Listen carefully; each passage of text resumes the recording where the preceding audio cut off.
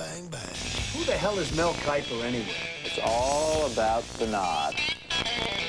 Bang, bang, bang, bang. Well, thanks to our 3 draft picks, as Mel knows, it doesn't get any better than this. Welcome to the 67th Annual National Football League Annual Selection Meeting. We decided to invite a few friends of ours to watch. Also, in the green room, a few friends you'll know pretty soon, like big hulking tackles like Bryant Mount McKinney from Miami, the fun-loving man from Texas, Big Mike Williams, his one-time Longhorn teammate, the coveted Quentin Whammer Jammer. What a great football name. From North Carolina, the versatile defensive end, Julius Sergeant Peppers and his Lowly Hearts Club Band. And the future Houston Texan, quarterback David, you can drive my car.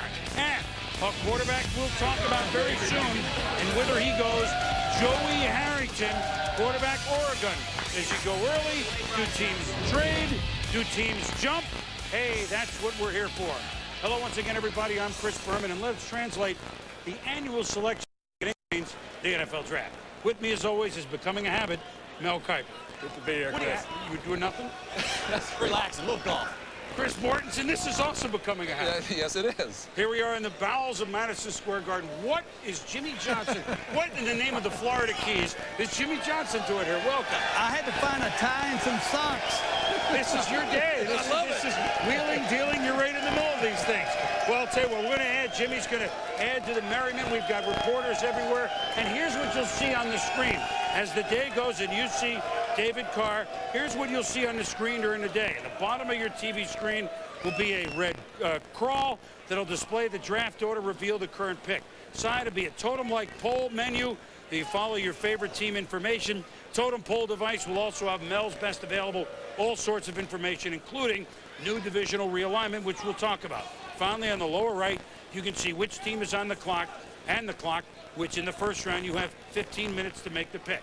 But we should say that the Houston Texans did not wait 15 minutes to make the pick. They couldn't wait to go this quickly, and why not? They have signed, or they've come to agreement and drafted, for all intents and purposes, David Carr, quarterback, Fresno State. Now, Carr comes with an $11 million signing bonus, 7-year contract worth at least $45 million, could be up to $60 million. What's a few million when you're among friends? But the Houston Texans have hitched their wagon, no pun intended, to David Carr, your franchise quarterback, first pick in the history of the team. It's the 4th time that's ever happened. Do they have their right man in all way, shape, and form, Mel, in your opinion? Chris, I think they do. He has, and I think you look at that number 8, you look at Troy Aikman, what he meant to Jimmy Johnson and the Dallas Cowboys, that foundation, that building block that you go and you build around and you get the supporting cast, and all of a sudden, the rest is history. You're moving into a position to get to a Super Bowl. You see the size. He's been up around 230 pounds, runs under 4'7", bench presses over 400 pounds. So you know about the physical ability. And keep in mind, here he is with the Bulldogs. He was brought along slowly. 2 years as a backup, then redshirted, gave him a time to grasp that sophisticated offense of Pat Hill. Then he became the starter, threw 4 interceptions his first start at Columbus against Ohio State, rebounded to have a great year, and then this past season, early in the year, 3 top-level opponents, Colorado, Oregon State, and Wisconsin. David Carr put on a show. Then at the Senior Bowl practice in Mobile, he lit it up. Accuracy, velocity was Troy Aikman-like. Now, I think that week in Mobile, Joey Harrington was not there, nursing that knee injury, allowed David Carr to seize control at that position. Houston Texans had no choice from that point on to make Carr the #1 pick, feeling that he can be a potential franchise signal caller. You look at the strengths of David Carr. I alluded to some of these while the highlights were rolling. Look at arm strength. He can whip the ball to any point on the field.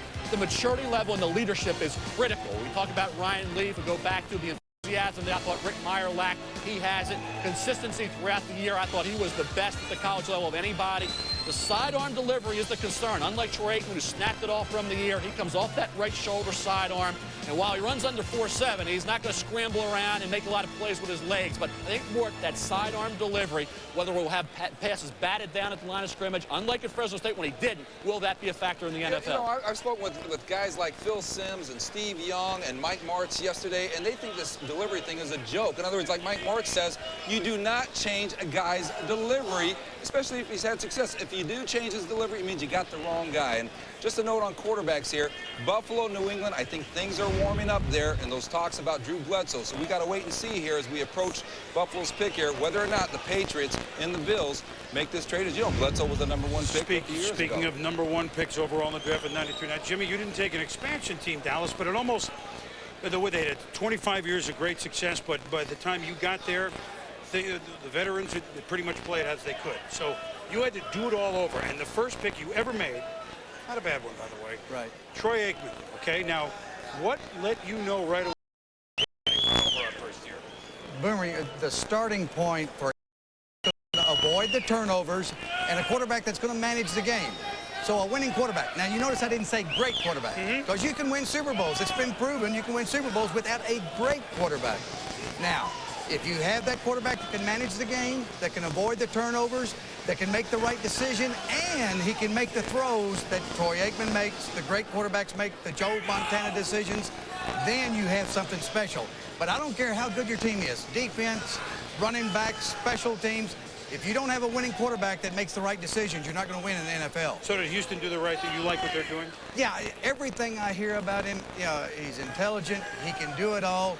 But I also like that other guy, too, Harrington. He's a pretty talented guy. Well, we'll be talking about him soon enough, as Bob McNair has been very, very busy. His dream has come to fruition. The Houston Texans are in the league, and now Dinner Paul Tackle to kick it off.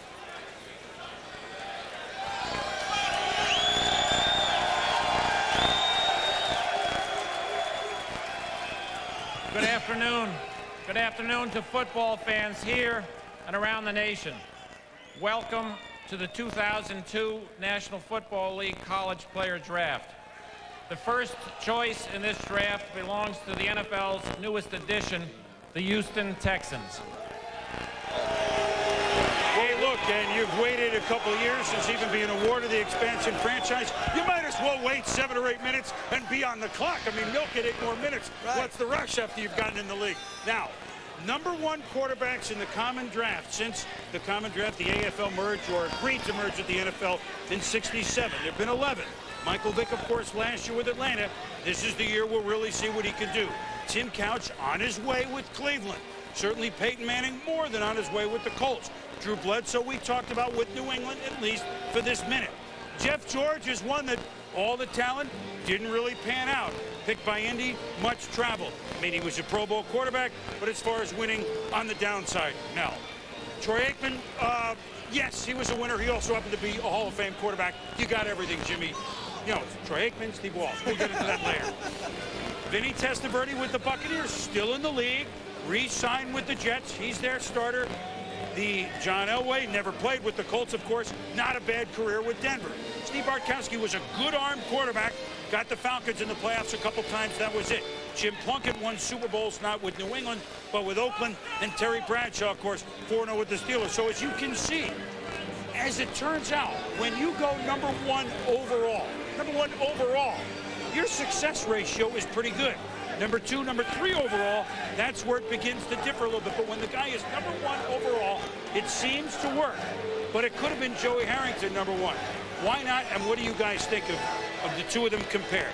Chris, I think it was a couple things that I think allowed David Carr to be the Houston Texans pick and Joey Harrington maybe the Detroit Lions at 3. I think you go back to the common opponent of Carr and Harrington. It was Wisconsin. Harrington in that game against the Badgers completed less than 50% of his passes, struggled some. He still wants the ball in the fourth quarter in his hands, but against Wisconsin at Madison, David Carr put on a show and did a great job, led them to a come-from-behind victory on the road. And I think you go to the Senior Bowl practices, David Carr was there, Joey Harrington was not. And I think when you look at Joey Harrington, you see the key is he doesn't have the 98-mile-an-hour fastball like Brett Favre, but like Brett Favre, in the fourth quarter, he wants the ball in his hands, he exudes confidence, he's a winner, and when the chips are on the line and when the game's on the line, he wants to take that team down the field and set up the winning score, and I think that's the key. Look about clutch performances, the system of Mike Bellotti between the hashes, getting the job done. Talk about a quarterback. Joey Harrington's been thinking about that position and honing those skills since the day he was born. I think you look at the questionable arm strength. While he doesn't have that ability that Favre does, and certainly Troy Aikman did, and certainly David David Carr does. He can finesse the ball. He has touch, and his precision is outstanding. I think in Mike Pilotti's offense, he was ideal, and I think he'll be an excellent quarterback for anybody. Whether it's Detroit, Kansas City, forget about it. Joey Harrington is a winner, and I think he'll continue on in the NFL and has had such a success rate. He wins games, and he wins games late. But that doesn't mean they both couldn't be Super Bowl championship caliber quarterbacks. We have one, a Super Bowl championship caliber quarterback, Ron Jaworski. How about our edge matchup set with Merrill Hodge and Susie Colbert? Good early afternoon, gang. Hi, Chris. All you have to do is put these two guys in a room together, and there's an immediate debate. But you know what? No matter how much you talk about skills of quarterbacks, sometimes you just have to go with feel, because it's not an exact science. And the guys in Houston fell in love with David Carr, the person. But you've been quite clear saying that you think Joey Harrington is a fantastic quarterback. So compare the two. Yeah, and I love David Carr, and I love Joey Harrington. And Mort got me fired up already talking about the three coaches he talked to, said that you don't change a quarterback's throwing rhythm. Well, he's wrong. You know, you've got to tweak things when they get to the NFL. But in a comparison to David Carr and Joey Harrington, arm strength, clearly David Carr. He's got a gun on his shoulder. He can throw the football. Accuracy, no question. Joey Harrington can make all the difficult throws, a more accurate passer. Mechanics, Joey Harrington, flawless. The guy sets up in the pocket, great pocket awareness. Both these guys will look down the gun barrel. They're tough. They will take the hit and deliver the football, and that's that pocket presence. They both have great awareness in the pocket. And although David Carr may deliver the ball a little bit low in his delivery, what he can do is move around a little bit to find that lane. That will make up for that low delivery. I got to get back to Mort again. See, he gets me all fired up early in the show, you know? We'll get to Mort a little later. But Harrington, one of the big question marks has been his arm strength. And we have to dispel something right now. Arm strength is not the ability to throw the ball down the field. That is about anticipation. Harrington has that. He has great anticipation. In fact, in the National Football League, if the ball is in the air for over 45 yards, safeties in this league are going to pick you off. Arm strength is that 18-yard comeback on the wide side of the field, and you've got to stick that throw. He can make that throw. Arm strength is not a question for Harrington. He has the whole package. I love the kid. Yeah, and remember this, in the National Football get into League, that those hash marks move in a little bit, so you do have to make that throw to the outside. Absolutely. Dom Capers and offensive coordinator Chris Palmer haven't been shy about giving young QBs the start who have a chance to show he can deliver early on. Chris? All right, gang, thank you very much. And so now the debate will raise, but you know what? It could be like the commercial, great taste, less filling. I mean, they could both be correct answers. Now let's ask, what's heating up? Look, Carolina is picking two, and we know they're going to go Peppers. And you know, there's nothing wrong with that pick, obviously. But look, Carolina's not drafting there. Detroit's not drafting 3. And Buffalo, barring trade, not drafting 4 by accident. They need quarterbacks. So what's going to happen with Joey Harrington? Will he go with one of these guys who currently start? Chris Winkie, Mike McMahon entering both their second seasons in the NFL, and Alex Van Pelt, a guy who we like a lot, but maybe isn't a Super Bowl guy, a guy who's maybe certainly a couple steps above those two. Will we see Harrington go to one of these 3 more? Well, I think you look at Detroit. I'll be surprised if Harrington doesn't go in that 3rd spot. And I'm talking about with the Lions taking him, or, yeah, Washington could trade up there, or somebody else who has a desire for Harrington. I think Harrington goes number 3, even though I know there are some teams that worry about a guy who is called a system quarterback. Great intangibles, good size. Mike Pillotti runs a great system. That's wonderful, but the skills also have to be there in case, hey, a coach does get fired in this league once in a while, and now you got a different system. Is that true, Jimmy? Coaches get fired? Not me. Hey, you know, the consensus around the league, and I've talked to everybody around the league, it is split between the two, but the consensus is these guys, they're slam dunks. It's not a Ryan Leaf. It's not a Rick Meyer. You know, these guys can play. Now, the only thing is there's a difference of opinion of which one's the best. But I did talk to a team yesterday, a team that I think knows quarterbacks, who said they had a 4th-round grade on Harrington, and that shocked me. We have time to debate this about 10 years, but meanwhile, there's no debate about the first pick of the draft, the 67th one. To the podium. With the first choice in the 2002 NFL Draft, the Houston Texans select David Carr, quarterback from Fresno State. Now, how can you boo that here? It's not like this is a surprise. Hey, look, 6'3", as Mel talked about, 46 touchdowns, 9 interceptions last year. I don't care what level you're playing at. I mean, that's 70 TD passes, 23 picks for your career. So with the winning, I'm not even talking about yards, what kind of offense, over 300, 10 of the last 11 games. That's a pretty good ratio no matter what league you play in. And about the human being, David Carr, there can be no debate. What a person. what a person to build a franchise around, guys. I think that's the key. I think, Chris, when you look at a quarterback like Joey Harrington, we talk about leadership, and we go back, and I'll tell you, if I didn't think Joey Harrington and David Carr play, I'd tell you, I think they would be overrated. I'd push them down to 30th, 50th, and Jeff George 84th, Meyer 30th. I don't see anything with Harrington or Carr that you can't say is a question mark in terms of them becoming a quality starting quarterback. Sure, you can say Carr, the sidearm delivery. You can say Harrington doesn't have the gun. There are a lot of quarterbacks that don't have tremendous arm strength and win Super Bowls. So to me, if I thought they were overrated, I'd tell you. I don't see that happening with these two. I think they're going to both be solid or much better than that at the pro level. And I think when you look at Carr and Harrington 3-4 years down the road, you are not going to call any one of these two players a bust or a disappointment. I want to go back to that sidearm delivery stuff that Jaws is taking some shots here now. You know, Mike Martz has a master's in biomechanics, and he pointed out, and this is consistent with a lot of people I've talked to, this sidearm delivery, listen, you don't see baseball pitchers come over the top. Biomechanically, it's okay to be. And Kurt Warner's down there. Steve Young was down there. You can change footwork, you can change the leverage, your knee flexion. You don't mess with that delivery if he's had success. Sonny Jurgensen was below there, right? I don't know how he got that out. He was pretty good the last Bernie Kosar. Well, there have been many. So David Carr with a wife, Melody, a young son, and how about them Texans? They've got their quarterback. I had to do it. Let's go to our edge matchup set, analyze a little mechanics of a young man who's the first pick in the draft. Gang? And Chris, since he came into the spotlight, that's been the big debate about David Carr. Should you change a quarterback's mechanics? Go for it. Well, first of all, biomechanics, Mort's throwing all these big words at me. Hey, I studied kinesiology at Youngstown State. I can handle those big words. But clearly, when you look at David Carr, there is a flaw in that motion. Now, the comparison a lot of people are making, David Carr, Troy Aikman. And yes, they are like in stature, velocity. They can make all the throws. But there certainly are some differences in the way they deliver the football. Focus on the release point of David Carr in comparison to Troy Aikman. Aikman releases the ball high and close to his ear. Carr releases it closer to the shoulder level and away from his body. Carr's release point is clearly low. I believe this has to be a concern at the NFL level. Now let's take a look at Carr's drop from center in comparison to the Rams' Kurt Warner. Warner keeps his left foot offset behind him and never picks it up. He simply corkscrews it into the ground and pushes off with it to get depth. Carr picks his left foot up and puts it down in the same place. It's a wasted step or false step that is of no use to him. Carr does have outstanding arm strength and anticipation. Here, he will make an anticipation throw down the middle while stepping into a stunting defensive lineman. These are the kinds of throws he will have to make on a consistent basis in the NFL. David Carr has a terrific long-term future in the National Football League. But, and here's another response to Chris Mortensen, when I look at the delivery, it's low. Now, Chris Palmer, who is his coach with the Houston Texans, is working on him delivering the ball over the top. So there's one for Mort as well, Merrill.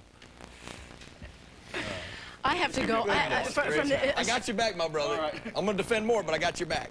A standpoint, if you're a golfer and you go with a natural swing, it just feels better. Let's go back to New York.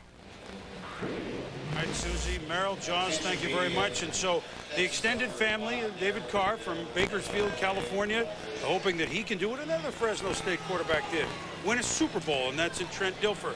You see his family. I don't know if we have a shot right now, but how about a young man?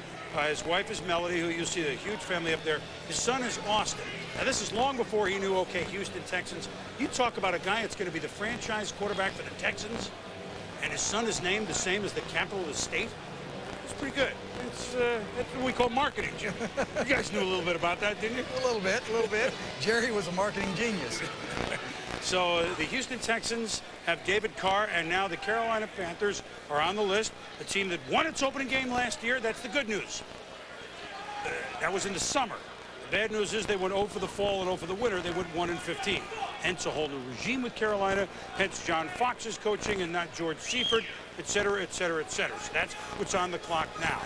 Anticipate it's going to be Julius Peppers, the unbelievably gifted athlete from North Carolina. But now, here we are, Carolina. Should they go and look? This is a hometown product A, Julius Peppers. This is a guy who could be, and you don't ever want to compare it to a greatest ever, Lawrence Taylor, but we've heard that. Should you go a defense here? It's a defensive coach. Or do you go a Harrington with Chris Wenke there? That's not an easy choice, Jimmy. Boomer, I know that he's a hometown guy and he's local for Carolina on and on, but there are some mixed reviews on Peppers as far as does he play hard every down? Can he play hard for, 16 weeks and 16 ball games? Can he do those things? He was a basketball player. He didn't have spring training, on and on. There are questions here, whereas they might say Quentin Jammer, he is a slam dunk. So this guy might be great, but at the number 2 pick, I don't want a might 2. I want somebody that's going to do it. Mel, is he a might 2, or is he a definitely can do? I mean, here's a guy that was on a Final Four basketball team a couple of years ago for the University of North Carolina. So athletic ability, we know that already. Well, he has that, and I get a little tired of hearing the lack of productivity. I've heard that for the last 3 months. Everybody's kind of bashing Julius Peppers, say he didn't do anything in the big games, he wasn't productive. Dwight Freeney had 17 sacks this past year. He broke the single-season sack record of Julius Peppers when he was a third-year sophomore, and he had 15. You watch him, 6'6" and a quarter, 285 pounds, and moves like an outside linebacker. Tremendous agility, unbelievable quickness. So the productivity was there in the ACC. This kid rose to the level, played some strong games against quality opposition. Later in the year, he did tail off, and that was a concern. You would have liked to see him pick up the pace and dominate down the stretch. He didn't. That was the only thing you could say about Peppers. But the prior productivity, the prior dominance was already there. That's why I kept Julius Peppers at number 1 on my board all year, never pushed him back, knowing that he has done it. Maybe he was looking a little bit ahead to the pro level, knowing he was coming out as a junior. Maybe concerned a little bit about injury. Bottom line is, John Fox had Michael Strahan as a left defensive end. This kid could be outstanding as a pass rusher, and as a guy can be a complete performer at defensive end. I think you look at Julius Peppers and you say, yeah, you'd like to have Bruce Smith, the guy can come in right away and dominate. It may take him a year, Boomer, but I'd say 2 years from now, Julius Peppers will be getting after quarterbacks on a regular basis. Well, if that's the case, Carolina will not be 1-15. The pick is in. Let's go up to the podium and rejoin Commissioner Paul Tagliabue.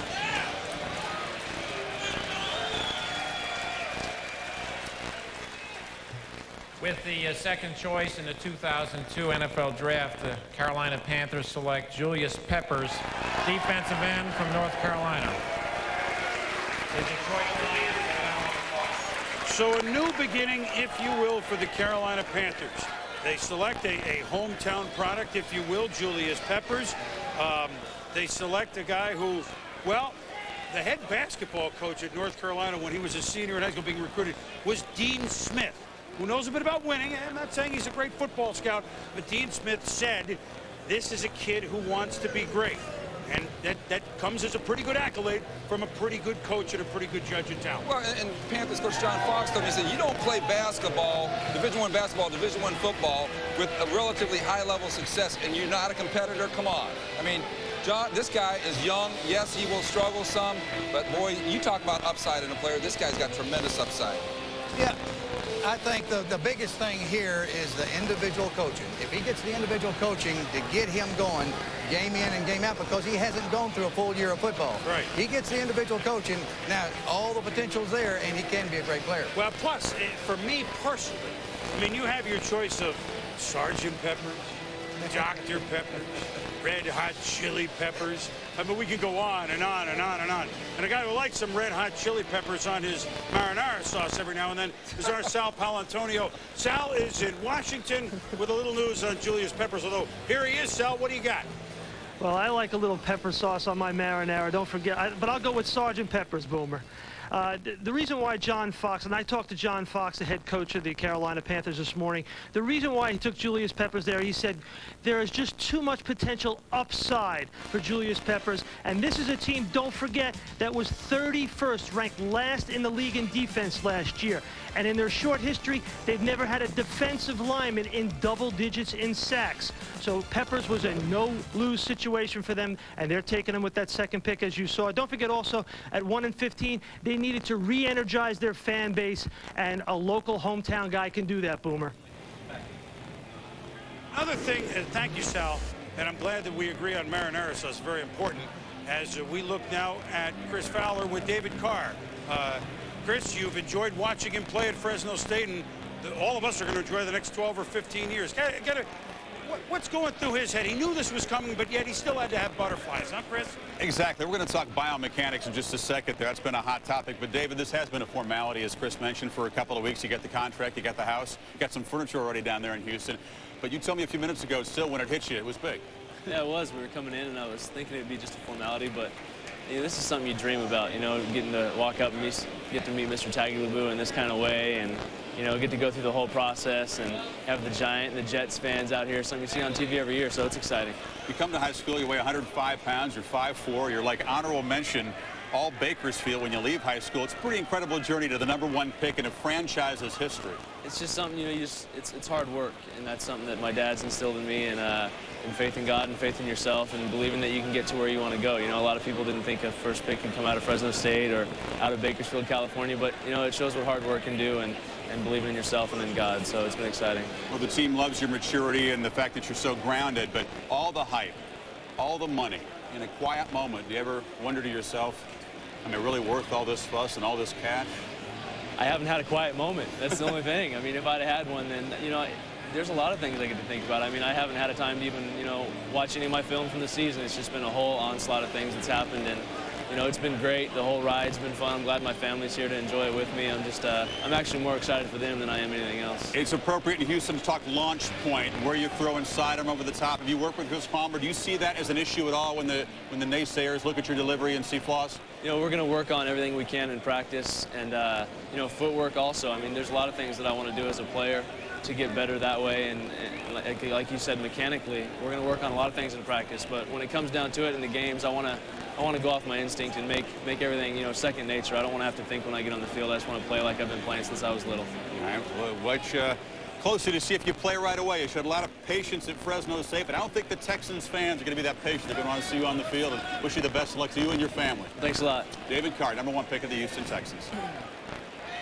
All right, Chris, Mike Tirico here at the draft as well. Speaking of impatient fans, there are plenty in Detroit, where the Lions were 2-14 last year in the first year with Marty Morningwig as the head coach and Matt Millen running the football operation.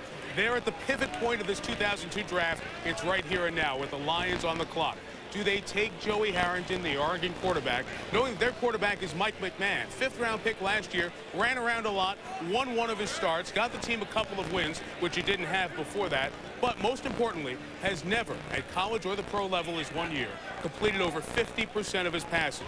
Lions are going to a new stadium. There's no new stadium honeymoon. The attitude is bad. They may need to make an impact. William Clay Ford and William Ford Jr., Bill Ford, the owners of the team, were there yesterday for the draft meetings. So is Joey Harrington going to be their selection? That's what we wait on as the Lions are on the clock. So the pivot point of the draft is coming up. Stay with us as we continue. The Harrington family watches in Oregon, and the Lions fans watch in Southeast Michigan. The draft continues at pick 3 in a minute.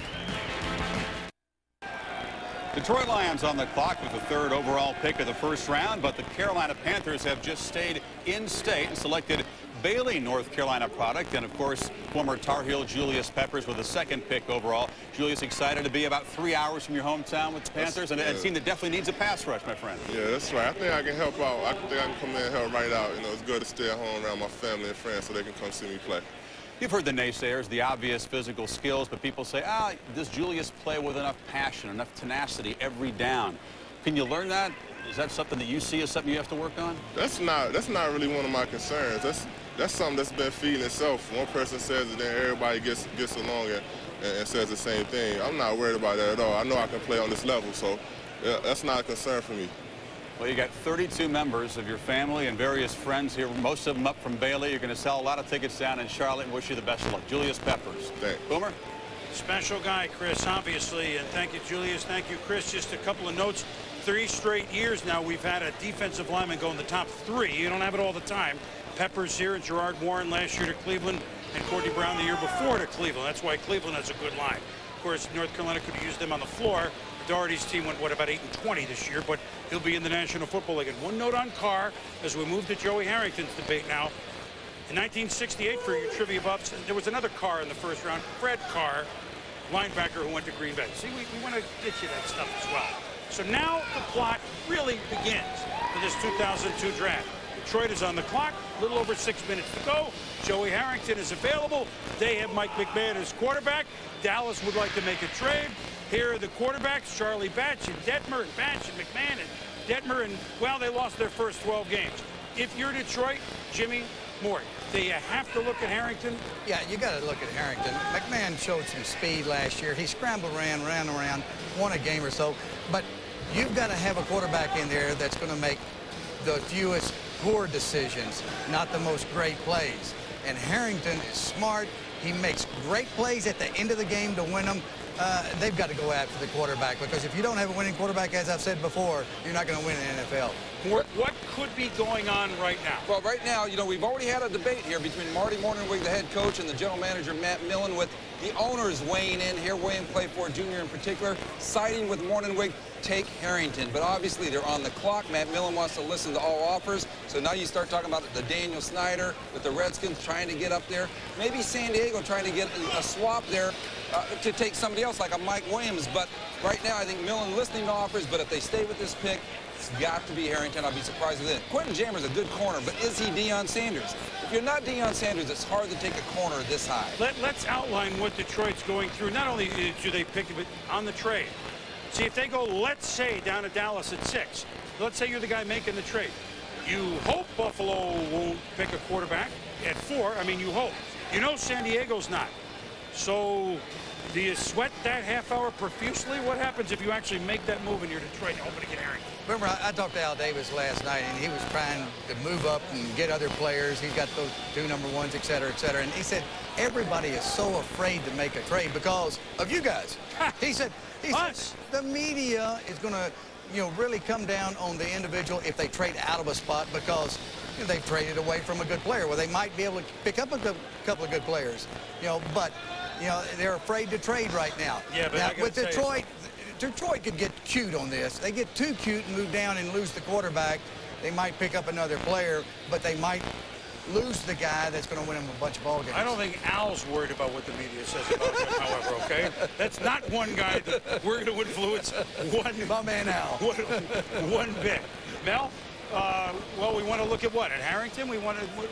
Well, I think when you're picking third, Chris, you got to get the third, second, or first player on your board. The third highest rated player on my board is Joey Harrington. I think with that said, Detroit internally, Marty Mornhinweg, an offensive guy, has had Mike McMahon for a year. He has to see, okay, evaluate McMahon. Is he a leader? Is he a guy that's revered by those teammates? Does he have a future?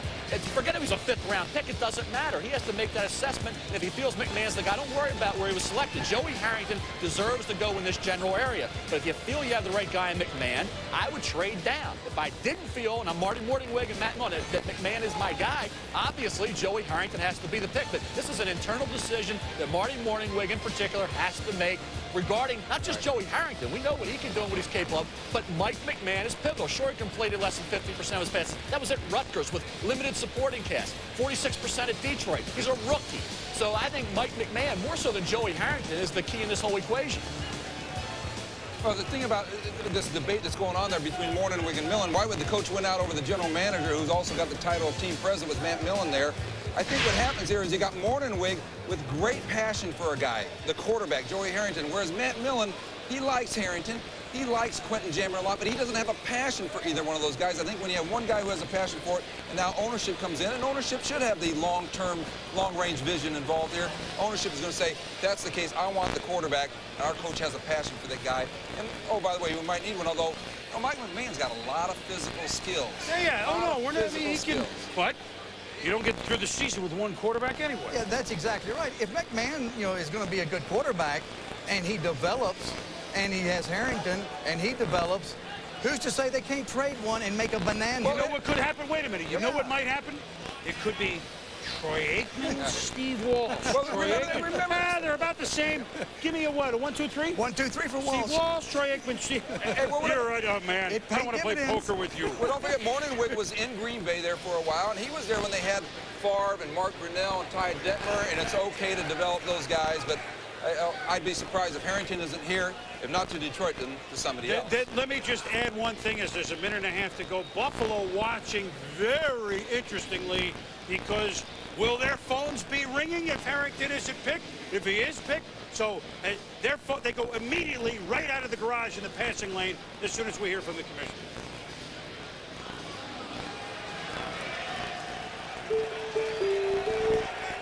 With the third choice in the 2002 draft, the Detroit Lions select Joey Harrington, quarterback from Oregon. Hey! Good pick. Hey, look. Detroit needs to win. It took years to fix the Bears. You know, we didn't think that was possible. The next reclamation project that the National Football League needs is Detroit. Now, I don't know if he's going to be Bobby Lane. I don't know if you want him to be Bobby Lane in some regards, but I mean, let's go here. And the Lions have done, in my opinion, the right thing. Without question. And remember, this doesn't cut McMahon out of there. No. I mean, he's a good player, and you can't have enough good players, especially good quarterbacks. Let these two young guys develop. Now, I think the two most important things now is have a quarterback coach, and I know the head coach is working with the quarterbacks, but have a quarterback coach, and then on top of that, have a good offensive line. Well, the Detroit Lions kept everybody waiting, and they're going to go with Harrington. And let's go up to the edge set. Jaws, what are your thoughts? Hey. Well, Boomer, absolutely, this is the correct pick for the Detroit Lions. You know, when you look at a team, and we heard Coach Johnson say it a few moments ago, you don't need a great quarterback to win a championship, but you need a quarterback that can manage a football game. Joey Harrington knows how to manage a football game. He can make all the throws, and mechanically, he's very sound.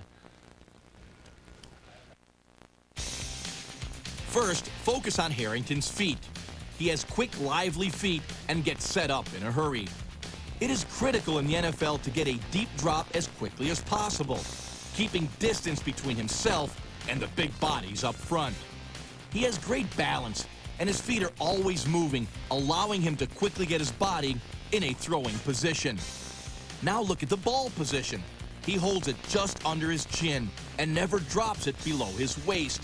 He has no wasted motion in his delivery. Finally, look at the power in his release. He drives through the throw on this seam route. This is a firm stick throw, 30 yards on a rope, right in stride for the touchdown. If you look at Harrington's feet and throwing mechanics, then I believe he has a tremendous upside in the NFL. Harrington may not have the great arm strength, but his arm is good enough. And what I love about the guy is those fourth quarter rallies. You know, in the National Football League, how many games come down to that 2-minute drive? Well, Harrington has showed the ability to win those games when his team is behind. I love this pick, and it's a great fit for Marty Morningwig's offense. And let's look at what he will do to Detroit. Watching Detroit last year and talking to Marty Morningwig, they struggled because they couldn't run their whole offense. They could only run about 50% of it, because in the West Coast offense, you have to have a quarterback that is mobile. You can move. Doesn't mean he runs around now. There's a difference. A guy you can move launching pads, moving to the right a little bit, moving to the left, execute your offense there. Now they can use the entire offense with a quarterback like this. It's a good kickstart for Detroit. And it's so difficult to make that change from that hulking running game to the West Coast offense. They gutted the receiving core, and now they have a new quarterback. The 2002 draft rolls on. They're happy outside of Portland. Joey Harrington is on his way to Detroit. We'll talk to him when we come back. Gone. Now, the Bills have about 10 minutes to circle a wagon maybe with New England, circle a wagon with, well, we're going to talk about 2 or 3 players who are optimum for Buffalo, a team that won just 3 games last year. You know we'll have our views on that, but right now, Joey Harrington's been picked by Detroit. He's in Portland with our Bob Holtzman. Bob? Thank you, Chris. You know, Joey Harrington, you had told me yesterday you thought you'd go somewhere between 3 and 18. You went 3. How do you feel? I'm thrilled. It was honestly a huge shock to me. I was just about to sit down and wait for the Lions to pick somebody else, and I got a phone call, and that's where I ended up. So I'm thrilled to be there. You visited Detroit. That was one of the many cities you visited. What do you recollect from your stop there? Oh, incredible facilities, incredible facilities. They just built a new football department, and they're building a new stadium. The coaching staff was very friendly.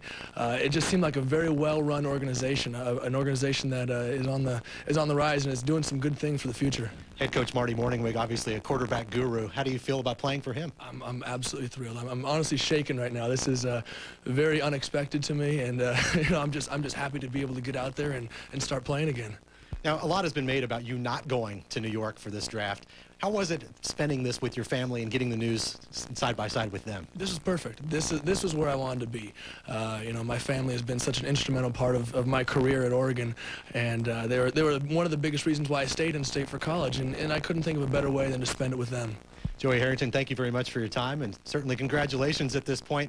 Joey Harrington will be leaving the state of Oregon for the first time in his life now, moving to Detroit, Michigan. Chris, back to you.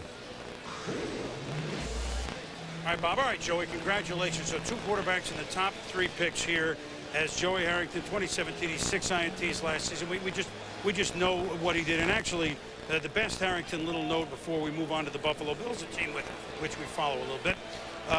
Last 28 starts, Joey Harrington, 25 wins. Hello. And now the Buffalo Bills, a team that used to win all the time. A team that is not drafted in the top 10 since the 80s. Top 10, not even 4th. A team that with Tom Donahoe in his 2nd year running the draft and the team at president, a team that with Greg Williams in his 2nd year and his staff had to undo, and now they hope to move forward. They're a team that has some building blocks, specifically at wide receiver. They're a team that does not yet have a quarterback, so therefore the Bledsoe trade may be investigated one last time in these 7.5 minutes. Although, again, I've told you all week long, division trade, I wouldn't bet on it. No, and the other thing is that, the Patriots would love to swap here from 32 to 4, what have you, but the Bills already have a conditional #1 on the table for next year. I think a 2nd-round pick maybe the Bills would be willing to give up, and that conditional #1, hoping that might get it done. But certainly they are entertaining. I know this much. The Bills feel they got to come out today with a quarterback, a veteran one or a drafted one. Here's something to keep an eye on as the next 4 or 5 hours go. Ramsey now becomes the 3rd quarterback. We're not going to get into this now, but these teams like Carolina, like Buffalo, that didn't get their quarterback and are picking early in the 2nd, might wait a la San Diego with Drew Brees last year, or might move up in the bottom of the 1st. That's a later intrigue. But if you're going to ask me, that cab driver, wait a minute, the meter running, they got to replace their offensive line. Yes. Don't they? Yes, they do. It's got to be Mike Williams, don't they? Yes. Let's find out. 4th choice in the 2002 draft, the Buffalo Bills select Mike Williams, tackle from the University of Texas. How did you know? That cab was late arriving. I got to tell you, there must be a lot of traffic here in New York and Buffalo. That cab driver left Buffalo at 6 a.m. He's just getting here now. I heard he got a flat tire. He did. I heard it was a flat tire. But, you know, they don't say this about cabbies. They know how to get to their destination. So Mike Williams, big offensive tackle. And Jimmy, you can't run in this league without a big left tackle. You got to have the big boys up front, and without question, in Buffalo, in that weather up there, yes, as you would know, yes, you got to have the big boys up front. You got to run the ball, and obviously, yeah, he had the edge on McKinney. That's what most of the coaches and scouts said. He had the edge on McKinney as far as the run blocking and the toughness. McKinney's a great player, and some of the teams had him above. But Williams, the only knock that we heard on him all through the league was the ACL ligament. They may have to have an operation, but that's not going to hurt his career. May put him out for a short time. I mean, they had interesting picks. Say Mike Williams at tackle, Haynesworth, which we'll get into. Great upside on the defensive line, but. And then there's Roy Williams, who's a safety, but do you pick a safety with the 4th overall pick in the draft? I mean, some yes, and I know Tom Donahoe probably said, yeah, he's a great football player, but so is this Mike Williams. Williams or McKinney at tackle on your board, Mel? I had Williams ahead of McKinney, moved McKinney ahead of Williams when the knee injury question surfaced, and then went back to Williams when all those questions by the medical people in the NFL were answered, most of which positively, but some maybe were still a little bit concerned. I think if you look at the restructuring of the Buffalo Bills offensive line, they bring in Trey Teague, Marcus Price, they drafted Jonas Jennings last year. He's got a good job at right tackle. Mike Williams, people say, well, right tackle. He protected the blind side of Chris Sims, a southpaw quarterback. He also had prior experience at left tackle early on with the Longhorns, and Mort, the knee. Late September against Texas Tech, hyperextended, the knee injury surfaced as a concern. How much of a concern was it? And were some teams taking him off the board, moving him down the board? What was the reaction of the majority of teams in the NFL, Mort? Well, I heard there were 4 or 5 teams that took him off the board, but you said late September. He got hurt in late September, played the whole year without any problems, and if something happens down the line, then some people say we told you so, but he'll rebound today. The one thing about it is, and Mike Williams, I talked to a lot of offensive line coaches that made the evaluation.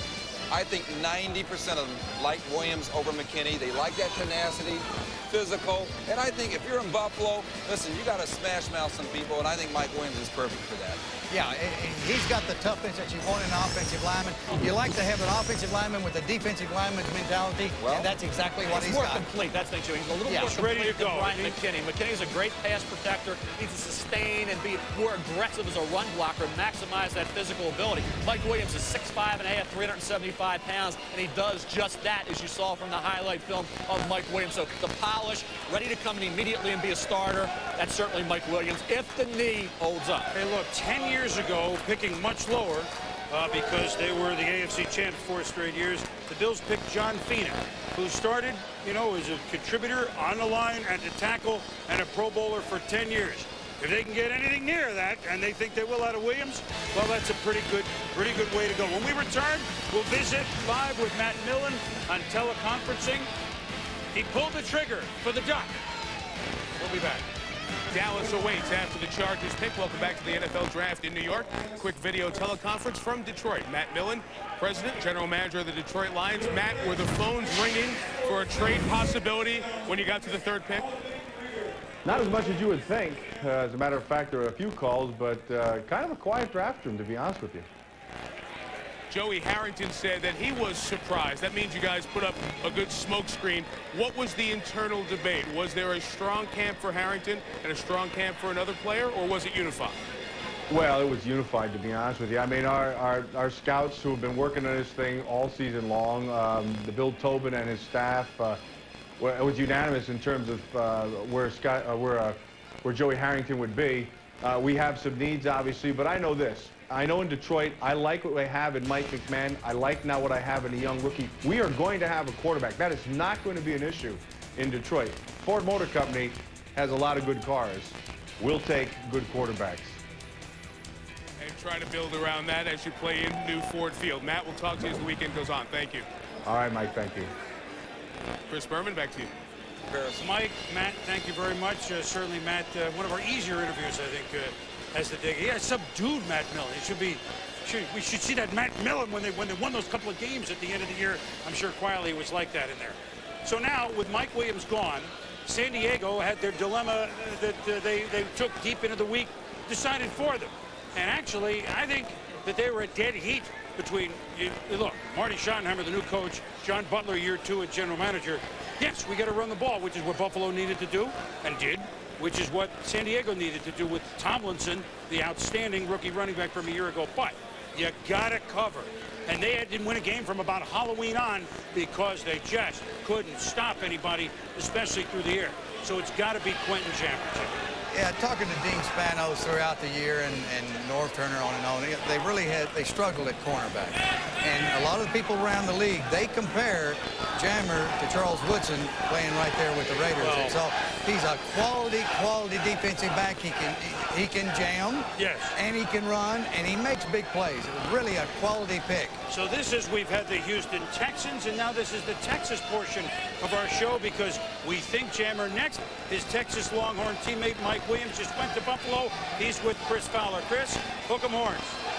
All right, Boomer, yeah, as your boy Quentin waits back there, we'll talk to the newest member of the Buffalo Bills.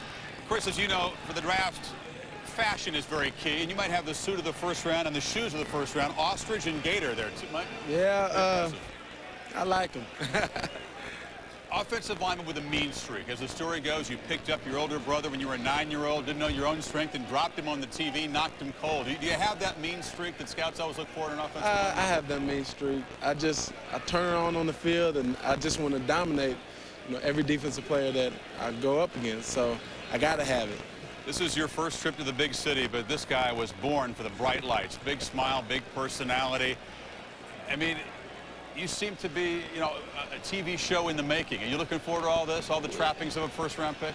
Yeah, I'm looking forward to it. So it's still going to be new to me.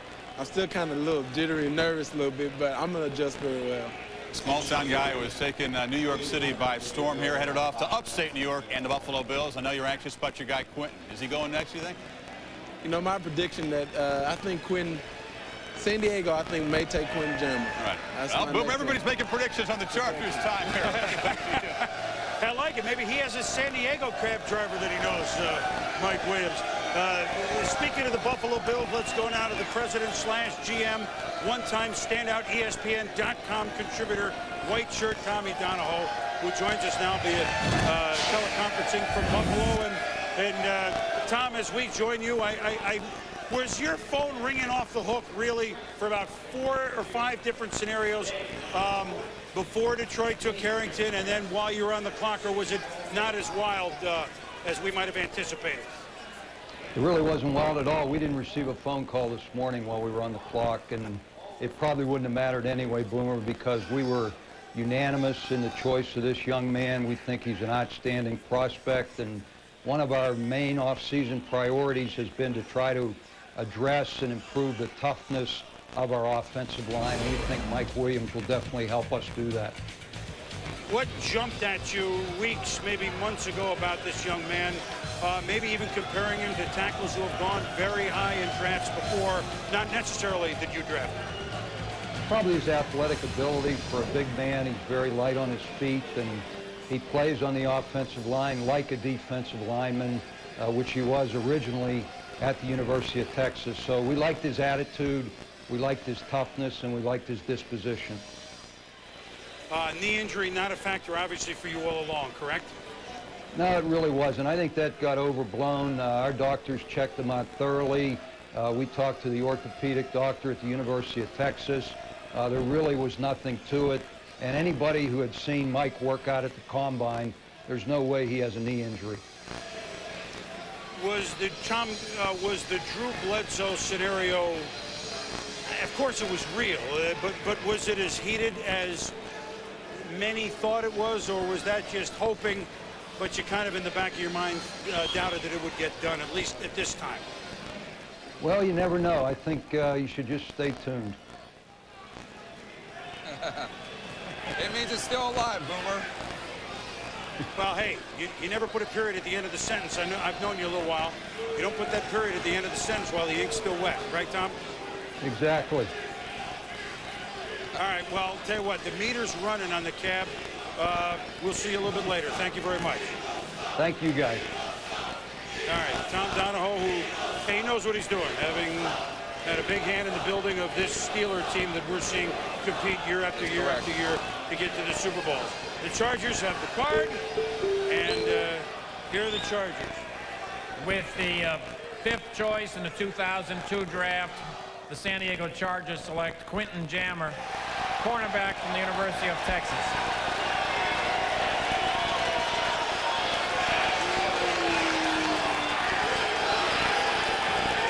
Quentin Jammer, a Charger.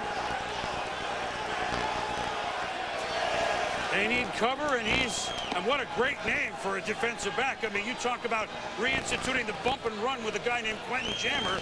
He's your man. Now, one of the best pure corners that we've seen in recent years. Obviously, number 5 pick. Where does he stand? Champ Bailey, some others who we've seen this high. I think he's more in the lines of what Starks and Bailey and McAllister. I think maybe even not up to the level of Champ or Chris, and certainly not up to the level of Charles Woodson or Deion Sanders. What you have is a 5'11 and a half, 205-pounder who was a free safety. Tough kid, excellent in run support.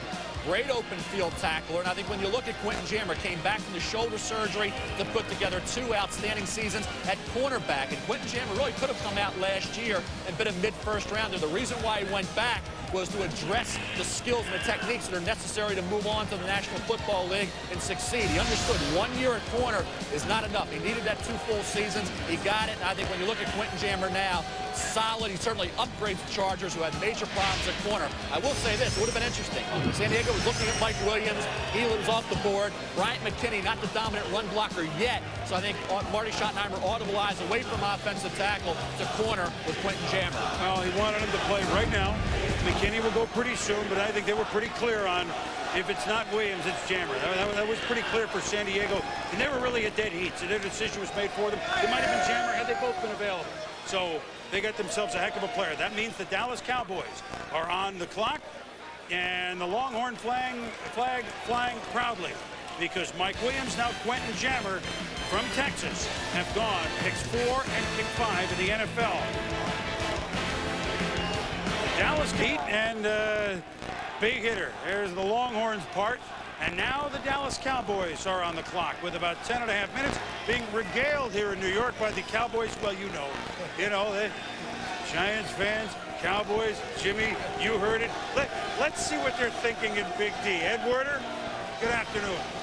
Well, Boomer, there was some rejoicing by Roy Williams up in Norman, Oklahoma, about 3 hours from the Cowboys facility when Quentin Jammer went off the board, because Williams has expressed devoutly his intention and desire to play for the Cowboys at strong safety, and now it looks like the Cowboys will certainly be in position to take him, although Jerry Jones in the draft room has been on the phone twice now, once after Buffalo picked and then after Jammer went off the board, with teams interested in moving in front of Minnesota for this pick.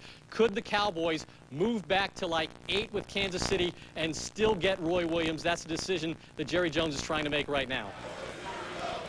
All right, Ed, thank you. We will watch. It's a little under 10 minutes. Jimmy, is it something about that room? You just have to get on the phone? You got to trade. Yeah, that wouldn't surprise me at all, Boomer, if they would move on back. I don't think they need to move back too far. But if they move back 3 or 4 or 5 spots, they'll still get him a good player. And they are looking at Roy Williams. Also, Buchanan. Buchanan at Miami is a heck of a cornerback and really might be better man-to-man coverage than Jammer. So there's going to be some good players there if they move back. Well, let me just ask you a question about a safety. Now, Roy Williams is a phenomenal player and a special safety. Special.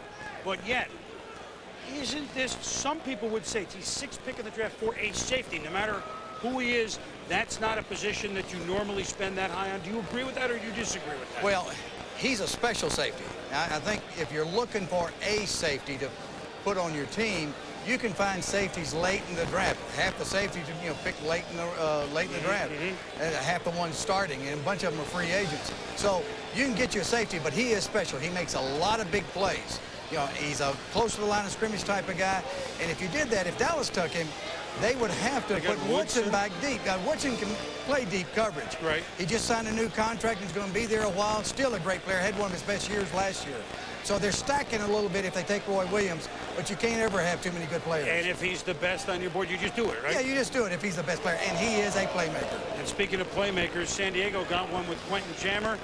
You talk about a name for a position, Chris Fowler. I don't know if it gets any better than that. Boomer Jammer is a great name for a corner who loves to stand up at the line and use his strength on receivers. You're known, Quentin, as a guy who'd rather break some receivers' ribs than break up passes. Is that kind of an accurate description of your style as a corner? Very accurate. It's very accurate. I like to come up and hit people, so we get back in some cover too, and I like to watch the tight ends creep out in the flat, and unexpectedly I just run up and pop them. As a corner, you're tossed out there on an island against the best receivers in the world. Now you know it's a big jump from college to the NFL. Any doubts about your ability to blanket those guys? No doubts in my abilities. I'm always confident in my abilities as a player and as a corner. So it's going to be a tough step up, but like I said, I'm confident in my ability, and I'm ready to take the next step. Now, a lot of guys say this after the fact. That's where I wanted to play. That was my first choice. I happen to know for a fact that San Diego, for various reasons, which you can explain, was your #1 pick. Where to go? It was my #1 pick to where to go. I mean, it's great weather. You have great coaches out there, and, Dallas is my home state, and I would love to go there, but, sometimes you got to get out and experience new things, and that's why San Diego was my first choice. Real Texas flavor to the first hour of this draft. The Texans take Carr, Cowboys on the clock, and 2 UT players, Mike Williams and Quentin Jammer, taken among the first 5 and 6. Boomer? All right, Chris, Quentin, thank you very much. I mean, Whammer, Jammer, for you Jay Giles fans, we can move right on down the list. See, this is great. Early nicknames before they've even played. So now the Dallas Cowboys have, 6.5 minutes to go on the clock. And we talked about this last night, Jimmy, in a couple of our Sports Center segments. There is a way to trade. How do you know, okay, I'm going to move down 3 spots from 6 to 9, let's say, and what do I want in return? How did you know that? You made, 55 trades? What, are you out of your mind? In 5-year period of time. 55 in the first year, like I said last time, we were shooting from the hip, but we investigated all the trades that had been made over a 10-year period in the league, pick for pick, and charted them out to get a numerical value on each pick. And then we were working off the chart. Oh, the chart. So let's say, for instance, Dallas trades with Kansas City and moves, a couple of spots. Well, that's a couple of $100 points. Well, it's worth about a 3rd-round pick. Let's see. Here it is. Let's see. From 6 to what? Kansas City is 8. So that would be 200 points. So now you add up something to be better than maybe 200. So if you can get more than 200 points, if you can get that third-round pick from Kansas City, then you did a good deal. If you get the fourth-round pick, you're giving up a little bit. So you work it, and as long as you get the player that you want, plus an extra pick, it makes sense. The only thing is, you do risk losing your player. Somebody can move right up there in front of you. But it just makes sense that if you're sitting there and the player that you want is not there, you know, and you can get another pick, you move on down. And that's not to mean there's not a good player, but it may not be one you need. How many times did you get more than the chart was worth, and how many times less? I think I know the answer. We got it more than I think I know the answer. Well, before we go back to what Dallas is going to do, they got 5 minutes. Let's talk about what San Diego just did. The general manager starting his second-year GM with the San Diego Chargers, John Butler, of course, with a new head coach in Marty Schottenheimer. And now, big man with a new cornerback in Quentin Jammer. And I know you love to run the football. You're a Big Ten guy. You know, Marty Schottenheimer football. But Jammer is, well, he kind of opened up your eyes, didn't he, John? He sure did, Boom. I'd say he's the type of football player we really like. Tough, physical, hard-nosed kid. At a position we really needed some help at, too.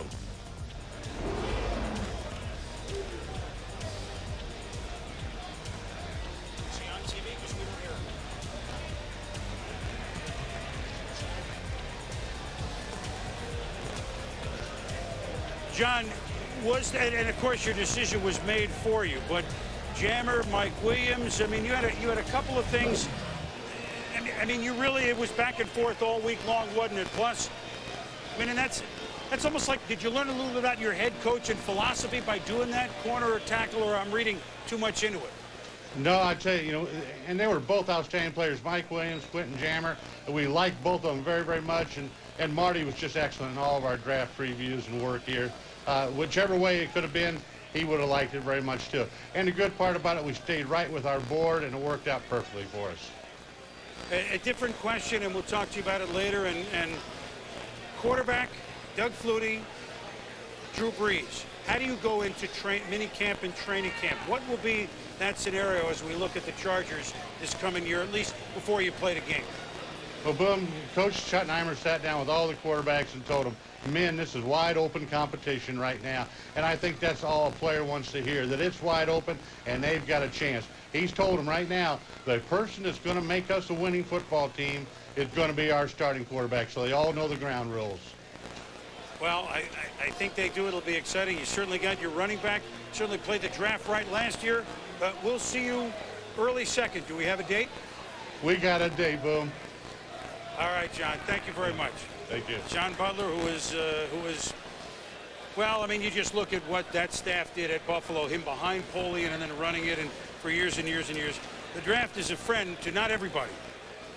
So some guys that know how to work it better than others. No, go ahead, John. Yeah, well, John does a great job. Did a great job last year. And it takes you about 3 drafts to make a solid football team. I mean, just think last year. They made the move, okay. They didn't take Vic. Right. They get down to get Tomlinson, and they're able to get Brees in the second round. So maneuvering, they did it. Now, speaking of maneuvering, here we go. How about them Cowboys? We got 2 minutes. Ed Werder alluded to the possibility of Kansas City talking to him. I think there's a lot of things going on right now. You've got Kansas City who wants to leapfrog Minnesota there and go up there to take Ryan Sims, the defensive tackle from North Carolina, because Minnesota's got their eyes on that guy.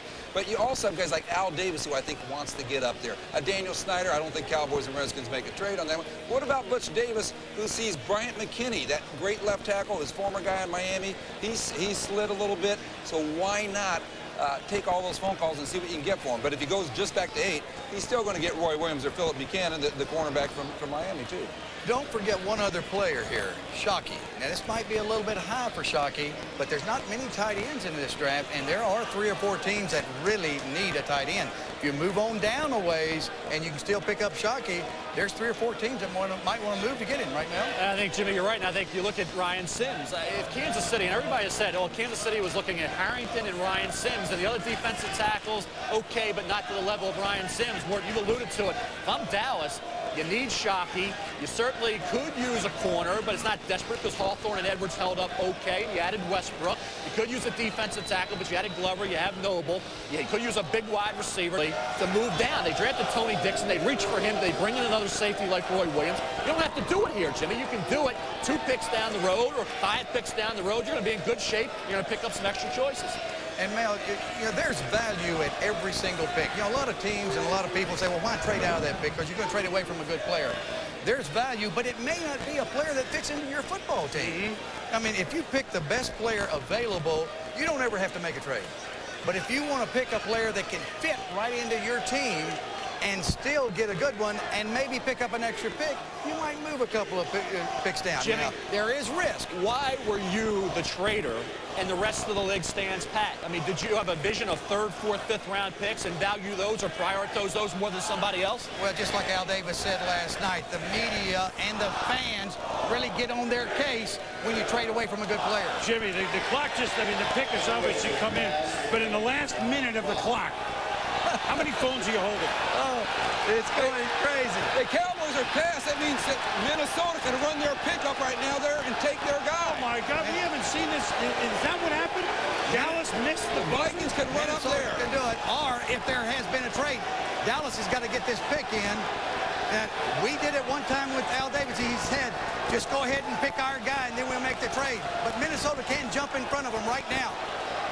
And now, who is the fastest guy they have? Bennett, the running back. Get him on the phone and get a pick up there, right, for Minnesota. When we were second on the clock, we always had our tags ready in case the other team ran out of time. And so we ran our guy up there to make sure we got the pick in front of them. Really? We always had them ready on the second pick. So it's kind of like the supermarket line with the old lady that you get too polite and she gets right in front of you.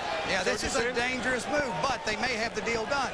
But the card's got to be up to the table if it's going to be done. Or maybe the Vikings are talking to the Cowboys about simply swapping spots. Possible. You know, you're bidding here. Possible. Exactly right. So, but And who are the Vikings, Mort? You look at the Vikings. Ryan Sims, Bryant McKinney. Well, why wouldn't the Vikings run up there right now if they were absolutely sure about who they're going to take? They should be up there at the podium, taking advantage of Dallas passing on his pick, so something is up here. Yeah, they're either talking Minnesota or Minnesota wasn't ready, one of the two. Otherwise, the Vikings have to reevaluate their team speed if the guy's sitting at the phone. There's no excuse for not being ready. There's no excuse for not being ready. They are probably talking to each other on making a switch there. That way, it makes it a safe trade for Dallas. They're not afraid of losing their guy by doing that. If they only make one trade down, Minnesota says, we're going to take this. There it is. Here it is. Made a trade with that selection. They have selected Ryan Sims.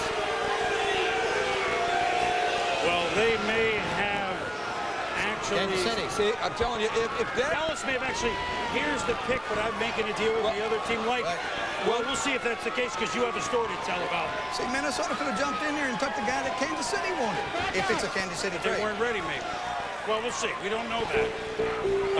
You know what's great? This is like being at a ball game. It was like a key third down play, and the fans got into it. I like it. Here's the commissioner. Let's find out what happened. Clean up the mess. Kansas City involved, as we suspected. That's Ryan Sims. It's got to be him. I understand. Probably Sims. With the 6th choice in the 2002 draft, the Dallas Cowboys elected to trade with the Kansas City Chiefs. And Kansas City has selected Ryan Sims, defensive tackle from North Carolina. Minnesota is now on the clock. So Minnesota next, and then Dallas will find out what they got to move down 2 points. But now Ryan Sims, so here's Julius Peppers and Ryan Sims, not only teammates, guys that played on the same defensive line going in the first 6 picks of the draft. Wow. Well, what if Minnesota had wanted Ryan Sims? Yes, they did. They could have moved right up there and got their card in if it had been ready and taken Sims, and that would have killed the Kansas City trade. You've got to be ready. They may not want Sims. Unless they finally came to a decision between yesterday and today that it's Haynesworth is okay or Bryant's okay or that Bryant McKinney's okay. Minnesota's pick's going to be pretty interesting here. Well, we said all along, Kansas City, you look at, they had identified Joey Harrington or Ryan Sims. And the other defensive tackles they weren't necessarily enamored with. Ryan Sims, you look at, had emerged ahead of Albert Haynesworth as the top defensive tackle. You look at size, 6'4", and change, 311 pounds. You talk about, was it Peppers or was it Sims? Who made that defense more effective? They doubled, they tripled Peppers. I think Sims had more of an opportunity. 6 sacks as a junior, 5 sacks this past season. Talk about big games as well. In the Tar Heels' major upset over Florida State, he had 2 sacks and 2 quarterback hurries in that game. There he slams George Godsey, quarterback of Georgia Tech, to the ground. This past season, he also had 20 quarterback hurries. He batted down 9. So you're looking at a strong, explosive, super quick defensive tackle who can collapse things. And at the Senior Bowl practices in Mobile, he was arguably the best player down there along with David Carr. So I think when you look at Ryan Sims, he fills a major need. The Chiefs don't need just one defensive lineman. They need 2. They started off here with Ryan Sims, figuring that they would have lost him had they stood pat.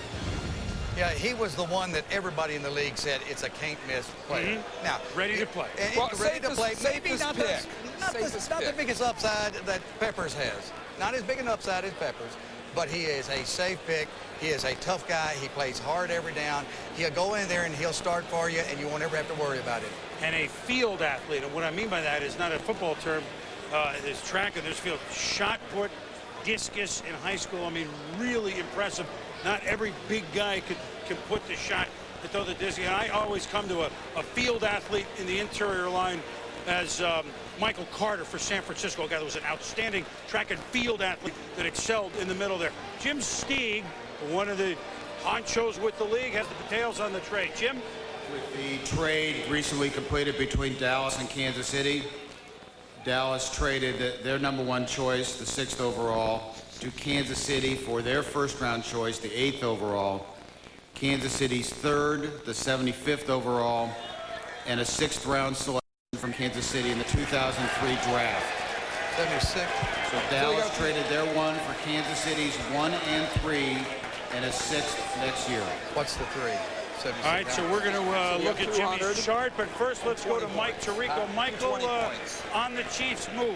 Well, Chris, I'm down here on the floor. This is like a political convention, but the Chiefs are here. The Vikings are right over here. After Dallas didn't make the pick, Minnesota had Sims written down on a card.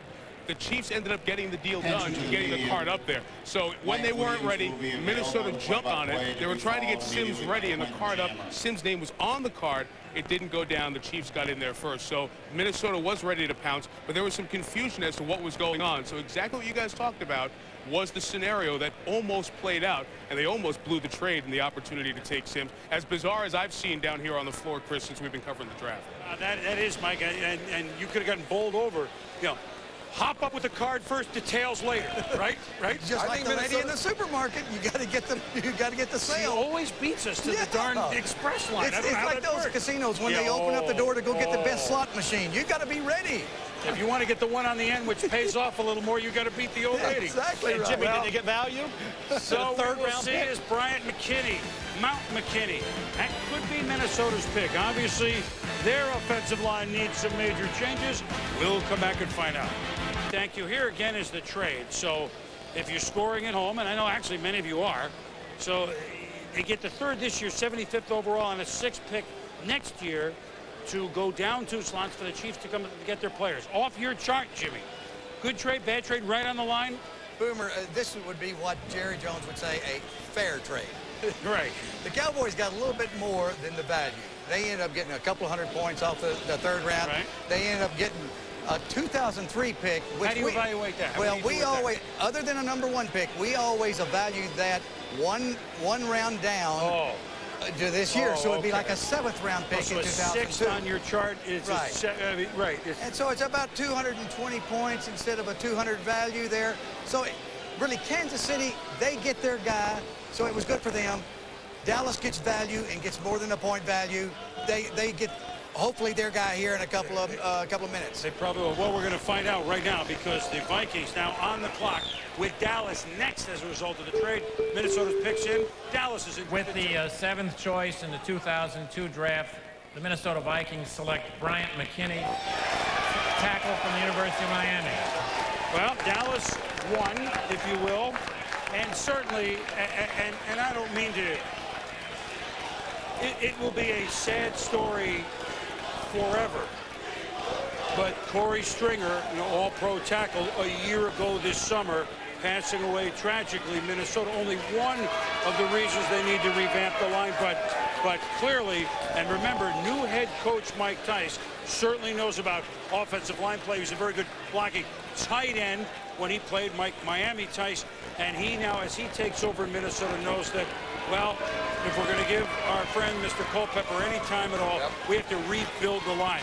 What would be the question, Mel, on McKinney, if there is any, on a guy this good, this large? Well, the big question is, Chris, run blocking. And that's a surprise considering the fact that he's 6'8", 345 pounds, but he tends to fall off blocks. He doesn't always sustain. He needs to step up the intensity. But, hey, said the same thing about Jonathan Ogden when he came out, and I think the pass protection skills here against Dwight Freeney in that game did not allow Freeney, who set the all-time single-season record with 17 sacks. None came in that game, and I think you look over the last 2 seasons, Bryant McKinnie did not allow any sacks. And remember, Miami's a team that throws the football with a lot of balance as well. But I think if he can become more destructive as a run blocker and do what he does there, sustain that block better, I think as a left tackle, he's exactly what you're looking for. Now, we'll say this. When you have Dante Culpepper, and you have Randy Moss, that's your franchise. And Bryant McKinnie is a tremendous pass-blocking left tackle.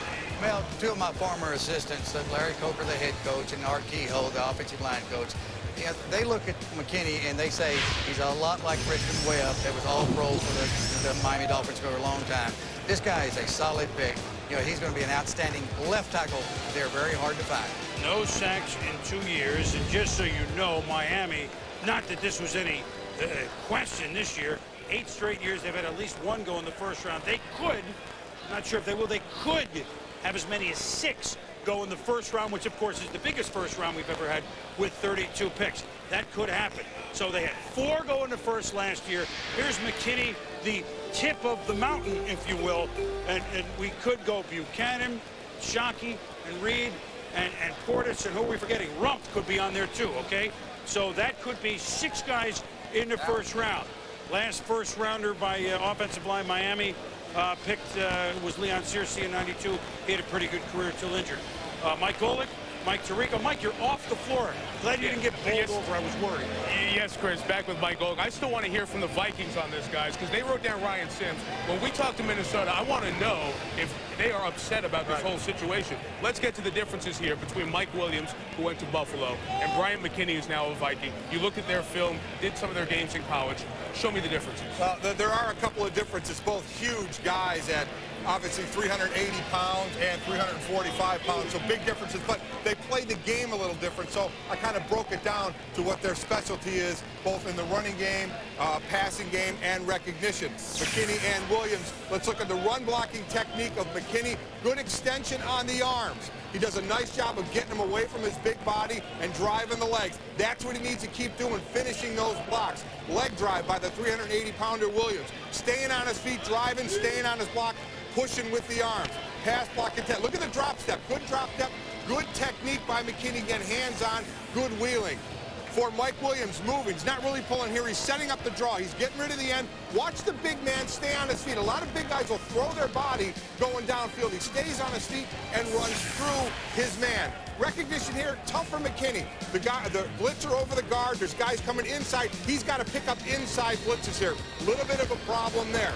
Mike Williams, on the other hand, does a nice job, shows patience, lets his man go inside with a hand, waits for the other man to come outside. So I think between the 2 of them, you have Williams, who the big man, the possibility with him is the speed rushers to the outside. Smallish ends in the NFL now may have trouble with the speed rushers. With McKinney, he's got to finish those blocks. He's got to drive block a little harder, finish him, not let his man, he just kind of pushes at the end and then lets him come off. Guys in the NFL will get back into the play that way. Mike Tyson was an offensive line coach, gets an offensive lineman, much like John Fox, defensive coach first time around, took a defensive player in Carolina. The reaction when McKinney of Miami was taken in the Dallas war room was jubilation.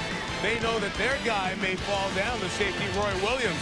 He's still waiting and hoping to be a Cowboy.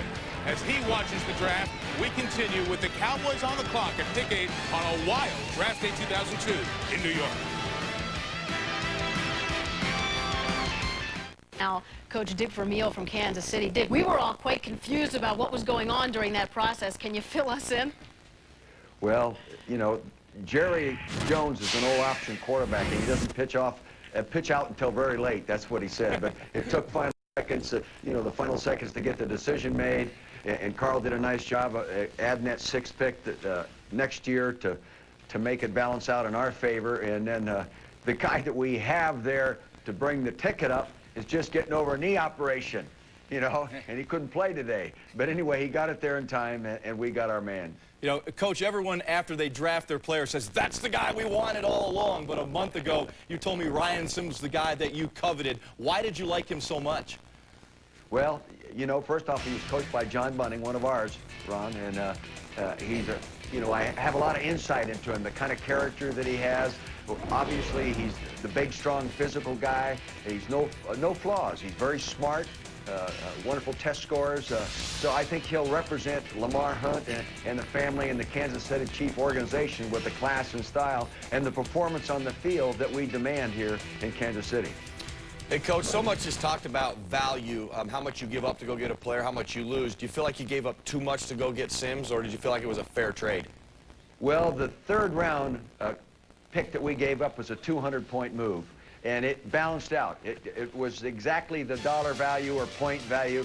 And then the 6th round pick from next year was a few extra points in favor of Dallas. And we appreciate Jerry Jones helping us get this thing done. And Dick, we know certainly right away you're not going to expose your hand, but we know that you want that explosive offense. Can we assume later on wide receiver, or at least the offensive side of the ball? Well, I'm more pleased with the wide receivers right now than I was last year at this time, you know, and the addition of Johnny Johnson has really helped. Eddie Kennison came in at the end of the year and started, you know, doing a good job, and Snoop Minnis has matured, and I think it's going to be better. And, you know, Sylvester Morris was a first-round pick a year ago, and he's back and almost healthy. So I feel better about that, but if the right guy's sitting there, we probably would not pass him up. Dick, thanks for taking the time. We'll see you a bit later in the draft. Congratulations. All right. Thank you. The Dallas Cowboys are on the clock. They're looking at Roy Williams. He's made it clear he wants Dallas. Do they want him? We'll be back. Folks, Bryant McKinney-Woodham did not expect the Vikings to take him. Bryant, never allowed a sack in your career, games, practices, or scrimmages, but you've heard the knocks. As a run blocker, you're not nasty enough, you don't finish your blocks, you don't sustain. They get you angry? Does it motivate you? Oh, definitely, because for one, how do you go without giving up a sack if you're lazy or whatever? You know what I mean? Like that. Basically, how you practice, it carries over to the game. So I must be doing something right. And on the run block, all right, I pancake a guy. Now I'm looking to field to block somebody else. I'm not going to sit and keep dwelling on this guy because the running back's already passed me by then. So we'll see when we get to Minnesota. And I got a lot of people, a lot of teams I want to face anyway now. Mount McKinley is very motivated. We'll see how many Canes go in the first round. He's predicting 5, fellas. Oh, well, yeah, I think he's right, Chris. Could be 6. I mean, 5, though, would be a record, right? Or ties a record. I believe that ties a record. At any rate, Dallas is no confusion here. Here's the pick. With the 8th choice in the 2002 draft, the Dallas Cowboys select Roy Williams, safety from the University of Oklahoma. The Jacksonville Jaguars are now on the clock. Well, so they get 2 extra picks and they still get their guy. The only thing I'm confused about Roy Williams is wrong Big 12 school. Isn't the basketball coach at Kansas, but he played at Oklahoma? I don't get it. I mean, so it's interesting what they'll do with Woodson. But Jimmy, I want you to, before we get into Williams here, can we come out and talk about this? Because I want to revisit what might have happened. We don't know. And you were involved, and you told us a story yesterday. Dallas and Al Davis, and you guys were talking in very similar situation in Kansas City.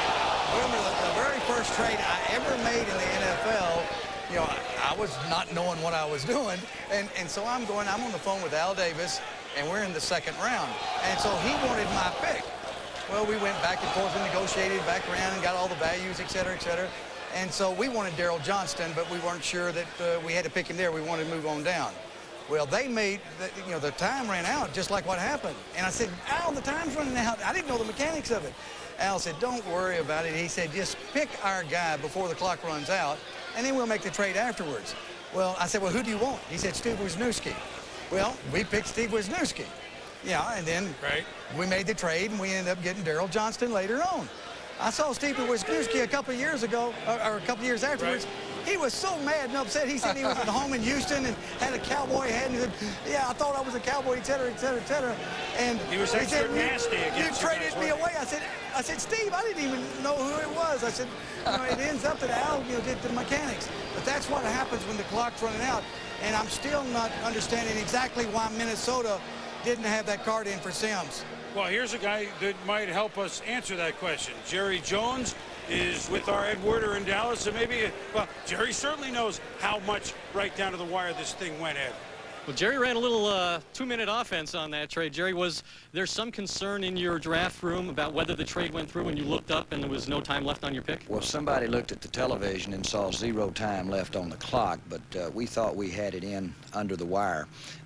The facts are, the longer you can wait, the more you leave your options open, and we had 2 teams that were talking to us about that move up.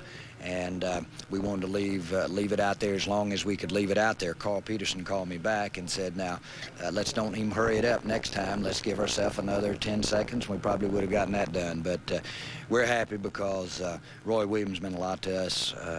Everybody knows the type of player he is and how he could help the Dallas Cowboys. But we also are pleased to have that extra 3rd pick. So what would have happened, in your opinion, had your time elapsed, as it appeared maybe that it had, and Minnesota had written down Ryan Sims' name and gotten it up there before Kansas City made the pick? Well, they get Sims then, and then we come back up, and we're there taking Roy Williams. And so we, felt that the risks were worth that to pick up that extra 3rd pick, and those kinds of things. I heard Jimmy talking about being late on the clock.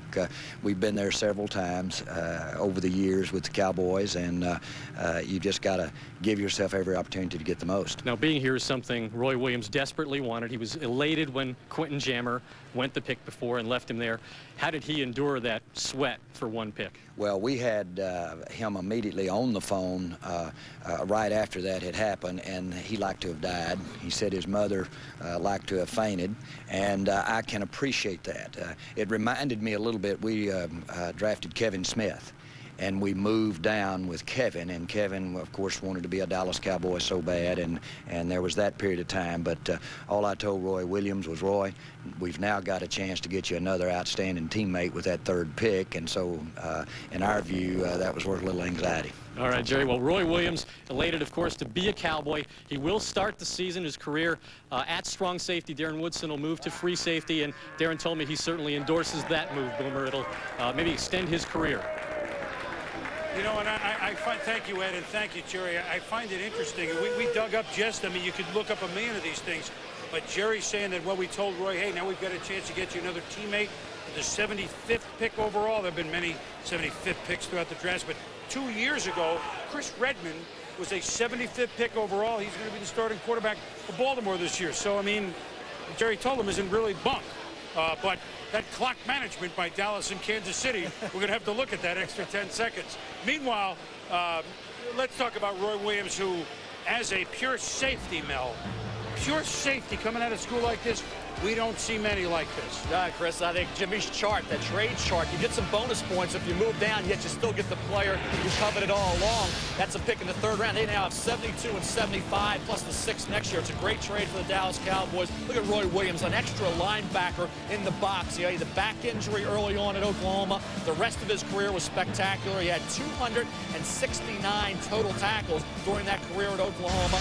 An intimidator. He definitely affects the concentration level. You see him here. This is against Chris Sims, a key play that led to the Sooners' victory over the Longhorns. Knocked the Longhorns out of any hope for a national championship. And you see the intimidating style now in Dallas with Darren Woodson. You have the young kid, Tony Dixon, who they reached for last year.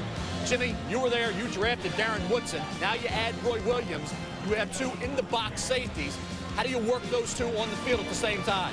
Yeah, Mel, you got Darren Woodson. He can have deep coverage. And so I think with Roy Williams, you move him to strong safety. I think it's a great pick. I think it's a great trade. Roy Williams is a special player. Darren Woodson's a special player. You look at the secondary with Westbrook, Woodson, Dixon, Mario Edwards.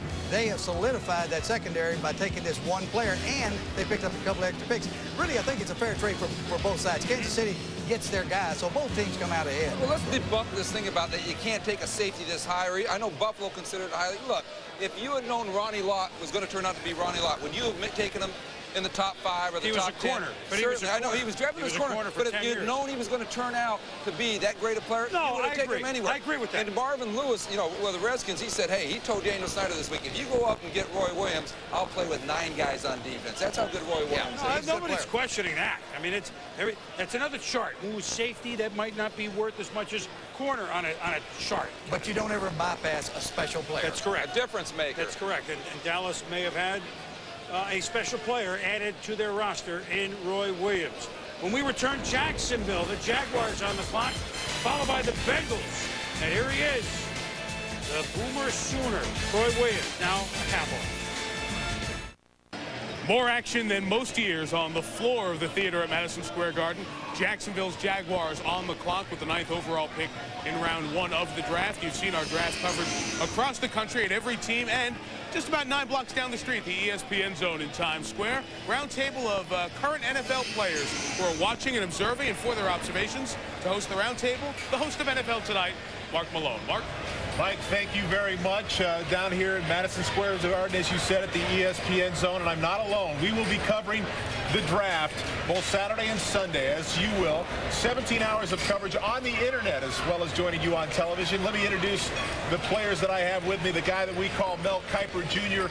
of the players himself, Corey Chavis, the new Minnesota Viking. To his left, and no, this is not Franco Harris. This is Simeon Rice of the Tampa Bay Buccaneers, a throwback. Showed up today with Franco's jersey on, and of course a guy who continues to delay his trip to the Hall of Fame, Tim Brown, getting ready for his 15th season with the Oakland Raiders. On my left, Deuce McAllister, the former first-round pick of the Saints last year, and Matt Light of the reigning Super Bowl champion New England Patriots, the left tackle.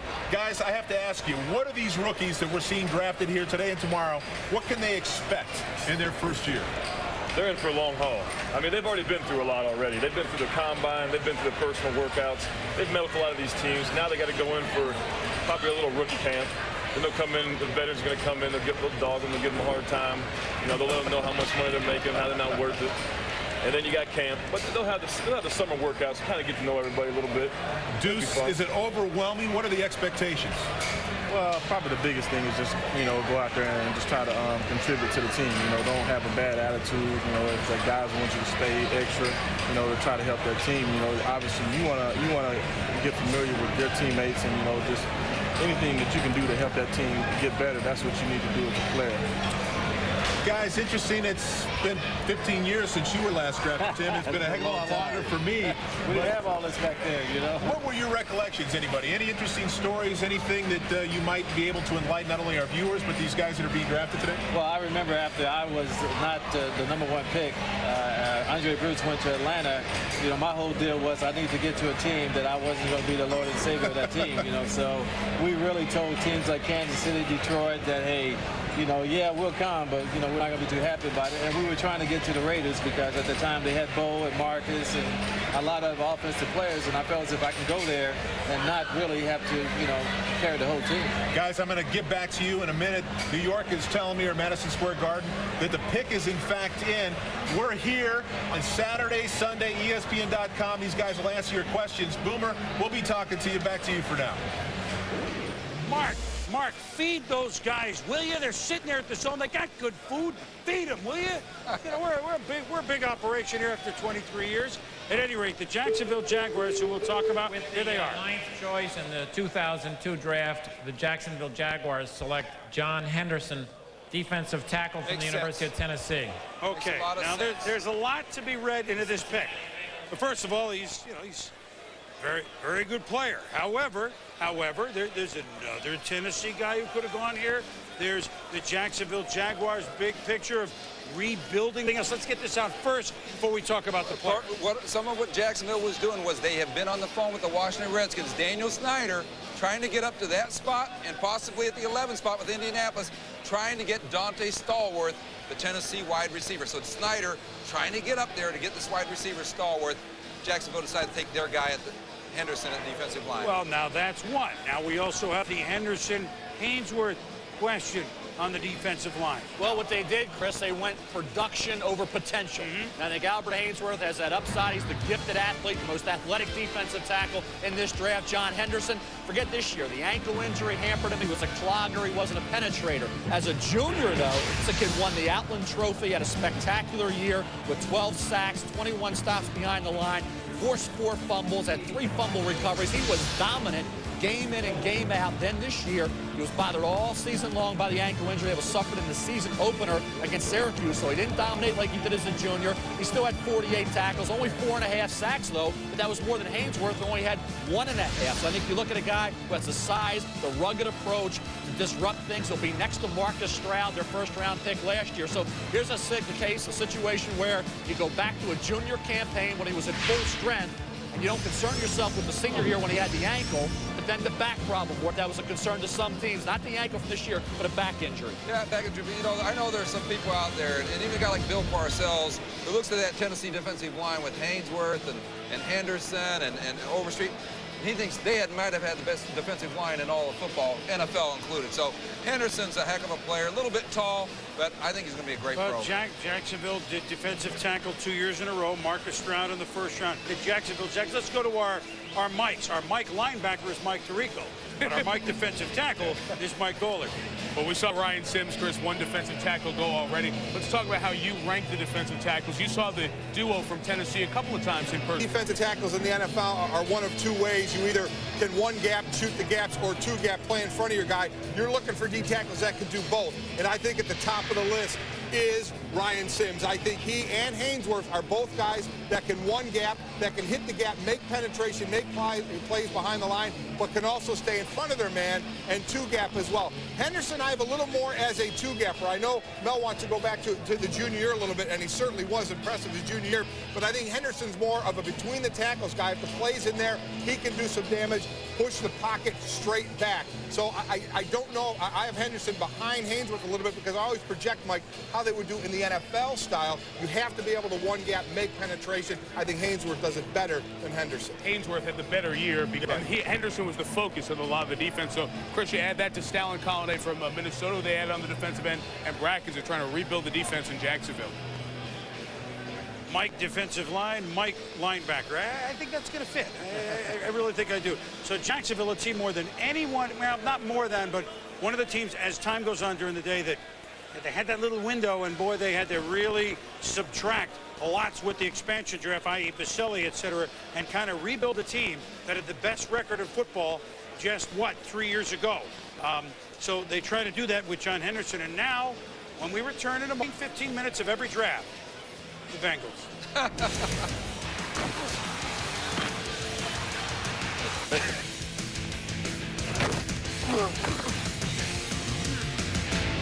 Clock with the 10th pick, the Bengals 6-10 season, but there have been some bright spots as this team has picked up Dick LeBeau's personality, that attacking physical style. One thing that their passing game could really use, not to mention some experience, which obviously they're not going to get here, but a tight end. Absolutely. But you look at Cincinnati, first they had 2 things last year. They were new and young, right across the board. And that's not very good when you're talking about passing game. When you look at the turnovers, though, that's the area that I really believe Cincinnati has the ability to improve, because I think a majority of the interceptions were self-inflicted. The Bengals' 2-back, 2 tight end formation dictates an 8-man front. They get exactly what they wanted off the run action. Receiver Chad Johnson running a post route matched up man-to-man on the outside. But Johnson shows no patience. He doesn't climb Chad Scott's frame deep enough, never threatening him to the outside back of the end zone. So Scott is never forced to turn and run.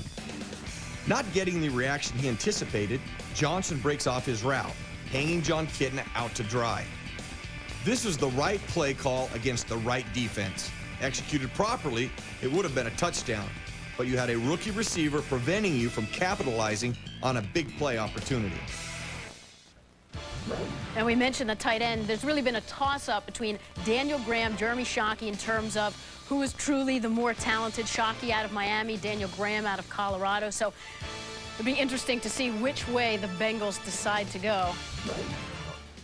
preference? I love Graham. I think he's the complete tight end. Shockey is an outstanding receiver. I think one of the slam dunks in this draft is Graham, the tight end. Jeremy Shockey is also a complete tight end, and he would be well served to go to Cincinnati. Let's send it back to Mike Tirico. Okay, Sue's video conference time. Let's go to Minnesota and the Vikings' new head coach, Mike Tice. Mike, as Dallas and Kansas City were working their trade, you folks were waiting in the middle. I saw the card that said Ryan Sims. Do you feel like you got a raw deal here today? Well, Mike, we'll let the league figure that out. I'm not sure if we got the pick in before they executed the trade or not. They told us that was the case, so we'll just stand pat and let the league handle it. As the clock was running down, I'm sure you were watching our draft coverage. Did your folks tell your representatives here in New York to write down the name on the card and be ready in case time expired? Well, we had that as soon as we knew time was getting close to expiry. We called in to our people, asked them to write down Ryan Sims, North Carolina, turn it in. At that point, they did go to the podium, and I think they were told that they had the pick and the trade done in time. You end up with Bryant McKinney. Now you're going to have an issue because it's out in public that you wanted somebody else in that spot. You end up not having him available, so you get McKinney. Do you have any hugging and fence mending to do there? Well, I don't know. Bryant's an excellent football player. You know, you had two sides of the coin. We had the side of the coin where we thought with Ryan Sims and the free agent moves we made this offseason with Kenny Mixon, Lorenzo Brumell, also with Chris Hovan, we thought we could secure our defensive front, and we need a left tackle. So we had two players that were rated very closely. You know, it was opposed to solidifying one area and helping out your offensive line, and that's why we went with Sims first. And it never hurts to have a position close to one that you love, the offensive line. Mike, thanks. We'll talk to you during the weekend. My pleasure, Mike. Mike Tice, head coach of the Minnesota Vikings. With the Bengals on the clock, we go back to Boomer on the main set. All right, Mike. And Mike Tice, just a little postscript.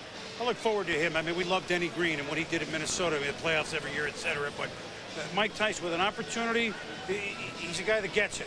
I think there'll be a good thing happening there, specifically between wide receiver and head coach, and I think the communication on the team will be very good this year. No comment, no editorial comment there. I like some honesty. No editorial comment on where it was. It's just going to be a good year, I think, in locker room, head coach, players, etc.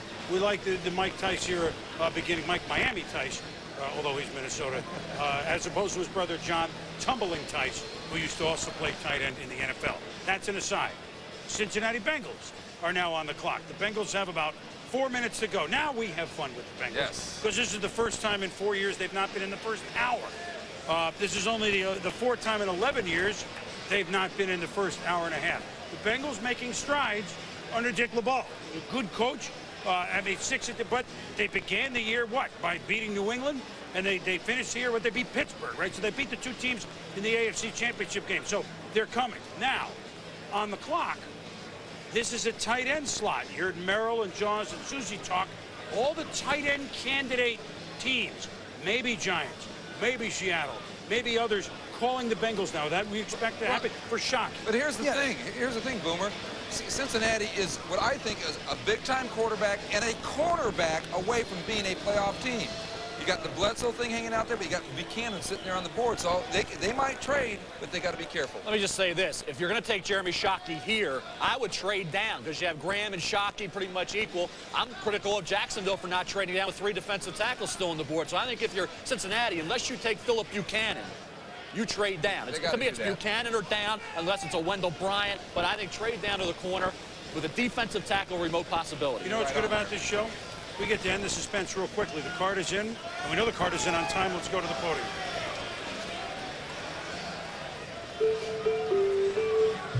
With the 10th choice in the 2002 draft, the Cincinnati Bengals select Levi Jones, tackle from Arizona State. They're the Bengals.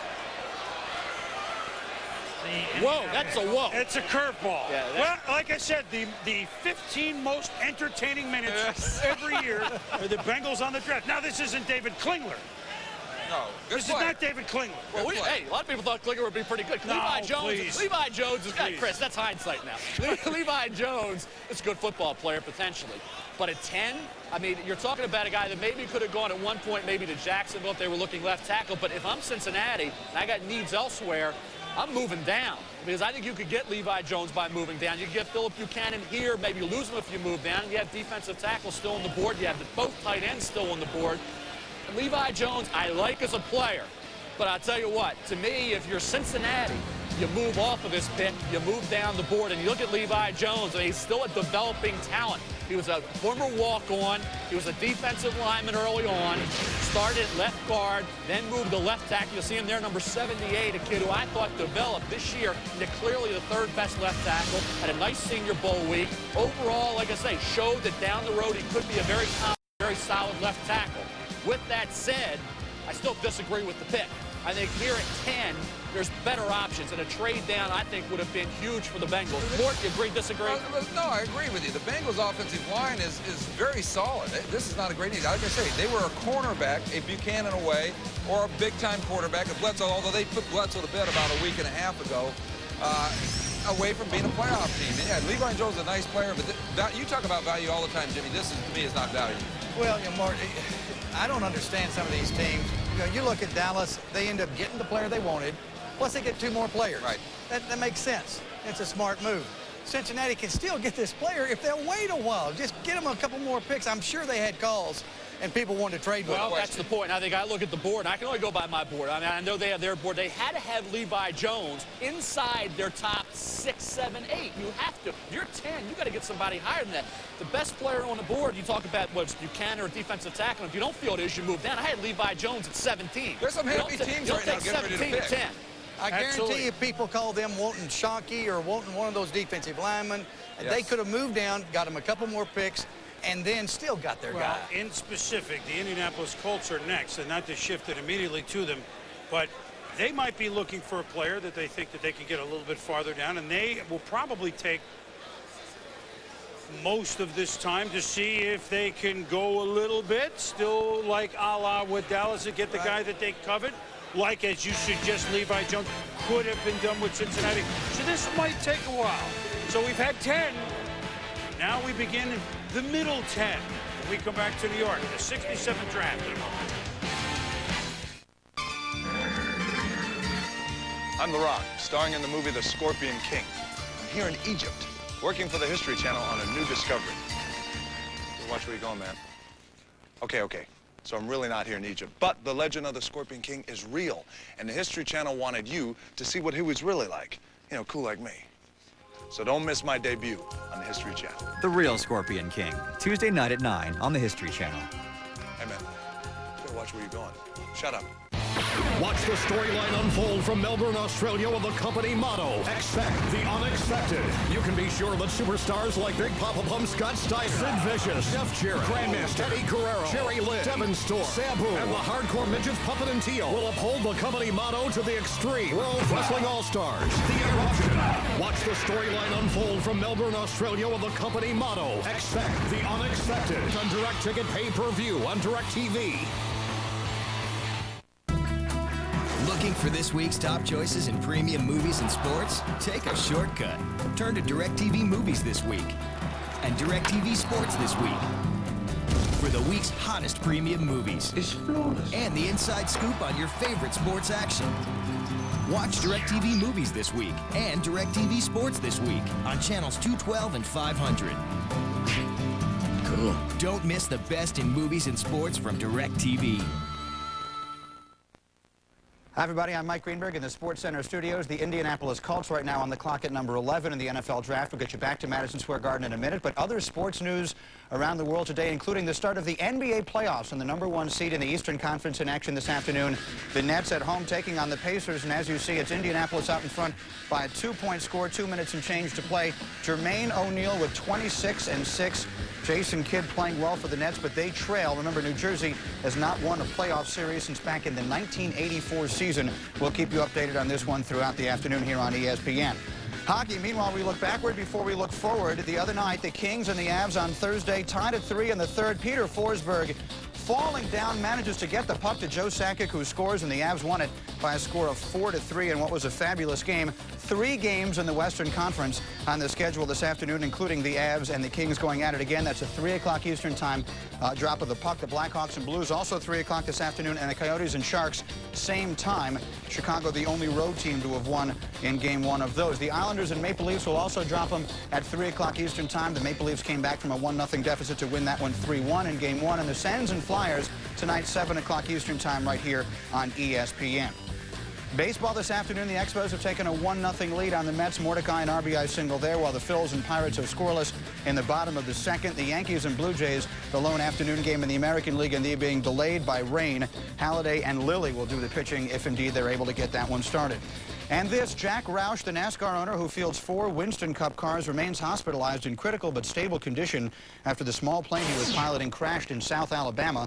He's being treated for a closed head injury and fractures to both legs. Obviously a great deal of concern today for the condition of a NASCAR legend.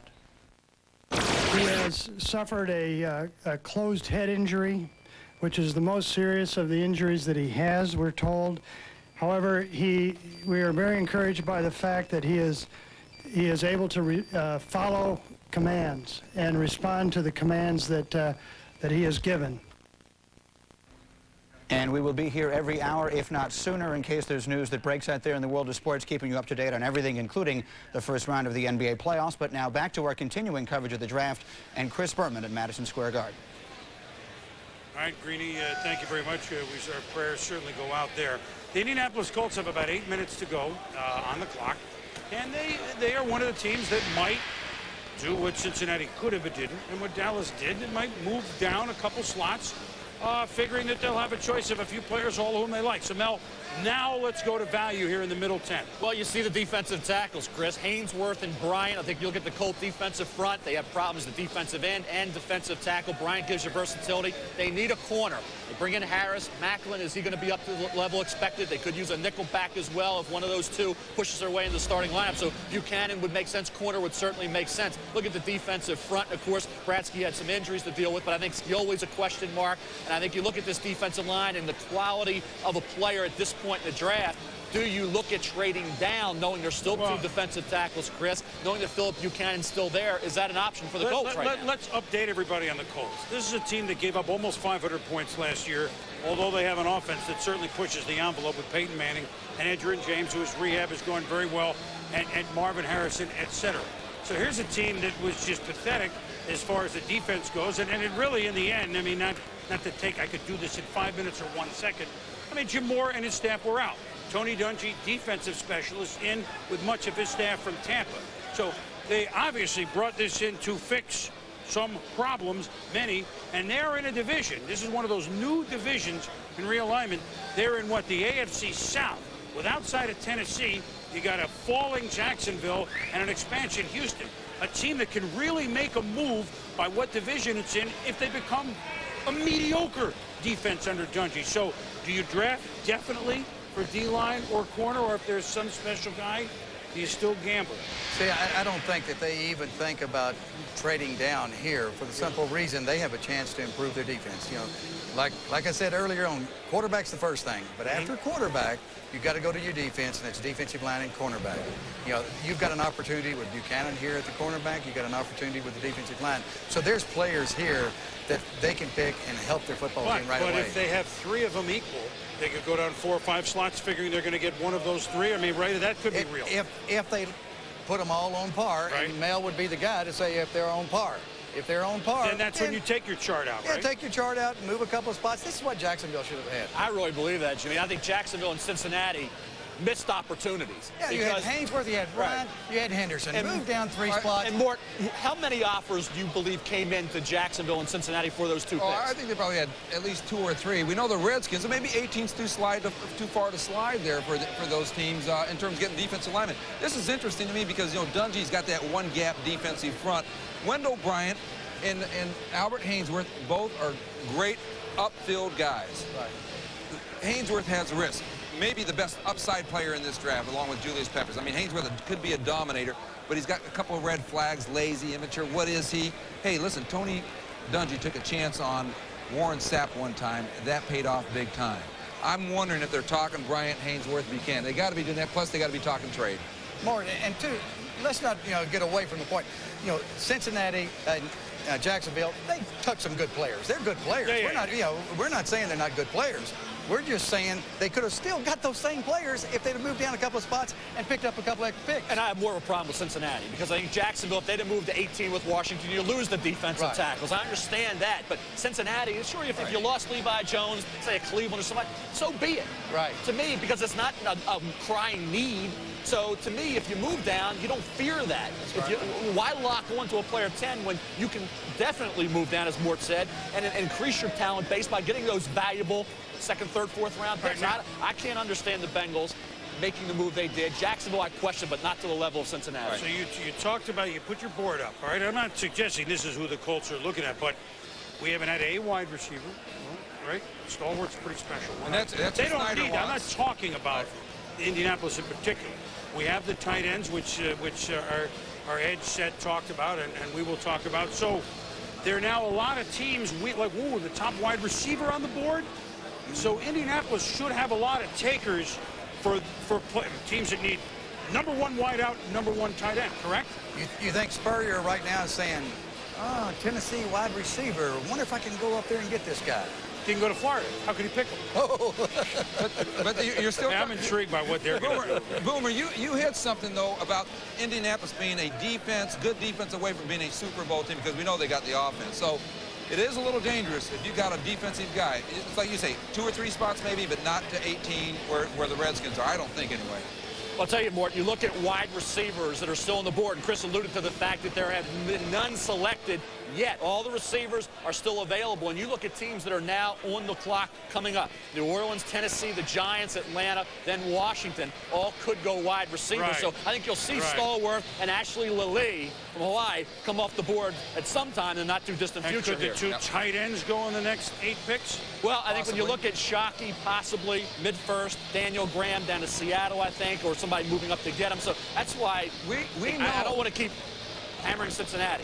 We know, though, we know that the Giants can't help. We know that the Giants in Seattle have their eyes on those tight ends, Shockey and Graham. We know Seattle may try to jump up in front of the Giants to get their personal choice, but I think those tight ends are definitely in sight for some of those teams. Well, what's in sight is the end of this, and as we predicted, the Indianapolis Colts are going to take all 15 minutes. It's about 2 minutes to go. Again, we have some time to say it. Again, remember, realignment next year, and I know football fans know this, but, it's April, and you forget about a lot of things. A lot of the divisions kind of stay the same, except for one team, but a whole different feel. You play each team in your division twice, so that AFC South, which means Indianapolis, by the way, here's the South, and it creates 2 annual games which are going to be tremendous, and I'll explain why in a moment, because the expansion Texans and the old team in Houston, Tennessee.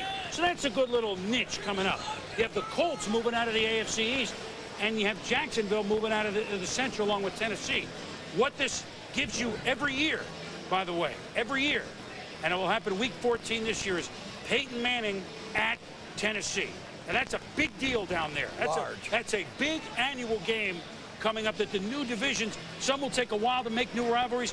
There's one ready to go. You don't think Peyton Manning's excited? He was in the AFC East, where you had all those teams that had great corners. Miami had Madison and Surtain, and the Jets had those guys. Glenn, they're gone right now. And New England at the safeties. You got their guys plus Belichick and all those guys defensive coaches. Buffalo and actually now has corner. they go to this division where, in this division, Jacksonville, Tennessee were all in the bottom third of pass defense. Of course, Houston wasn't in the league. Peyton Manning, I think, a very happy fellow going in this division compared to what he was in terms of the defensive coaches and the cornerbacks, the quality of cornerbacks that were in the AFC East. And remember, another thing, while we have the time, and if we're doing this, there will remain 6 playoff teams per conference. But now there's 4 divisions, not 3. Just 2 wild cards. The premium on winning your division, even that much more. Without question. You look at Tampa in the new division they're in. They win a couple times, they can get theirs. Here comes the pick. Now, are they picking here? Because I think that this is going to be a little bit off the charts, but once you add it up, maybe they need someone to push the envelope as a pass rusher a little bit. Is it a pick or a trade? Please let me know, because if it's a trade, I say nothing. It's no trade. It's a pick. What do you think? What's your guess? My gut tells me production in the sack department. How about reaching a little for Dwight Freeney? That'd be a reach. How about it? It'd be a reach.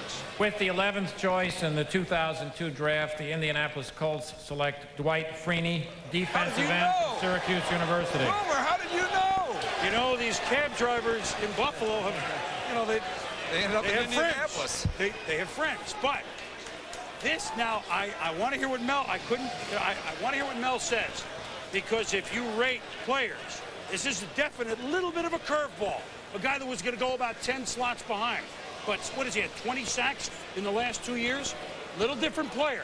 Well, he is, but he's a pass rusher, and he was productive. And I think when you look at Dwight Freeney with the Colts, they need a defensive end who can get after the quarterback. We talked about Dwight Freeney all week, about his stock rising into the middle of the first round, possibly. You talk about Julius Peppers. He broke that sack record this past season with 17 on the heels of a junior year where he sacked Michael Vick 4.5 times in one game. And Michael Vick is the fastest, most athletic quarterback ever to play the game. And I think Dwight Freeney's productivity speaks for itself. Then the 4.38 40. I'm saying 4.38, not 4.58 or 4.68. 4.38. That's quarterback type speed. Like speed. Remember, I mean, that's Tony's amazing. defense. Not that you win like a huge, big champ, but speed is a little more premium in Tony's defense. And when you have production as a pass rusher, you might get a big wide body next, right? Right. You might get him next. Might. Just a thought. You might. Mike Tirico, what do you have? No cab drivers, just a head coach. Dick LeBeau, the Cincinnati head coach, now joins us on our video teleconference. Coach, you have some good offensive tackles in Richmond Webb and Willie Anderson. Some were surprised on Levi Jones. Explain why you take him. Well, we had those 3 tackles rated pretty evenly, and I think this solidifies our offensive line and makes us as strong as anybody in the league, and that's a position that I think it's very desirable to be very strong at up the middle. We think that Corey Dillon is one of our very, very best players, if not the best. We think that Levi Jones is an excellent, aggressive, tough run-blocking tackle. And we think this will help Corey as well as give us depth at the tackle to help our quarterback protecting on the backside. And we just were very excited to have a player who was as smart with his size and athleticism there for us to draft. Dick, was he top 10 on your board as you said it this morning? Yeah, we had him slided in there. There was a lot of talk about the defensive players who all were very quality players and would have been very good picks. We think right now that the defense is just a little bit ahead of the offense with our team. We want to get that productivity up offensively, and that's the reason we went on that side of the ball. Mike Golick's up here with me, and he likes Levi Jones' run-blocking ability. Is this a message that we're going to maximize what we have in our best facet on the offense, Corey Dillon, by getting someone who's such a good run blocker? Well, it's a combination of that. We think this player will help Corey a lot. We think that Corey is, as I said, probably our best player. But it's also a message of the type of football team that we want to be. We're going to be a straightforward, tough, aggressive football team, and I think this player is a straightforward, tough, aggressive player. Dick, did anybody call you for a trade at this pick? We had a couple conversations. We didn't think that it was equal merit for the player that we were going to get at that level. Well, you certainly sound happy with Levi Jones. Dick LeBeau, Cincinnati, thank you. Thank you, Mike. Okay, talk to Dick during the week. Here's Chris with another guest. All right, Mike, thank you. Dick LeBeau was a hard-nosed defensive back in the NFL for a long time, so he knows of which he speaks. Here's a hard-nosed president, general manager of the Indianapolis Colts, Bill Polian. Very quickly, very good speed coming out of that room, taking off 15 minutes with Freeney. Bill, with some, they might say, wow, is that a little high? But all those sacks had to open up your eyes here late this week. Well, that's absolutely right, Boomer. We felt that with the sack ability that Dwight had, the speed that he had, when Tony and I first got together in January, we said, what's our number one desire for this football team? Increase team speed and get the defense better. And we've done that, we think, with Dwight in both areas. And, you know, 75% of the games in the National Football League are decided at the last 2 minutes on the last possession. And you need to be able to sack the quarterback. That's the number one thing. And a guy with 30 sacks in 2 years at the collegiate level has to be doing something right. Yeah, he certainly is. Do we suspect, Bill, that it's defense? I mean, not without no offensive picks, but we got to lay pretty heavily to make your coach happy here in the early going in the draft? Well, defensive team gave up almost 500 points. Yeah, I mean, if the right defensive player is there, Chris, there's no question that we're going to take that player. Now, that doesn't mean that we're going to pass a good offensive player to take a much lesser defensive player. But if it's close, we're going to go defense. Real quickly, do you sum up the new division you're in? And well, of course, you had to change on defense anyway. Does anything play into the new teams that you're in with this year? I mean, it's a whole new division for the Colts. Well, it's a whole new division, but we're very familiar with the teams. And in the case of Dom Capers in Houston, we're very familiar with the system. So, you know, it's going to be a bruising defensive division. I don't think there's any question about that. I think it's going to be a division that wants to run the ball. There's no question about that. And it's a division with Tennessee and Jacksonville, two teams that can rise very quickly because of the quality, the talent level that they have at quarterback. Well, it should be an intriguing division, and we'll visit with you a little bit later. You got the sack man for Mr. Dutchie. Thanks, Bill. Thank you. All right, Bill Polian. Some might have. There's a little interesting spot for Freeney, but this is 30 sacks in 2 years. Meanwhile, Arizona on the clock. The Arizona Cardinals, another team we usually heard from early in the drafts. We'll be back.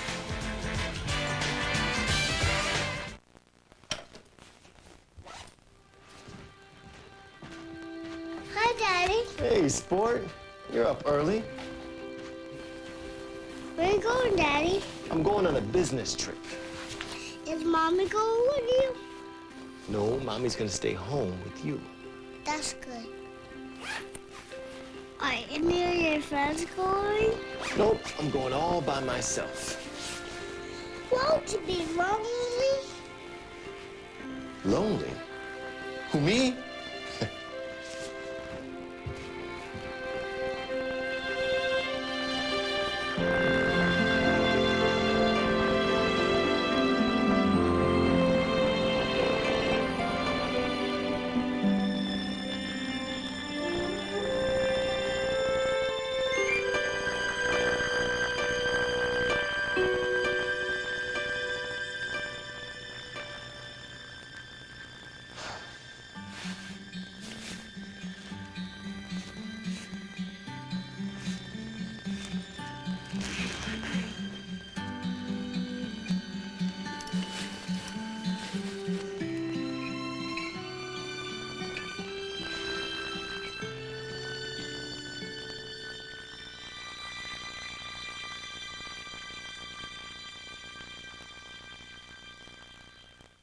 Introducing the Isuzu Axiom.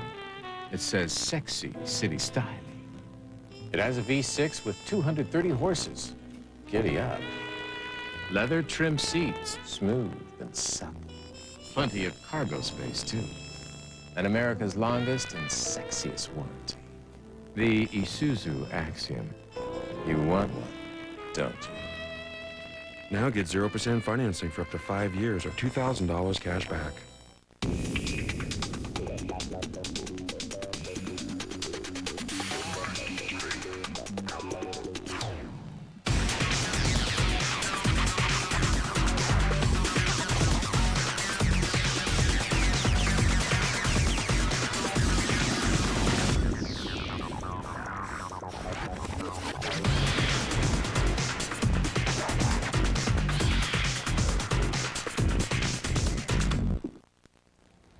And welcome back to the NFL Draft. The Cardinals on the clock with the 12th pick. And after a sluggish start to the season, they seem to come to life in the second half. But if the identity of this team was the big red line, that offensive line, then the defensive line was the thin red line. An entirely new lineup for the season. The front seven struggled. And here's the result. Last in the NFL in sacks. 28th in total yards. No continuity on defense at all with 21 different starters. And Merrill, this team really struggled at its most basic when it's most important. Exactly. You know, when you are going to be a good defense, you've got to manage first down. That means you've got to stop the opponent on first down, not just running the football, but also throwing the football. And that's what the Cardinals did not do. In fact, during the course of the year, all year, they tried everything under the sun to manage first down for their defense. This is the first play of the game. You see the Cardinals with their base 4-3 personnel on the field, 4 down linemen and 3 linebackers. This will be a weak side power run with the fullback isolating on linebacker Ray Thompson. With the defensive line slanting to the right, middle linebacker Ron McKinnon must step up and fill his gap inside of Thompson.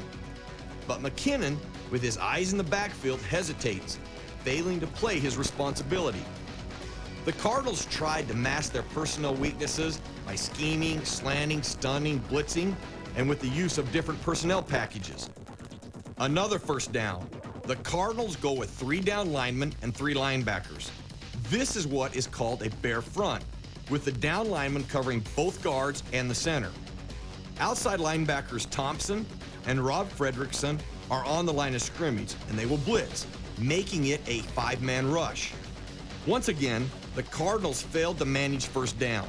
The ability to force offenses into 2nd and long and 3rd and long situations is critical this season with the Rams, 49ers, and Seahawks now in their division.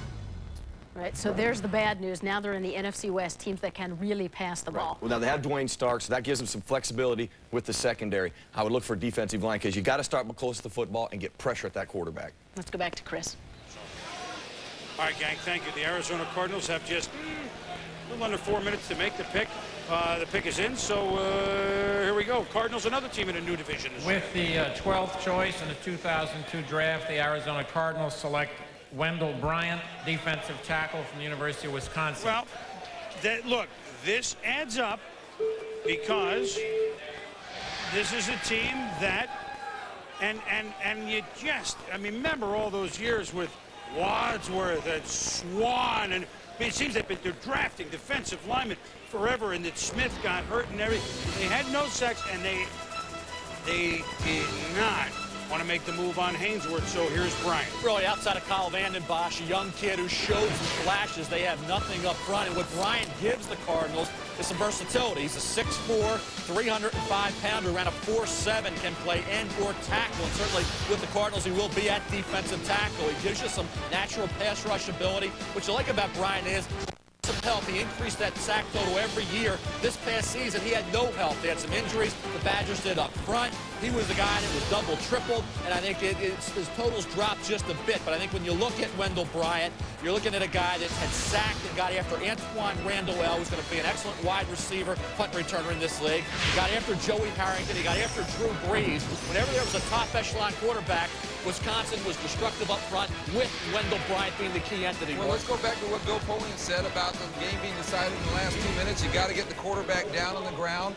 I talked with Dave McGinnis, the Cardinals coach, about this a month ago.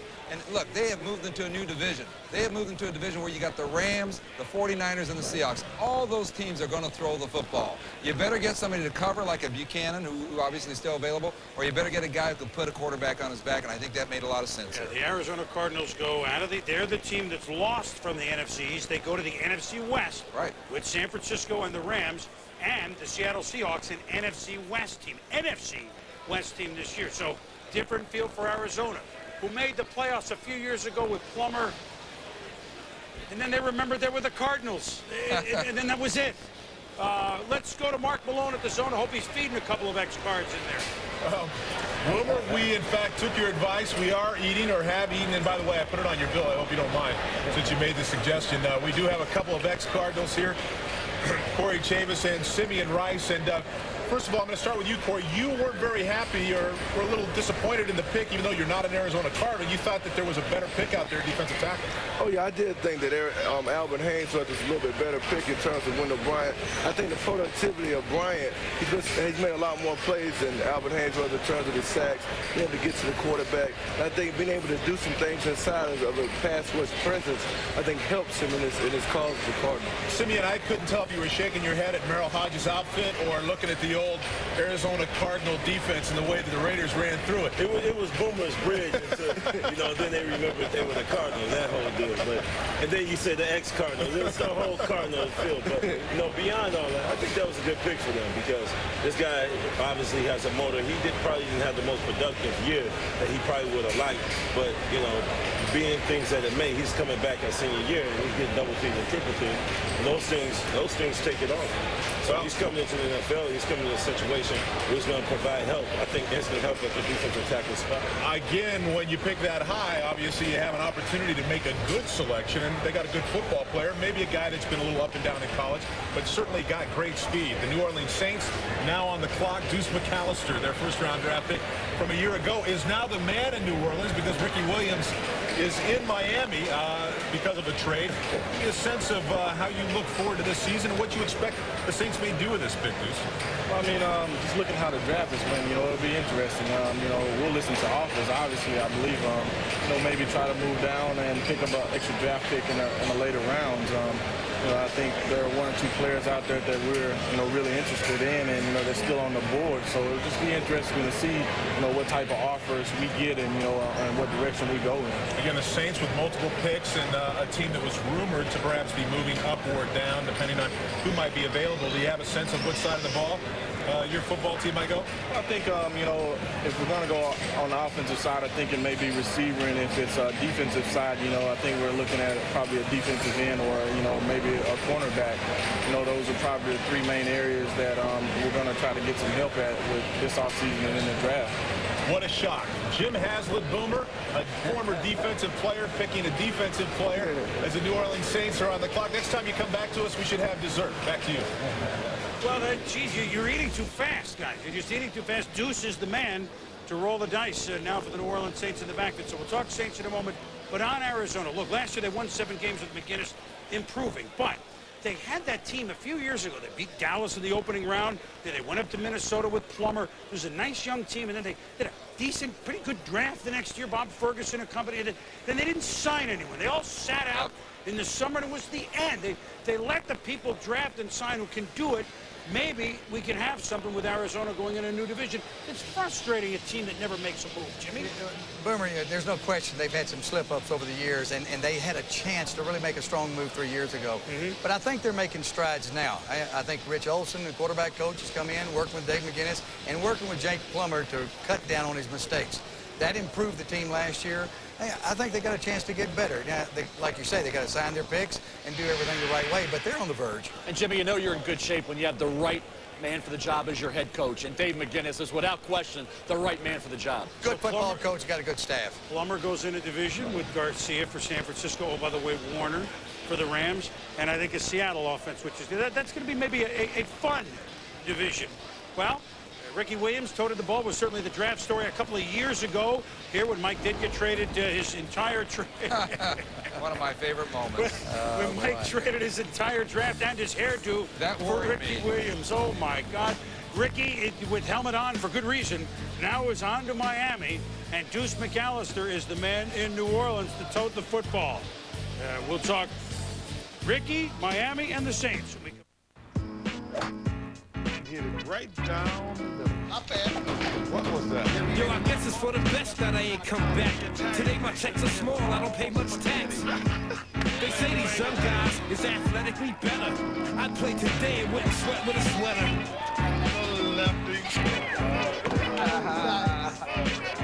What's that? The game is fantastic, but sometimes it's a bore. So I'ma hit the spot with my crew and chill and sip on the cause. I'm hard-hitting safety, Roy Williams. When Madden NFL 2003 comes out, you could be throwing passes at me. I don't recommend it, but you could. Madden NFL 2003. EA Sports. It's in the game. Product not yet rated.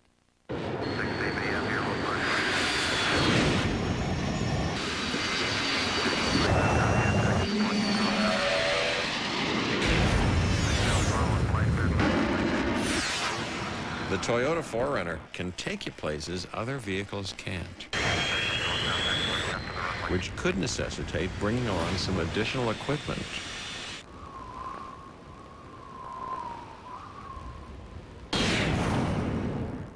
I'm Bryant McKinney, offensive lineman. Hi. I've never allowed a sack. Really? None. None? Zero. Zero? Zilch. Never ever? Try to beat me in Madden NFL 2003. Madden NFL 2003. EA Sports. It's in the game. Product not yet rated.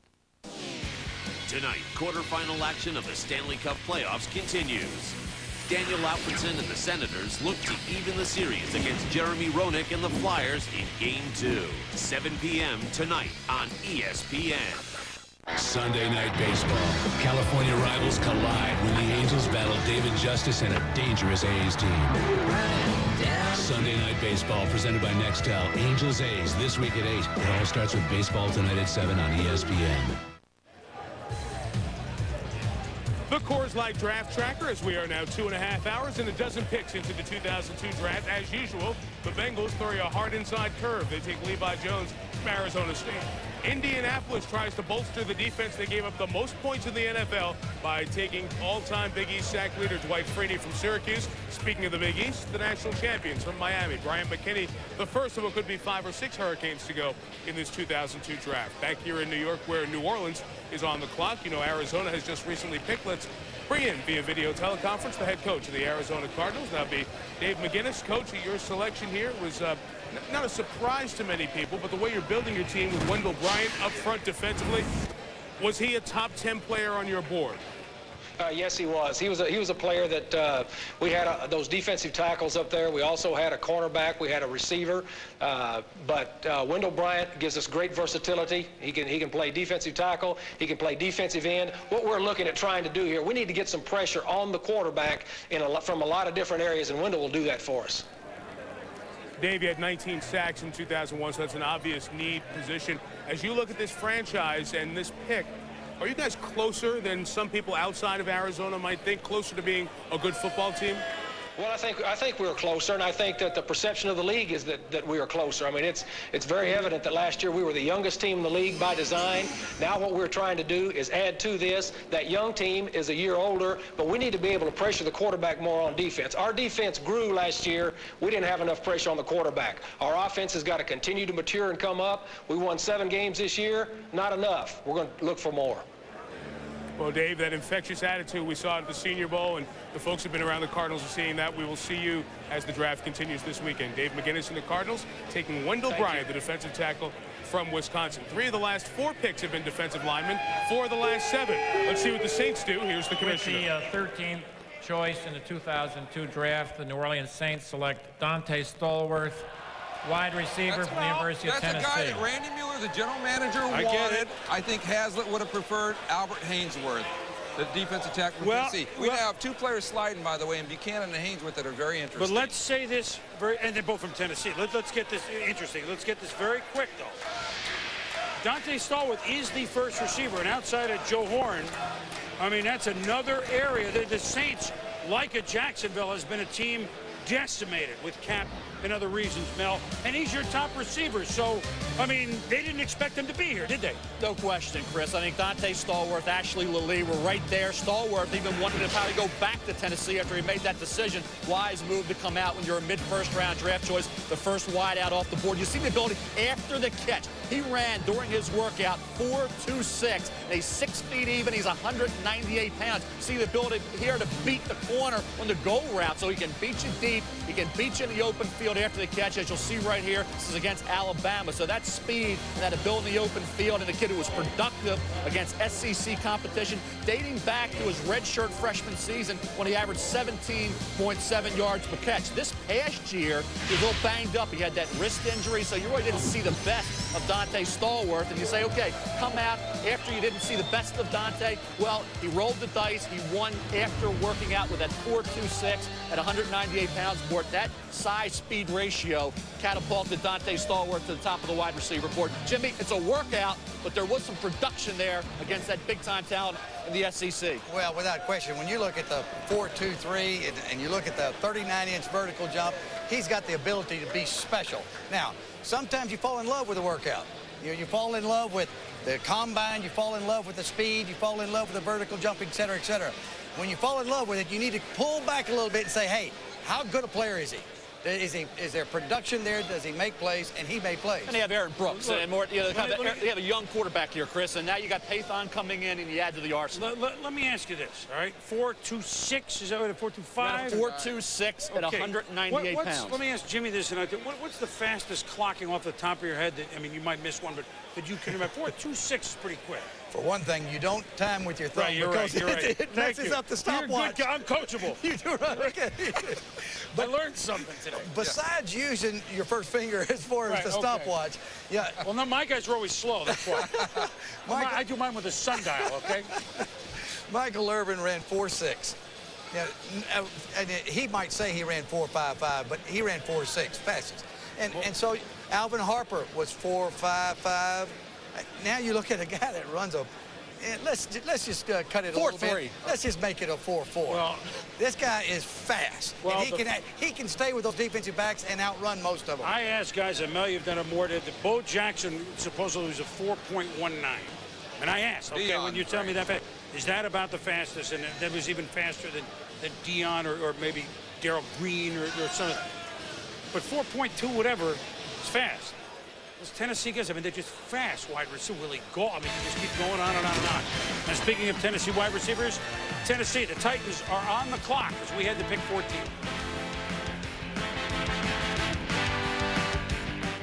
You lollygag the ball around the infield. You lollygag your way down to first. You lollygag in and out of the dugout. Do you know what that makes you, Larry? Lollygag. Lollygag. What's our record, Larry? 8-16? 8-16. How do we ever win 8? It's a miracle. It's a miracle. Baseball Tonight, every night at 10 and midnight on ESPN.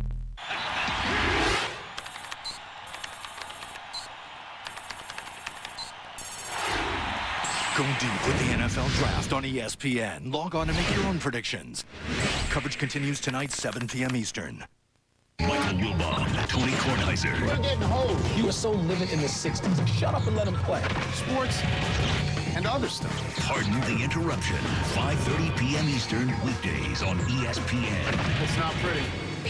Are you tired of going through this when you go fishing? Are you frustrated with this unorganized mess? Well, attention anglers, from novice to pro, here's the answer. Totem Pole. Weighing less than 2 pounds, Totem Pole is lightweight, compact, and durable.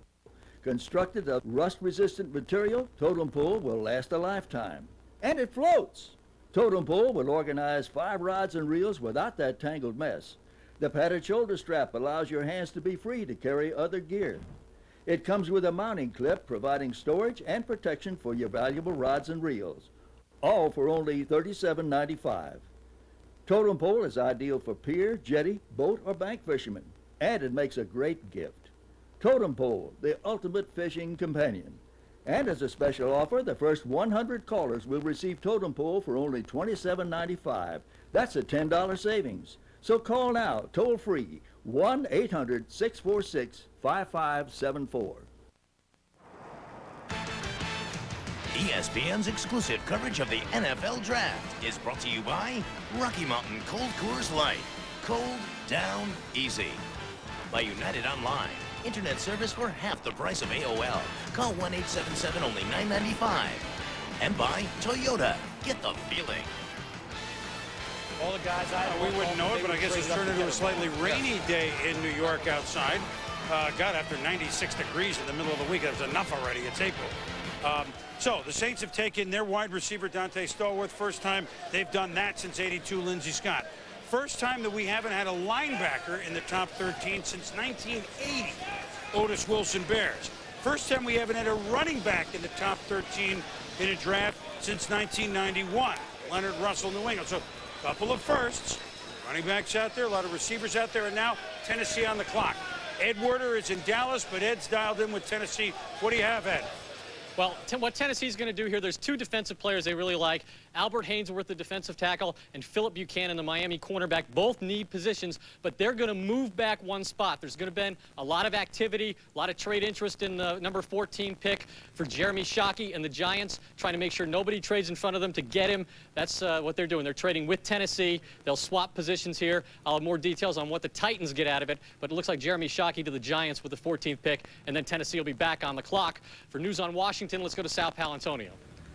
Well, Ed, Steve Spurrier's first pick in this NFL draft is the 18th spot, and his owner, Daniel Snyder, has been working furiously on the phones to try to get up and get his dream pick, which was Dante Stallworth, the wide receiver out of Tennessee. Now, the Washington Redskins are really stuck in that position at 18. Do they go defensive tackle, help out their new defensive coordinator, Marvin Lewis, and get somebody to plug up the middle for the new middle linebacker that they have, free agent middle linebacker Jeremiah Trotter, who they just signed yesterday? Or do they take a wide receiver for Steve Spurrier at 18, or perhaps move down? They've got an interesting dilemma developing here in Washington. Boomer? All right, so I think the Washington draft, as we get a little closer to it, is going to be how they draft and how they play this year is going to be one of the intriguing stories of the season. But now let's go back to, now we haven't had it announced yet, but Tennessee Giants, here's the tight end spot. Remember we said tight end Jerome Shockey, who, of course, Butch certainly recruited and had. He's a different player now. He is he a difference big, maker, he's Jimmy? fast. I watched every play with the Miami Hurricanes the last couple of years, and this guy is a difference maker. He's the best tight end in the draft. Maybe one of the best tight ends that's been around in the last couple of years. I would say, all right, you have Hall of Famers on your Dallas teams, your Super Bowl teams. Troy Aikman and obviously Emmett. I mean, and Michael, and we can go on, and the linemen, etc. But maybe the guy who is as important, in my opinion, tell me if I'm wrong, Jay Novacek, for your success down there. Ask Troy Aikman how important Jay Novacek was. Yeah, He'll right? tell you. Yeah, Shockey can make a difference in the ball game. And, you know, if this happens, I know the Giants love this guy. And, you know, Shockey, you know, he's talking about going to the Giants, so it could very well happen. A few years ago, and we were right here, and we saw Tony Gonzalez be passed over for Ike Hilliard. Ike Hilliard is on the trading block right now. Tony Gonzalez has had a great career. The Giants have no tight end of consequence. Well, and the Giants feared Seattle going up into the spot and taking Shockey from them, and so it's going to be Shockey. But now Tennessee, it's interesting, Mel and Jimmy and Chris, in that Tennessee, I know Jeff Fisher told me, you know, a while ago, hey, we're going into a division now. We got Peyton Manning. They're going to put 3 and 4 wides on the field. You got Jacksonville will do the same thing. We got to get somebody to cover, or once again, somebody to put the quarterback on his back. You got Buchanan there, Haynesworth, who you didn't anticipate, and yet I know they've talked about Ashley Lallee too. So Tennessee, very interesting position right now. So the commissioners will have this all sorted out right now, right? Tennessee and the Giants, 14, doing the Tennessee waltz apparently. We'll see.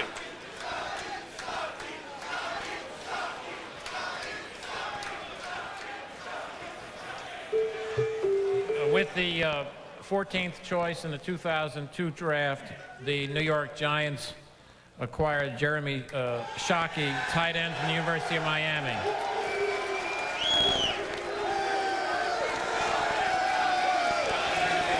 Well, it can't be a Shockey pick that they have picked Jeremy Shockey. I mean, they've been looking for Mark Bavaro for 15 years, the Giants, and you want to get Kerry Collins back on target? How about a nice tight end, like Jimmy just said? How about a nice tight end to get your rhythmic passing game going? That could do wonder for Kerry Collins this year. I love the pick for the Giants in particular. Chris Fowler, good luck up there. Boomer, it feels like Upper Deck Giant Stadium October, except they're not selling beer, but that does not dampen the enthusiasm. Mike and Mark, G-Men season ticket holders for a quarter century. You applaud the pick of Shockey? I like it. I like it a lot. The #1 rated tight end, I think they did good. You guys were groaning, though, when Dante Stallworth was selected a couple picks ahead, because you know the Giants see receivers, too. I think the Giants would have been well done with Dante Stallworth on the other side from Amani Toomer and a little speed, something we really haven't traditionally had. Giants fans known for their loyalty, but 7-9, not a lot of money to spend. You're losing players. Are you concerned as a fan? Well, I'm concerned. Anytime you lose 7 players and don't sign anybody, you have to make good picks like you just saw to try to replenish your team. So, yeah, we are concerned. I think it's a big draft for Ernie Accorsi. I think he really needs to show Giant fans that he can get value in the later rounds. So there's bedlam here, but also some concern about the Giants and Lady Liberty over here, who's been shocking people all her life. Very happy to have Jeremy Shockey with the Giants. I'm shocked. Well, every day's a good day for Liberty. Here's the details of the trade to move 1 spot. Let's check Jimmy's chart. Jim Stieg. Right away, Jim. The trade that was just completed, the Tennessee Titans traded their first-round selection to the New York Giants for their first-round selection, the 15th overall. and the Giants' 4th-round selection, number 110 overall. Tennessee traded their 1 to the Giants for their 1 and their 4. No wonder Tennessee did it. Well, let's talk Shockey first before we get into the details of the trade. Now, here's a guy that averaged 14 yards a catch in college, which for tight end is something. 40 catches last year for a tight end on a team that could move the ball about 8 million ways, Mel. I'll tell you, talk about reps catching the football. Jeremy Shockey hauled in 50 receptions his senior year in high school for a little over 1,000 yards. Then he goes to Northeast Oklahoma A&M Junior College, puts up good numbers there, plays as a backup initially to Ivan Mercer at Miami. Then he becomes a heck of a weapon for Ken Dorsey the last 2 years. See the blocking there. That's something that is adequate, not great. He's not an extension of your offensive line, but he is adequate as an inline blocker. Tremendous red zone threat at 6'5", nearly 260 pounds. And keep in mind, he runs in the 4.55 range. Gives you a lot of speed in the tight end position down that seam. So here is the trade, and they get a 4th to go a spot. Well, but this is a little high. You know, it's a great trade for Tennessee because, you know, they could even talk and say, okay, who are you going to take? So it's a no-risk trade on that one spot. But I bet you there was another team involved. That's why they had to give a 4th. Yeah, that's why they had to give a 4th. At least one. And a guy who probably knows that better than we do is Ernie Accorsi, the president general manager of the New York Football Giants. Super Bowl a couple of years ago behind the arm of Kerry Collins. Last year, not the year they would have had him by. And Ernie joins us now on video teleconferencing. And Ernie, no question, the tight end can do wonders in about 4 different ways for your football team, right? Well, Chris, we just had targeted Jeremy Shockey from the start. We got that close, and we felt all along that there were teams that were trying to trade above us to pick him. And at that point, obviously, it's a poker game. And, you know, you guess wrong and you lose the player that you want. And we've taken chances here before. And for a 4th-round pick, we wanted him, and we just made the move. And it was just a matter of that's the player we wanted. Let me ask you, as you sit there, and let's say a spot like a Cincinnati at 10 comes up, and are you biting your fingernails, everybody in the room, knowing that, oh, boy, someone might come up to there and we can't prevent this? I mean, what's going on the last hour as each pick is announced, really? Well, I didn't have a tremendous amount of hope that he'd be there, to be honest with you. Not necessarily because someone ahead of us would pick him as much as someone would trade. So I didn't really get that excited until right at the end. And when we got that close, we just felt we had talked to some clubs above us before that. But at that stage, when we knew we could make it, and I know it looks like a high price to go one place, but if you lose the player that you want, that 4th-round pick isn't going to be that important to you. Obviously, it's a player, but not to cost you the player that you went out to get. Quickly, Ernie, did you call Kerry Collins? Can you hear his smile through the phone when you call him? Well, he should be happy because this guy is a tremendous target, as you just said, and he's got speed. I don't look at him as just a tight end. I look at him as a weapon. It's something that we really need here. All right, well, you got your man. You bit a few fingernails, but you got your man. And, of course, the Giants have you want to get back to where you were a couple of years ago. There's a heck of a start. Thanks, Ernie. Thank you, Chris. Well, longtime Giant fans can remember this man, Mark Bavaro. Now, I know times have changed a little bit, but this was the old style. Let me get the ball. Let me take about 4 guys on my back with me. Not that many teams have players like this, Jimmy, even this day and age. I don't know why they don't. It's hard to find a tight end that can be an outstanding receiver and still be an outstanding blocker. You get one or the other, and as much as we search trying to find tight ends that can do both, it's a very difficult position to play. You know, it's interesting that Tennessee is still on the clock, obviously talking to teams. I've been told that there are a lot of teams trying to get up there with Buchanan on the board, the cover corner. Even a team like the Houston Texans may be trying to get up there. What's interesting, Houston and Tennessee now in the same division, same thing. They need cover guys because of Manning, Brunell, and that type of thing. So let's keep track of this one. Well, a couple of Hurricanes have now gone, and we could have 2, 3, 4 more in this first round, which if it is 6, it would be a record. So Tennessee on the clock, Cleveland Browns up on deck, and the wheels be turning here in New York.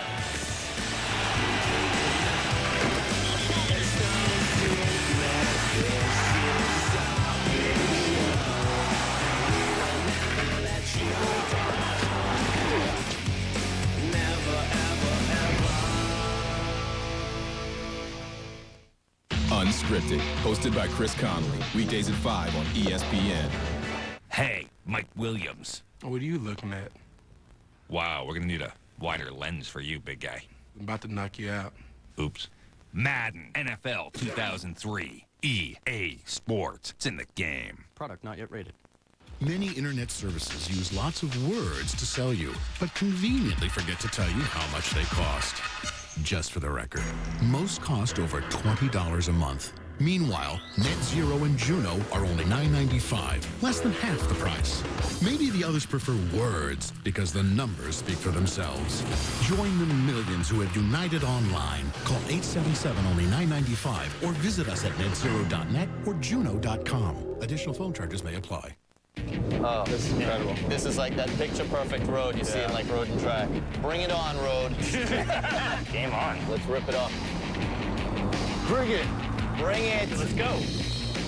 Oh, look at this. That's a 180 turn right there. See how it handles. It's just like sticks to the road. A little Mario Andretti over here. Ooh. This thing's flying up the mountain. Meet the new Pontiac Vibe. Vibe 1, mountain nothing.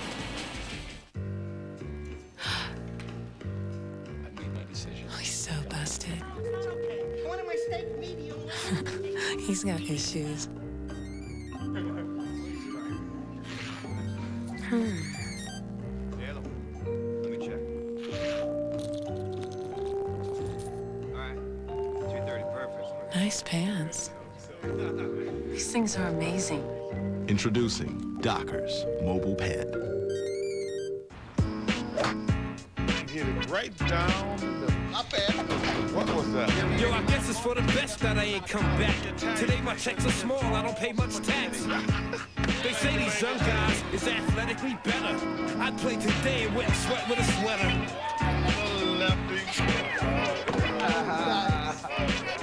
What's that? The game is fantastic, but sometimes it's a bore. So I'ma hit the spot with my crew and chill and sip on the cause. Hawaii's not the NFL, Rook. What you gonna do about it? Catch the pigskin. Come on, Mr. Luau. What else? Catch the pineapple. Yes. Madden NFL 2003. EA Sports. It's in the game. Product not yet rated.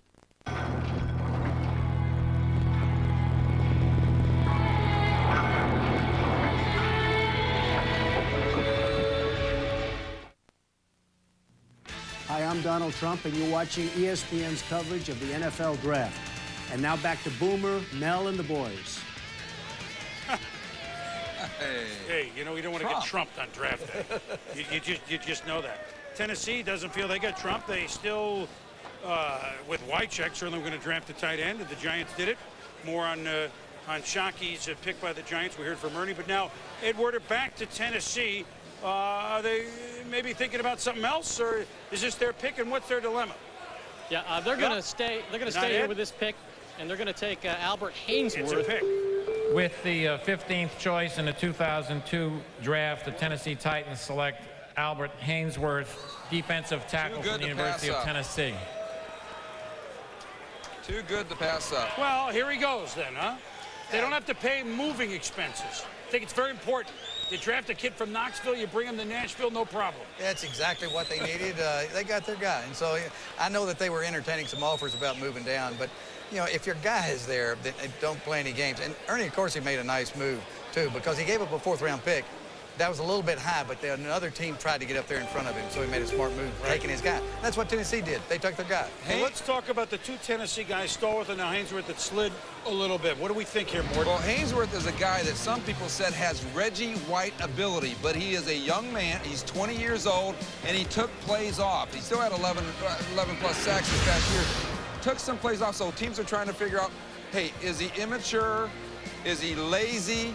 Or is he even something more? And some teams wanted to have the courage to take Hainsworth, even in the top 5, top 10. It didn't happen, Mel. Mort, you're right. I think the productivity just wasn't there in terms of dominance. I think the potential is because of the athleticism he shows for a kid who's 6'6", 320 pounds. He's coming out after his junior year. Remember, he was a backup his first 2 years, only totaled 3.5 sacks. So I think when you look at Albert Hainsworth, he needs to be coached up, find ways to maximize all that physical ability. And in reality, you talk about John Henderson was projected to the tight ends, to the Titans. At least I thought he would be a possibility. possibility for the Titans at this point. I think you look at Haynesworth. Had he gone in the top 8, nobody would have argued. So to get him at this point in the draft, you are getting value. I had him 9th on the board overall. You get him here at pick number 15. Plus, you get that extra choice from the Giants by moving down a 4th-round pick. So I think it's a value pick. Haynesworth is a roll of the dice. He's got a lot of upside, but he's not there yet. Well, if you're going to try to get an ex-Vol and tackle him, Peyton Manning, because Tennessee never play the Colts twice a year, you might as well get a Vol. So they got Haynesworth to do that. All right, we have another trade. Here's the details from Jim Steek. Mr. Trade. We have a trade involving the Oakland Raiders and the Washington Redskins. Yep. The Raiders have traded the 1st-round selection they obtained from Tampa Bay, number 21 overall, and their 3rd-round selection, number 89 overall, to the Redskins for the Redskins' 1st-round selection, which is number 18 overall.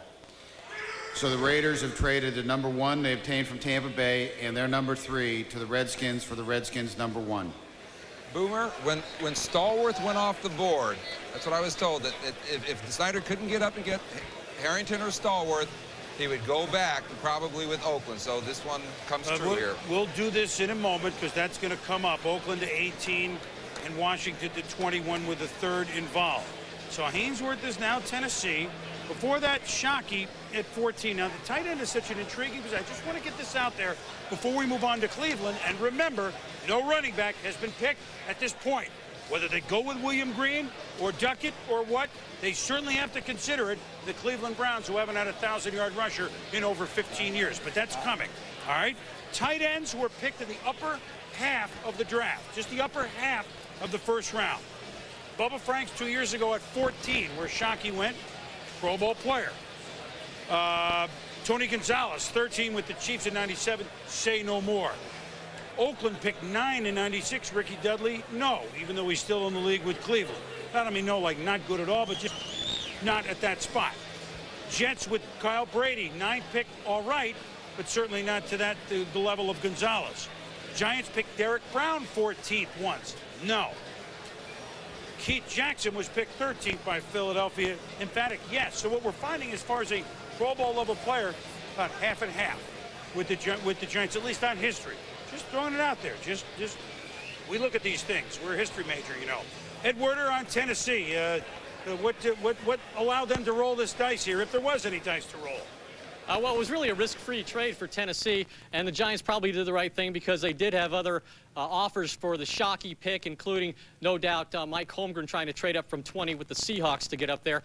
But I talked to Jeff Fisher, and he said, hey, this was a relatively easy decision. We like the cornerback, Philip Buchanan. We like the Hawaii wide receiver, Ashley Lilly, and they do want to upgrade their offense, but he just felt like this was too good a player, that he would never be there at this pick. They had all 4 tackles off the board when they were doing their mock draft and planning for the 14th pick.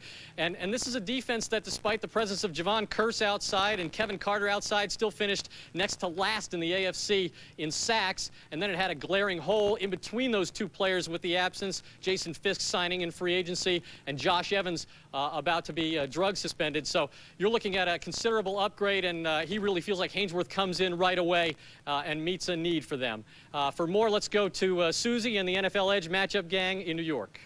Well, Ed, and another reason a defense like this struggles was their secondary. And going into the season, Jeff was so excited about that group, and through injuries and attrition, whatever it was, I mean, there was a tremendous fall-off. As a result, they wind up last in passing defense, and you can see, I mean, overall, they were 25th. But we're really surprised that he didn't at least start at cornerback. Yeah, well, I'm surprised. I'm kind of quite shocked that they went with Haynesworth because they felt that he does bring some baggage. And this particular case is not really a situation where he is an advantage being a local guy. Well, when you look at Haynesworth, he's the kind of guy who will command a double team. You command a double team, Javon Kearse, Kevin Carter become better players on the edge. I still think there's a lot of big ifs with this guy. Big ifs. All right, the draft continues. The Browns are on the clock with the 16th pick. Tim Couch, their pick in 1999. We'll be back.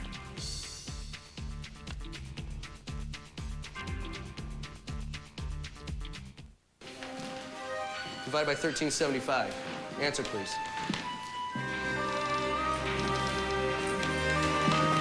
Does anyone write stories about people who play it safe? Who's got an answer for me? At AIG, we have more ways ways to manage risk and more financial solutions than anyone else.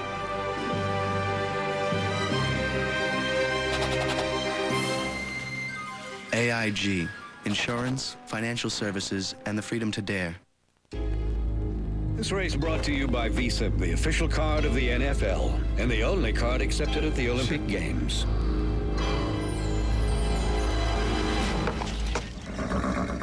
And the Visa Triple Crown.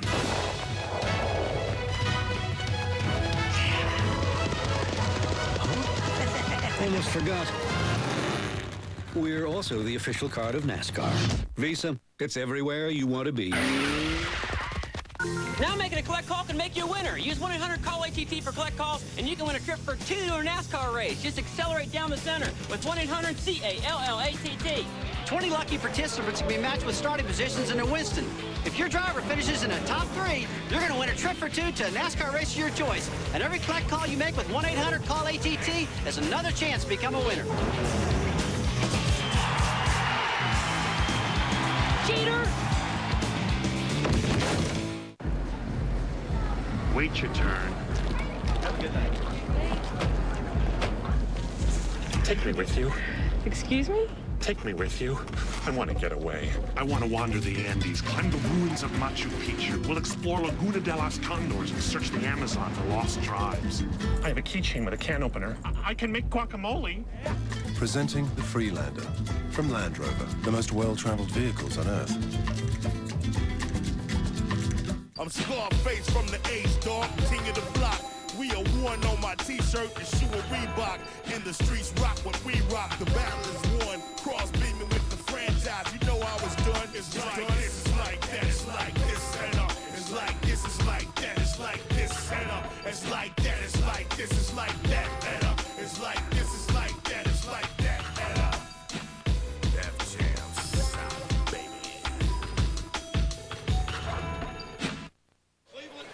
I can't.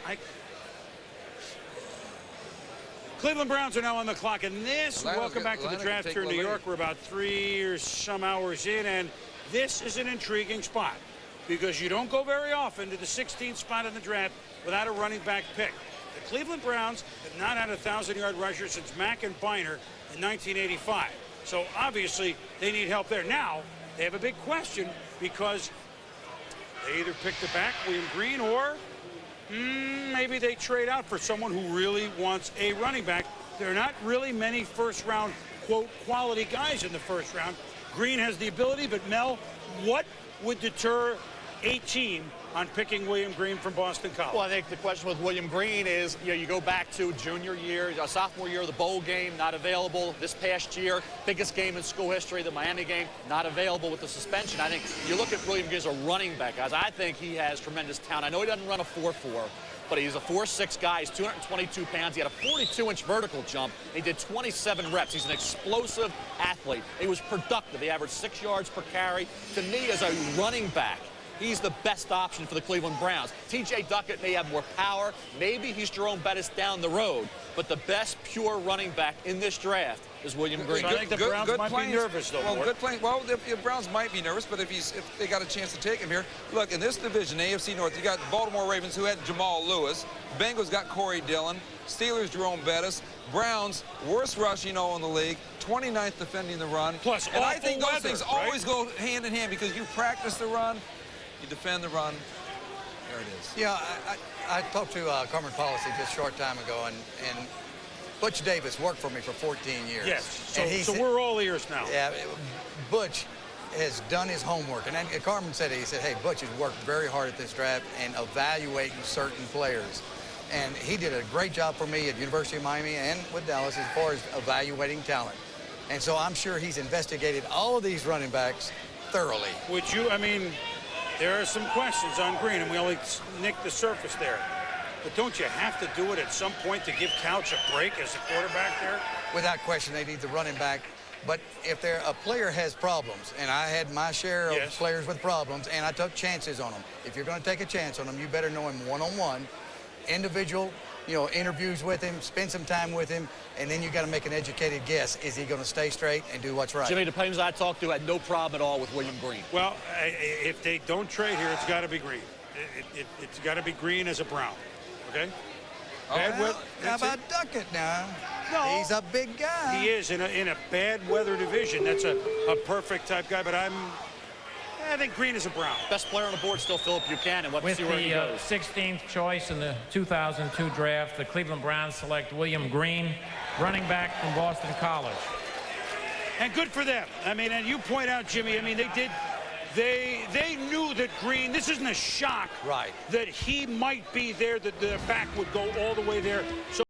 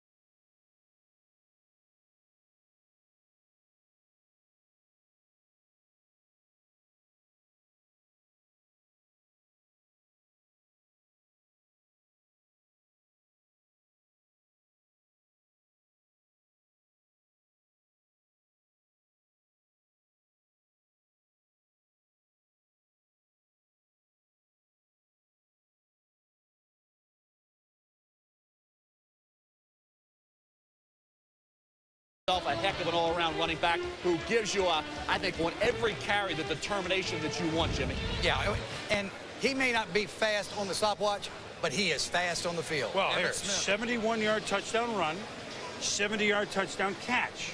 I mean, 5.9 yards of carry.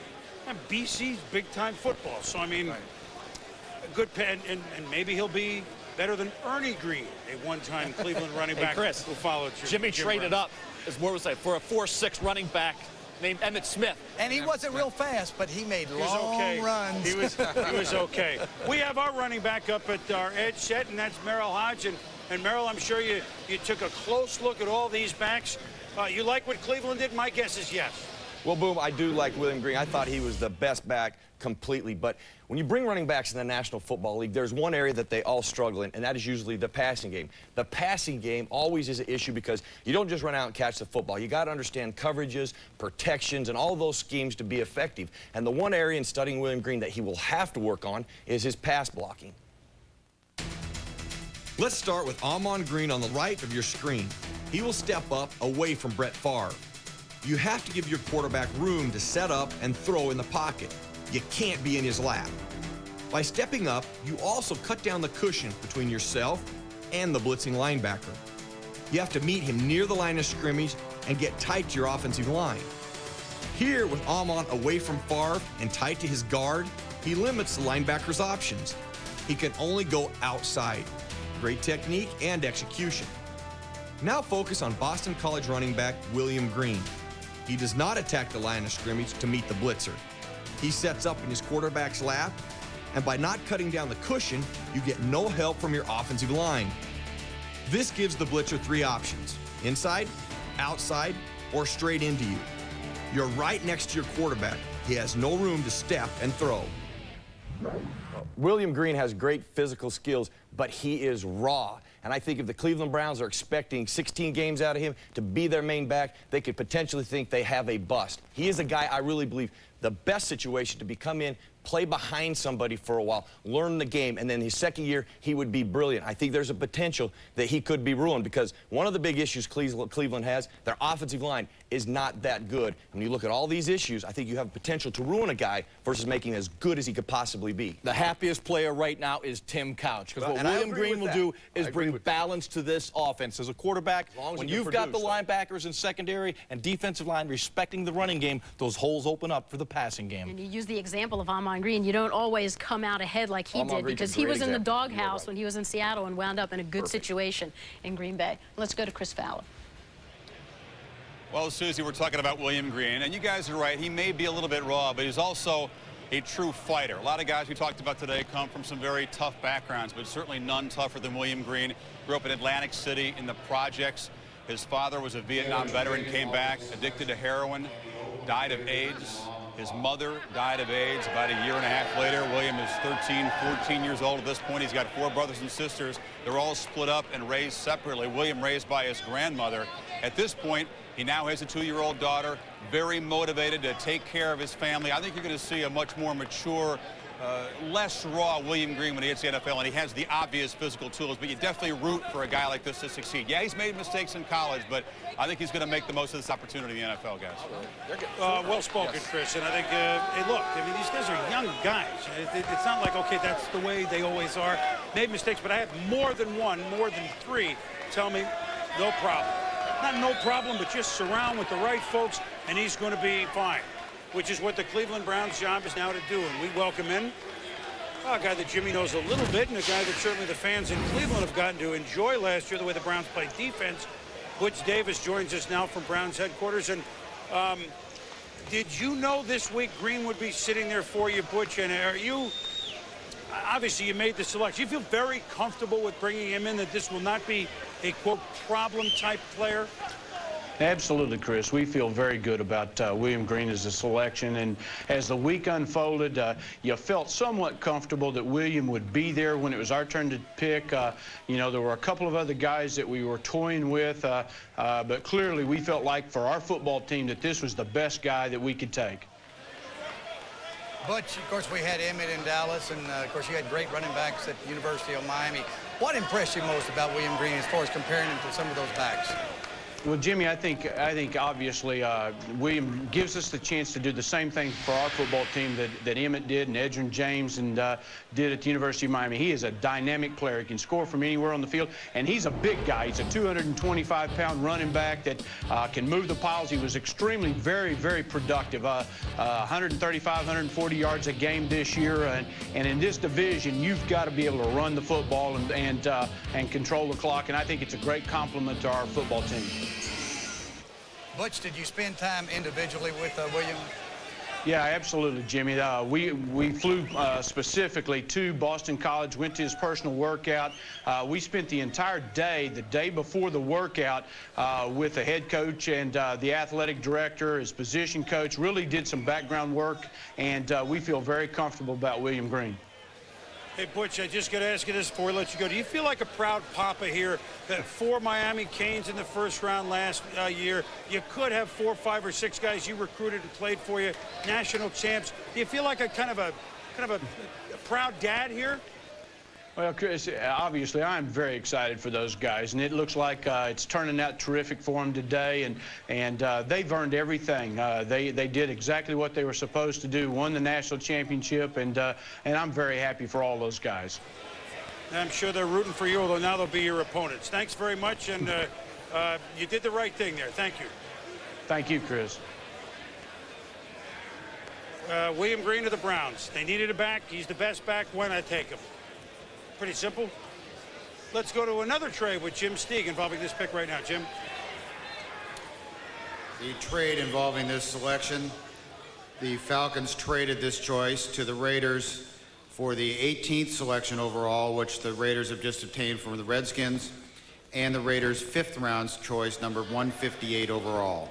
So the Falcons swapped this choice for the next one, number 18 overall, and the Raiders' 5th. Get their guy. So the value's gone down 1 pick, right? One round. Right? And you can talk defensive line with the Raiders, but here's Buchanan again. I don't know how far he's going to fall, but you got Charles Woodson and an aging Eric Allen. You got a bookend guy in Buchanan for Woodson, or do you go defensive line? And it'll be interesting to see which way they go. Well, you've given up a 3rd and a 5th already, Mark, to get to this point. You've given up a 3 and a 5. Right. So, you know, you're talking about, to me, the best player on the board is Philip Buchanan. Here's the trade. Yes, he's given up a 3rd and 5, but actually, I mean, this is a team that actually probably doesn't want to draft all the picks. They got cap problems, and this is a way to get around some of it by unload a couple of picks, frankly. And Al said last night, he said, I couldn't get anybody to trade. But he's trading. He's already made 2 trades. Well, there are some that can, and there are some that don't. And so now, Oakland on the clock at 17, followed by Atlanta, and Oakland is, well, they're just going long, baby. With the 17th pick in this 2002 draft, the Atlanta Falcons elected to trade with the Oakland Raiders, as you just heard, and the Raiders have selected Philip Buchanan, quarterback from the University of Miami. Makes a lot of sense, and it still leaves relief for the Falcons. This makes a lot of sense. Well, and he'll get no coaching from Willie Brown either. That's a good pick. This is a good player now. I mean, even though on paper, the Woodson and Allen, but pressure, pressure, pressure. Right? Well, Eric Allen's 36 years old. So this is something. Well, I'll tell you, talk about value. Quentin Jammer went 5, Philip Buchanan goes 17, and you got a guy who could be better in coverage than the guy who went 5th. And I think you look at Philip Buchanan, talk about athletic prowess. He had 463 as a baseball star in high school, averaged 20 points per game on the hardwood, was a sprinter on the track team, and an outstanding football player as well. And you look at the big plays, he went 73 yards on a fumble return, 75 yards on an interception return. This is a kid who is a great punt returner. You talk about speed, he'll run in a 4.3 range consistently. Here he is on a punt return for Miami, which he did consistently at a high level. To me, he's Dwayne Starks, only maybe just a little better. Starks was the 10th pick overall when he came out of Miami. And here Oakland acquires Philip Buchanan at pick number 17. You give up a 3 and a 5, but you get a guy equal to the 5th pick, Quentin Jammer, in this draft. Melia, last night, Al told me, I was talking about how good a cover corner Buchanan was, and I was saying he was this and that. He says, don't forget those returns. You know, returns on interceptions, returns as far as the kicking game. He liked this guy, and he went and got him. He made his trades. He went and got a player that he wanted. Exactly. Well, Miami, you just saw the players, and there's more that's going to be happening. Hey, plus, don't forget, 2 punt returns for touchdowns last year, right, for Buchanan. So, I mean, the Raiders, I mean, every team wants one, but, I mean, Raiders certainly know something about punt returns like Tim Brown. I mean, return man, how important is that? Tim Brown is one of those at the zone. We'll talk to him when we return in the draft in New York. Will roll.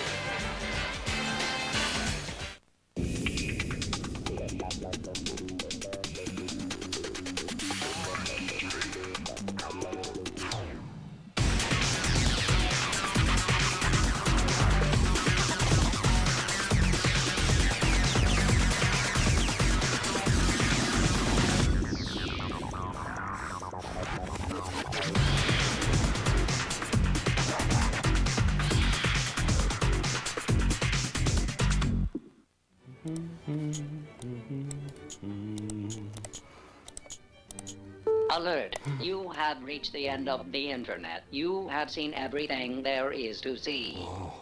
Please go back now.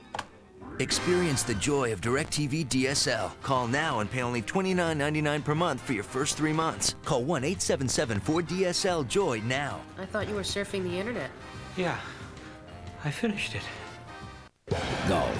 Throughout history, it's been a game of tradition, honor, and dignity. Not anymore. Another nice out. Comedy Central and the Murray brothers have redefined the game of golf. The rules haven't changed, but the dress code has. How am I supposed to have a backswing? Maybe you should pray for one. The feared foursome of John Murray, Joel Murray, Brian Doyle Murray, and Bill Murray tee off in The Sweet Spot. Tuesday night at 10, only on Comedy Central. It's the end of golf as you know it. Welcome back to the 67th NFL Draft from the ESPN zone in Times Square, where we are chatting with 5 current players of the National Football League, including Tim Brown, heading into his 15th year with the Oakland Raiders. I'm Mark Malone, and Tim, let's talk a little bit about this pick. Philip Buchanan, looks like you've got to take a guy to school a little bit. Well, I tell you what, this guy has played against some great talent in college, so, you know, I'm sure he's going to come in ready to play and ready to go up against Jerry and myself. Charles Woodson was plagued with a toe injury that could or could not be a serious situation and threatening his career. Do you think that played into this decision? Well, I'm certain that may have, but, you know, with Eric Allen going into his 15th year and with us having a few problems in the secondary last year, you know, I think this is a pick that we had to take. We had to get some defensive secondary help, and I think we got a great pick. And you were extremely happy because the first thing that came out of your mouth as we sat here and watched the pick was, I don't have to return punts anymore. It's always some kind of motive, you know, some kind of personal motive. But no doubt, the guy's a great explosive player. He's a lot like Charles Woodson. He's a guy who plays defense like he's on offense. offense. And he's the guy who's going to go after the ball, he's going to try and make plays and try and put points on the board for our defense. Now, Al Davis obviously had a lot of picks to work with here and did so, moved up to draft Philip Buchanan. One of the reasons he had that is because he got them in exchange for John Gruden, who is no longer with you. Bill Callahan, one of his proteges, your new head coach. Tell the people what we can expect. Will there be many changes in what you do with the Raiders or on offense? Offensively, no, there are not going to be many changes. There are not going to be many changes defensively either. I think the biggest change is going to be, we're going to be able to go through and do what we need to do. And a lot of guys are going to feel safe. They're going to feel as if, they're not under attack and things of that nature. I think a lot of guys last year really felt, like they were under a lot of pressure, too much pressure. And this game is all about pressure, but sometimes, players can put a lot of pressure on each other, and coaches can put pressure on players, and it just became a tough situation. You say as though you felt you were under attack, yet we got the sense that players like yourself, or for instance, Rich Gannon, felt betrayed, gotten so close to a Super Bowl. You were critical of John Gruden. Tell me about the comments you made, if you still stand behind them. Well, I think I was critical of him leaving simply because we have such a good football team, and if this thing is all about winning, if it's all about trying to win a championship, obviously we're about as close as you can be, right, Matt? I think Matt can attest for that. We're about as close as you could possibly be to win a championship. So,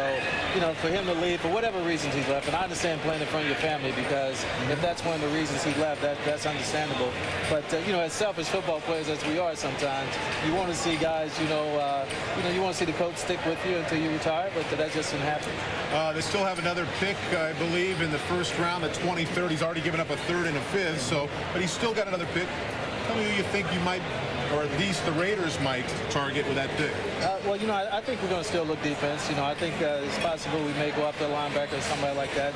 I think the great thing about what the Raiders is doing, it's showing the team that, hey, look, we think we can win now. Obviously with these draft picks, we could have picked for the future, but I think they're going out doing things to help us right now, and I think it's going to pay big dividends for us. Brian Thomas, Eddie Freeman, a couple of guys I know the Raiders have certainly targeted, so we'll see what happens. And the great Tim Brown is going to be here all day today to answer your questions on ESPN.com. And speaking of wide receivers, well, the Atlanta Falcons need one. They're on the clock currently.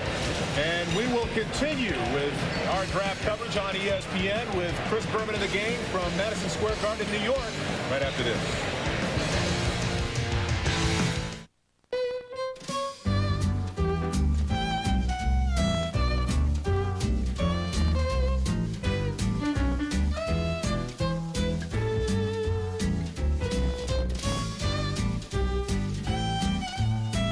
Announcing Friends Fly Free from Southwest Airlines. Simply purchase a special discounted fare starting at $59 and a friend comes along for free. You are now free to move about the country. $259 a month to lease a Saturn Out 200. Amazing. Yeah. Could you throw in the sunroof? No, I can't do that. But, I will tell you this. You've got a pirate on the airship. What? You've got corn in your goatee.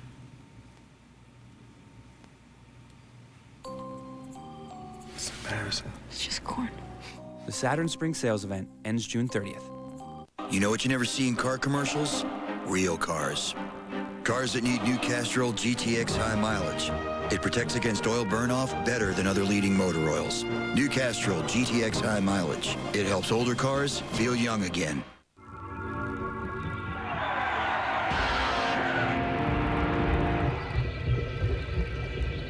MGD Blind Date. Large bands. Lost City. Pure mystery. Atlantis awaits. Enter at MGD.com or wherever pure cold filtered MGD is sold. Pure MGD. People who don't use 1-800-COLLECT make me mad. I pity fools who don't know it saves a buck or two. 1-800-COLLECT always leaves a good impression. Use 1-800-COLLECT. Save a buck or two. Thumb within your thumb, and that'll be your club. Yeah, that's what I was doing. That way you won't throw the club when your head's way up because you're looking where you're not supposed to. Am I not supposed to look? No. Head down. Take a swing now. Hey, Sean. Who's that dancing with your wife? That's Henderson. Nice pants. Very nice pants. Finally, guys have an answer to the little black dress. Warning. This movie is so exhilarating, it can only be seen exclusively in IMAX theaters and other large format cinemas. Yeah, I like that. ESPN's Ultimate X, rated PG, only in theaters May 10th. Coors Light Draft Tracker time, 3.5 hours and 17 picks in. The first and third quarterbacks.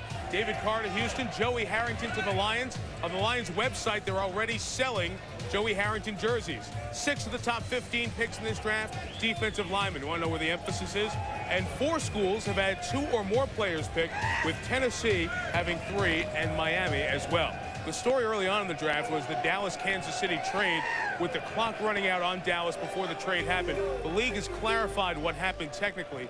When time ran out, once you pass a pick, which is exactly what Dallas did, you have the option at any time to hop back in and make your selection. The ruling was Kansas City, then on the clock, got their card in before Minnesota got its card in. Thus, Kansas City was allowed to pick. And from a neutral observation point, the right thing happened. Kansas City should not have been penalized because Jerry Jones was getting greedy and staying on the clock as long as possible. So at the end of the day, Kansas City made the trade and thus was honored. The cards were in virtually simultaneous. The Minnesota folks in Minneapolis are asking their representatives here, was the card in time? And they couldn't answer the question. They were too busy listening on the phone. There's the clarification of that bizarre situation earlier via the National Football League. To our Edge NFL matchup crew and Susie Colbert. Suze? Mike, I'm glad you had that clarification. The Falcons are on the clock now. Their starting quarterback from last season is now with the Bears, Chris Chandler. They've handed the reins to Michael Vick, and the questions are, can he handle it in just his second season? One of the most difficult offenses to handle in the NFL. And you can see some of his numbers here: passing yards, rush, touchdowns to interception ratio. Not particularly impressive, but Merrill, he did have some moments of brilliance. You're exactly right. Susie, he was not the most fundamentally sound quarterback to come out. But I will say that's this. not what Joe Theismann told us a year ago. Oh, he was wrong. Wait, let me call Joe. He was the most explosive quarterback I have ever seen come out. As I studied him throughout the season, you could see the explosiveness coming together and all the fundamentals coming together. Once he is consistent in both those areas, he'll be the greatest offensive weapon in football. The positioning of the safeties is a strong pre-snap indicator of double zone, with each safety responsible for his deep half of the field. And the look stays the same as Michael Vick begins his drop. Watch what happens on Vick's plant step. One of the safeties jumps down inside to attack the underneath crossing route. It's no longer double zone, and reading the defense after the snap is the toughest thing for a young quarterback to learn and understand. Vick is outstanding here. The matchup he wanted was his #1 receiver, Terrence Mathis, from the slot, running a seam route on the nickel corner. Post-snap, Vick read the change in coverage, and the throw was big time. From the end zone camera, you can really see how he dropped it over the man-to-man coverage with touch, putting enough velocity on it so the deep safety was not a factor. That's just great mental recognition and unbelievable physical execution. Especially impressive when you consider, as I said, one of the most difficult offenses in the NFL. But after 37 years, Dan Reeves is changing to accommodate Michael Vick. But what does that mean? Well, you're going to hear scaling back, and all that means is they're going to scale to Michael Vick's strength. They're going to still do motions and all those things, but they're going to do the plays Michael Vick likes. They're not going to lose a bunch of plays. They'll still do as many plays as anybody in football. And what has also changed is terminology. I spoke to Steve DeBerg, Chris Chandler, Danny Cannell, John Elway. They said the verbiage in Dan Reeves' system was the hardest that they've ever been in. Mike Johnson, the wide receiver coach, has now come in and scaled this down. To give you an example, an old play might be like ace right zin, 200, 53, 97 on two ship, ready break. By the time that comes down from the press box, the sideline to the quarterback, something could get lost. Now it could be real simple. It's a numeric system. Firm 343, backstop on 2, boom. That'll save time for everybody. It'll be good to see Michael Vick thrive. And the Atlanta Falcons are leaning toward wide receiver. It would be the first time in Dan Reeves' career, or just the second time in his career. Back to Boomer. I tell you what, Susie and gang, if they make the play hike, it might be pretty good for Michael Vick. And here we were last year. Michael Vick, first pick of the draft after the trade with San Diego. There was a classic. Both teams did well. And so Michael Vick now will be the starter in Atlanta with a new owner. New defensive coordinator, Wade Phillips, a new running back, Warwick Dunn. We'll see how Jamal Anderson, we'll see who Atlanta picks. They've moved down. With the 18th choice in the 2002 draft, the Atlanta Falcons select T.J. Duckett, running back from Michigan State. Well, wait for a little surprise. There's a little curveball, Mort. Very much a curveball. I thought they'd go Ashley Lee here, but here's what they're telling us. Dan Reeves, you got Warwick Dunn on board. Dan Reeves is basically saying, Ron Hill's their personnel director, and Arthur Blank, new owner on board, that we don't trust that Jamal Anderson with that knee is going to be all the way back. You know, one of the ways they make Michael Vick a better quarterback is to ensure that you can run the ball, because no matter what, Dan Reeves is going to be big on play action.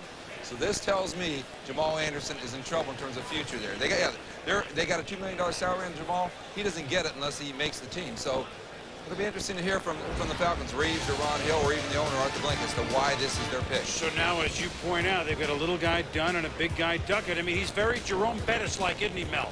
Well, he can be, Chris. He's not there yet. You see T.J. Duckett in certain games flash Jerome Bettis-type skills, but he needs more sustained intensity every carry. I think that's what you want to see, that aggressiveness. Be a rampaging bull every time you carry the football. And on certain occasions, Wisconsin, 186 yards, pair of touchdowns, 126 yards on 22 carries against Penn State. Michigan game, 27 carries, 211 yards, caught the winning touchdown pass from Jeff Smoker with no time left on the clock. T.J. Duckett gained momentum leading up to the draft after running a 4.5 at 250 pounds, 6% body fat. He's not going to make people miss on a consistent basis, and he needs to run with that Jerome Bettis-type determination, carry in and carry out. And I think when you look at T.J. Duckett, he's a little upright, and he's going to take on people, and he's going to absorb a lot of hits to that frame. Fortunately, he's 250 pounds, but I look at Michael Vick. You need wide receivers. You get T.J. Duckett, but who is Michael Vick going to hit down the field more? Well, we're looking for a minute at Warwick Dunn. Here's what he did, you know, at Tampa. He's a guy who can hit not down the field, but certainly will be a Vick's friend. Well, no question. I think they better get a receiver in the 3rd round there. You know, they don't have a 2nd round pick because of that big trade last year. You know, Dan Reeves is always going to run the football. Dan's never going to change that. But this just tells me the confidence in Jamal's ability to come back is not there. And then you get the fact that they play in a division where Tampa Bay has been softer against the run. Carolina, New Orleans, not as good against the run, so maybe he's looking at the division as well. Well, there's no question the running game will help Michael Vick. Right. That's the #1 thing. The #2 thing is the point you made. What about Anderson? Where does he fit in the puzzle? Well, Jamal's been saying, you know, Warwick Dunn, he's FedEx, I'm the mailman, I carry the mail. Well, it tells me now Jamal Anderson may not carry the mail. This is going to be a big deal in Atlanta without question. Well, so Arthur Blank, the new owner at Home Depot, they're rebuilding, if you will, doing it themselves, the Atlanta Falcons. Merrill, your thoughts here on this pick by Duckett? Certainly an eyebrow raiser. Do you like him when you study him? Boom, I love the guy. It's hard to get a big, huge back by like this, but it was the greatest thing for Michael Vick, to be honest with you. It's the greatest weapon. You've got to be able to run the football. If they were to draft a wide receiver at 1st round, imagine this. I've been in huddles before. You stand in the huddle, you got a rookie quarterback, basically with a new system, and a rookie wide receiver, potential disaster. You can now run the football. You control the line of scrimmage. You don't put the pressure on Michael Vick to come out and win games for you, make plays down the field, get that wide receiver on the field. Best thing for Michael Vick. Yeah, and Michael Vick is a 2nd-year quarterback. He is now the guy. I think that's a positive. And I also like the pick as well because the easiest thing for a quarterback to do is turn around and hand the ball off. But when you look at the Falcons right now you're looking at Brian Finneran as one of your starting wide receivers. They have to go out and give Michael Vick someone to throw the football to, not to hand it off to. But right now, at least he knows some of the pressure is off of him in terms of being able to hand the ball off. Right. The Denver Broncos are on the clock. A bubble year for Brian Griese. Big decision for him. He also could use some help in terms of being able to hand the ball off. We'll see if Terrell Davis is healthy this season. Sarah bought a new Kia Sportage. It came with 3 airbags and 24-hour roadside assistance. Trish bought a Honda CR-V. 2 airbags, no roadside assistance. Sarah's Sportage came with a 10-year warranty. Trish's Honda, just 3. And yet Sarah paid thousands less than poor Trish. Jill, will you shut it? Oh, Trish is upset. Is it because Sarah's been dating her ex-boyfriend? The 2002 Kia Sportage. Right now, get $2,000 cash back. Hit it right down the... Not bad. What was that? Yo, I guess it's for the best that I ain't come back. Today my checks are small, I don't pay much tax. They say these young guys is athletically better. I'd play today and wear a sweat with a sweater.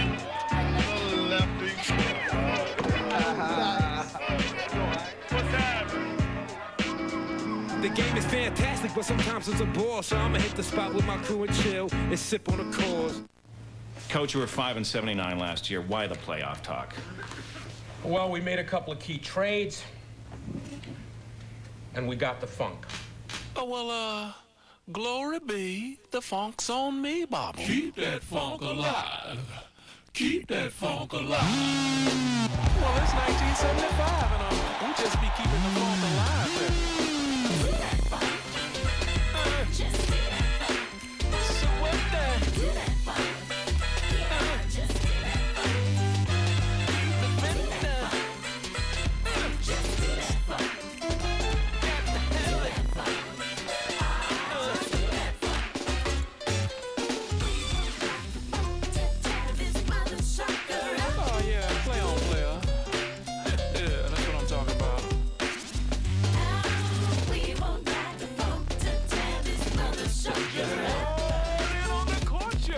This is what we call a legacy piece because this is sure to stay in your family for many, many generations. It's Goldique with 1.85 carats of Cristal.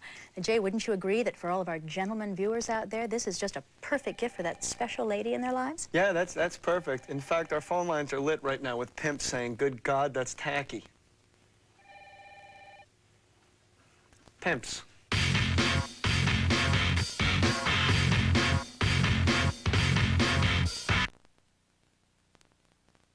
Hi, I'm David Carr. Joey Peppers, Quentin Jammer. I'm Roy Williams. You're with me watching the draft. The NFL Draft on ESPN. Are we ready? Yeah. Your camera loves me. We're back, finished about 4 hours here at the 67th Annual National Football League Selection Meeting. It's the NFL Draft. Chris Berman here with Mel Kiper, Chris Mortensen, and our special guest, although I see you reach for that phone every 15 minutes. Jimmy Johnson, oh, you can make a trade. You can't make a trade, but we probably could. Hold on. Fox is on the. We could probably engineer. NFL Europe. NFL Europe. We could probably engineer. The Denver Broncos are next, followed by Seattle. I think they're both going to get who they want. More on that in a moment. Rookie performance at running back and wide receiver.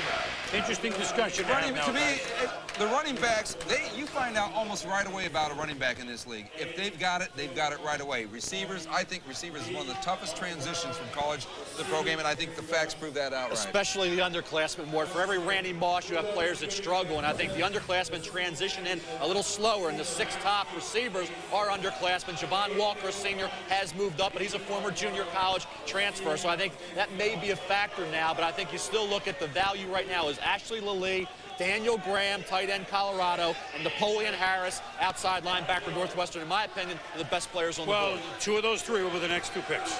I would agree. Certainly Daniel Graham, Seattle, I would think. I think Merrill Hodge had a good point, too. With Vic being basically a rookie with a new offense, bringing in a rookie wide receiver is going to be very difficult. But is it a lateral move, Mark? That's the thing. Is it a lateral move with Jamal Anderson and work done? Now well, I'm saying, this tells me Jamal's out of the loop on this one. But, you know, if Ashley Lilly, Mike Martz thinks Ashley Lilly might be a Randy Moss type. If that's true, see, you can have an impact as a rookie if you're going vertical and you can out-jump people, but that's all you're asked to do your rookie year. If Lilly is that kind of guy, then, well, it'll be a second guess down the road. But I think Duckett makes sense under what you're saying, Michael Vick needing help. That's a big if. Randy Moss, probably the most exciting receivers come out in a long time. I agree. I wouldn't mention those 2 in the same breath. Well, you're right. I mean, right now, nobody is, and obviously, but, you know, Moss went beyond 20. For a reason. Yeah, that's right. Lilly actually is high character and very smart. So he had the hamstring problem this offseason that a lot of people were worried about. All right, now, guys, we come to the part of the draft at 19 with the teams that were almost, and many that could have been playoff teams, and just about all the playoff teams. Of course, Miami doesn't have any first or second round pick.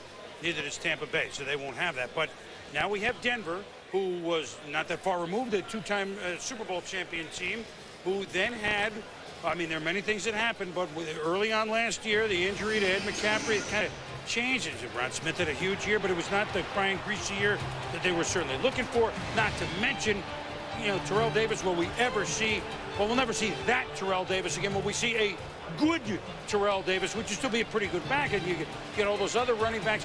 Denver fell last year to 8-8. Yet, are they a team that, given a couple of picks and a couple of breaks, can make a move right back into the upper echelon? In my opinion, in an AFC now, that there's a lot of room to move all the way to the top, or toward the top. Well, as far as everybody looks at the Denver Broncos and say, you know, Mike Shanahan is, you know, maybe 1 or 2 games over 500 since John Elway left. But it's been more than that. It's been since Terrell Davis had his knee operations and then some more health problems. It's been with the Ed McCaffrey injury and Brian Greasy and Shannon Sharp leaving. So it's more than just Elway leaving. But Shanahan's a smart guy. They need a good draft here, though, and they've got to get the running game back. Brian Greasy cannot carry a team, right? Well, and especially if he's not healthy. You know, he's had the shoulder problems, and so he's got to stay healthy. But I think the jury's out. He's an outstanding quarterback when he's healthy and when they're winning. The other thing is they got to get the chemistry in the locker room a little better, because that was a little shaky last year. I think that's why they brought Shannon Sharp back. Shannon Sharp is back. To bring the chemistry, to fix that. They kind of lost some leadership there with Elway and Sharp. Much bigger hits than I think Mike Shanahan anticipated. But, you know, to me, it's still Terrell Davis has to return to form, or Brian Greasy is just another quarterback. I'm looking at the board. Jimmy Johnson's favorite player still there. Edward Reed, playmaker for Miami. Could be here. He can make plays now. That could be here. In case you missed it, what we said, Shannon Sharp, you might have missed it, the last couple of weeks has returned to Denver, so he will assumedly finish his career where he started, which was pretty darn good when he was on the Denver Bronco, 2-time Super Bowl championship team. Well, here's a guy that knows about playing in big games and getting teams up. It's Dan Reeves, the coach of the Atlanta Falcons. So, Dan, you kind of raised a few eyebrows there with Duckett, but is this the guy who you were intrigued by? Forget where your position was in the draft. Is this a unique type player by his size and his speed for you?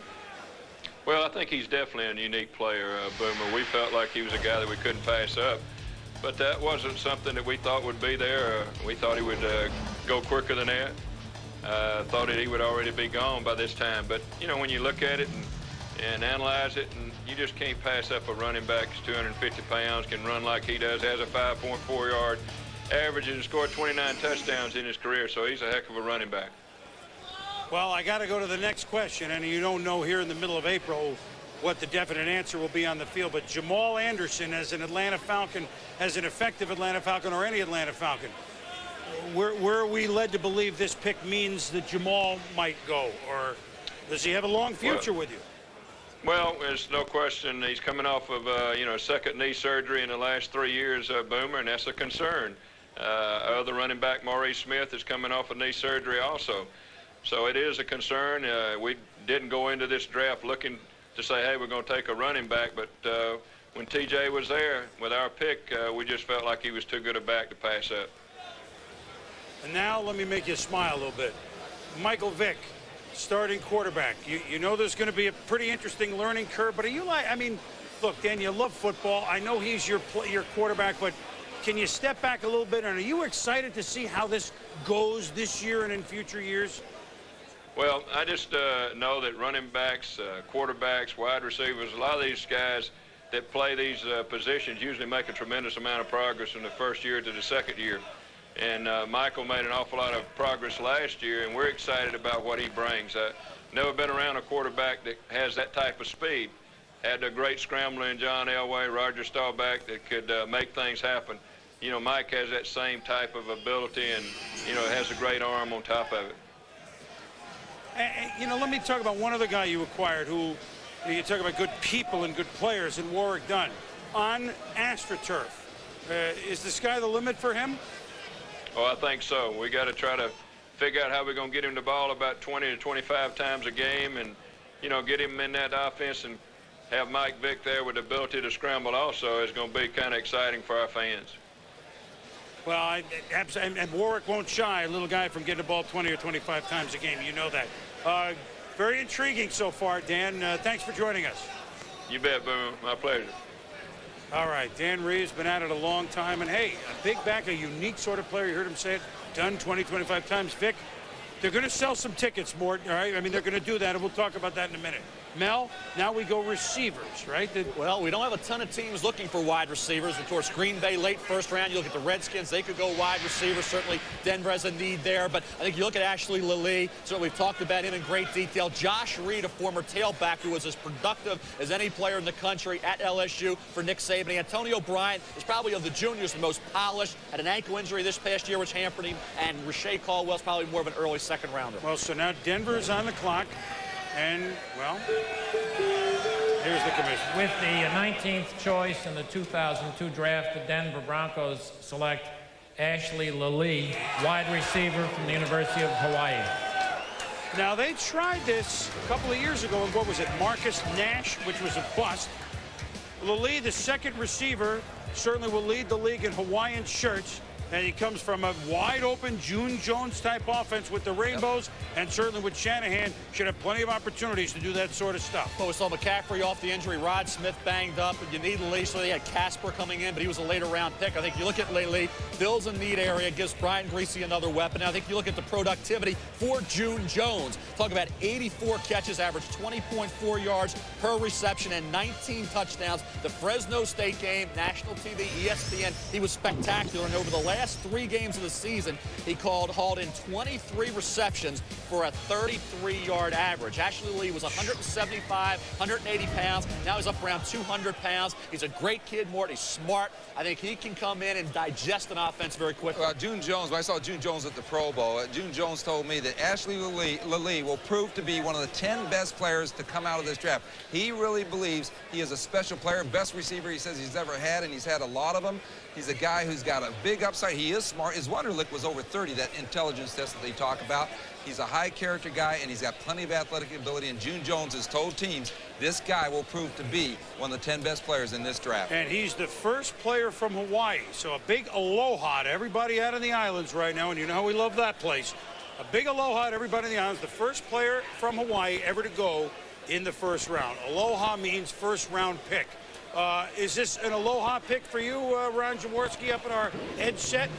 Well, whenever I have a chance to look at Lilly, I saw a guy that really was an outstanding football player, but I see some real problems with his style of play. As Mort said, he's 175 pounds. And looking at tape, one arm on the guy, kind of like Todd Pinkston, like the Eagles, could hold him at the line of scrimmage. I think he's been a product of June Jones's system. The old run and shoot. They glide off the line, they find the zone, and they sit in the zone. This is a guy that is not a polished wide receiver for the NFL. I think he has a long way to go. If I might want to criticize Mort, saying he's going to be one of the top 10 people out of this draft, I think he has a long way to go.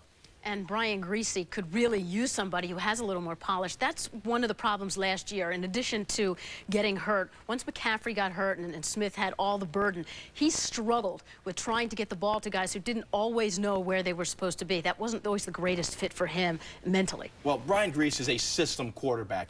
When all the components are in place, he can get the job done. Once some of those components begin to fall by the wayside, he doesn't have the talent to put a team on his shoulders and carry it to victory, a la Brett Favre can do that if he doesn't have all the weapons. So clearly this is a crossroads year for Brian Griese. I think, you know, if he doesn't get it done this year, he may be one of those guys that people can say, well, we got to move on and give someone else a chance. Yeah, they really had to work with him last season to be more encouraging to his guys as the quarterback rather than tear them down. And the other thing, too, Susie, he has to win in the locker room. Stories I hear coming out of Denver, he hasn't won the players over in the locker room. And that's the important thing for a quarterback, win in the locker room. It still continues to be a learning process for Brian Griese.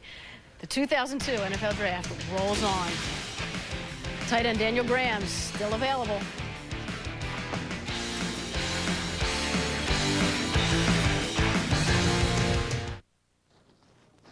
Eddie George of the Tennessee Titans, working to help the United Way build stronger communities. Hi, I'm Jeff Kent, and I'm here to talk about ESPN the magazine. You know, when they first asked me to do this, I was pretty excited. They could have had just about any athlete. So to choose me is really something. It's humbling to be able to give something back. So all you young players out there, listen up. ESPN the magazine is only $1 an issue. They'll even throw in a free fleece. That's right, Jeff. When you call 1-800-504-6644, you'll get 26 issues for just $1 an issue. So call 1-800-504-6644. Thanks for listening to me. Tonight, quarterfinal action of the Stanley Cup playoffs continues. Daniel Alfredson and the Senators look to even the series against Jeremy Roenick and the Flyers in Game 2. 7 p.m. tonight on ESPN. Are you tired of going through this when you go fishing? Are you frustrated with this unorganized mess? Well, attention anglers, from novice to pro, here's the answer. Totem Pole. Weighing less than 2 pounds, Totem Pole is lightweight, compact, and durable. Constructed of rust-resistant material, Totem Pole will last a lifetime. And it floats. Totem Pole will organize 5 rods and reels without that tangled mess. The padded shoulder strap allows your hands to be free to carry other gear. It comes with a mounting clip providing storage and protection for your valuable rods and reels, all for only $37.95. Totem Pole is ideal for pier, jetty, boat, or bank fishermen, and it makes a great gift. Totem Pole, the ultimate fishing companion. And as a special offer, the first 100 callers will receive Totem Pole for only $27.95.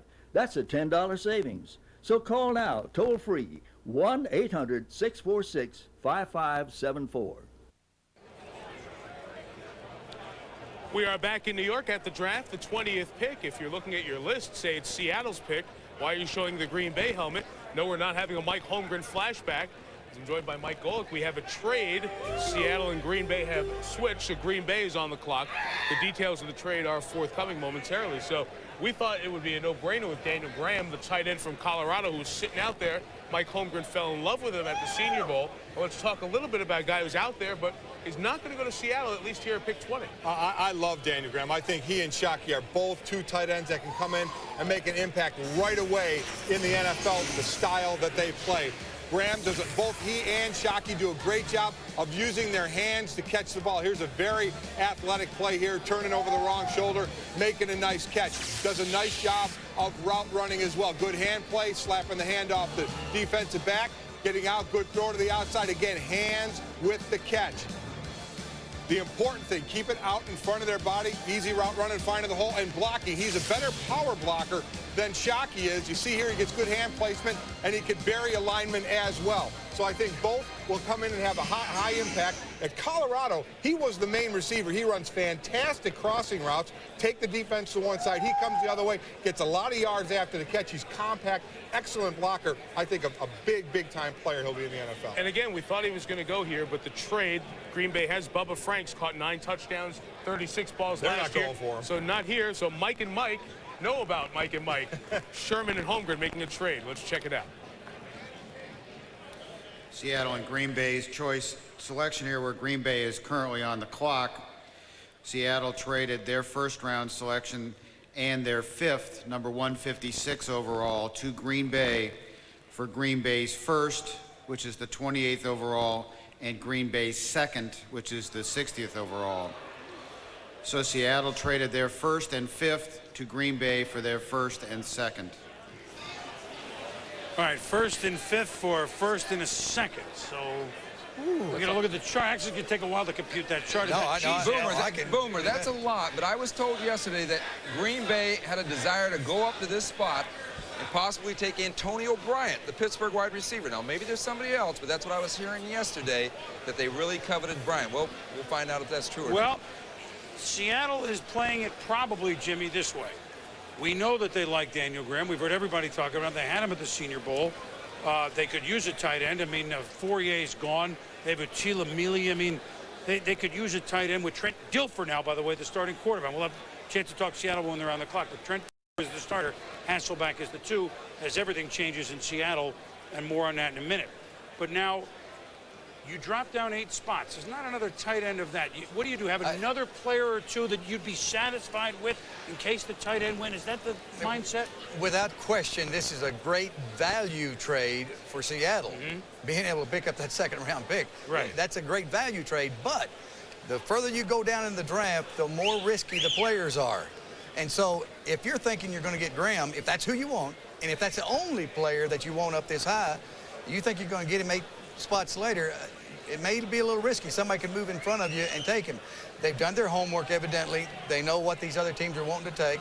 And then, like you say, they probably have 1 or 2 other players that if they lose Graham, you know, then they can take him down there. So they've got him a couple of players, and they said, hey, with the value of the trade, getting that second-round pick, it's just too good to pass up. So, of course, he was biting his nails, hoping that Shockey would happen.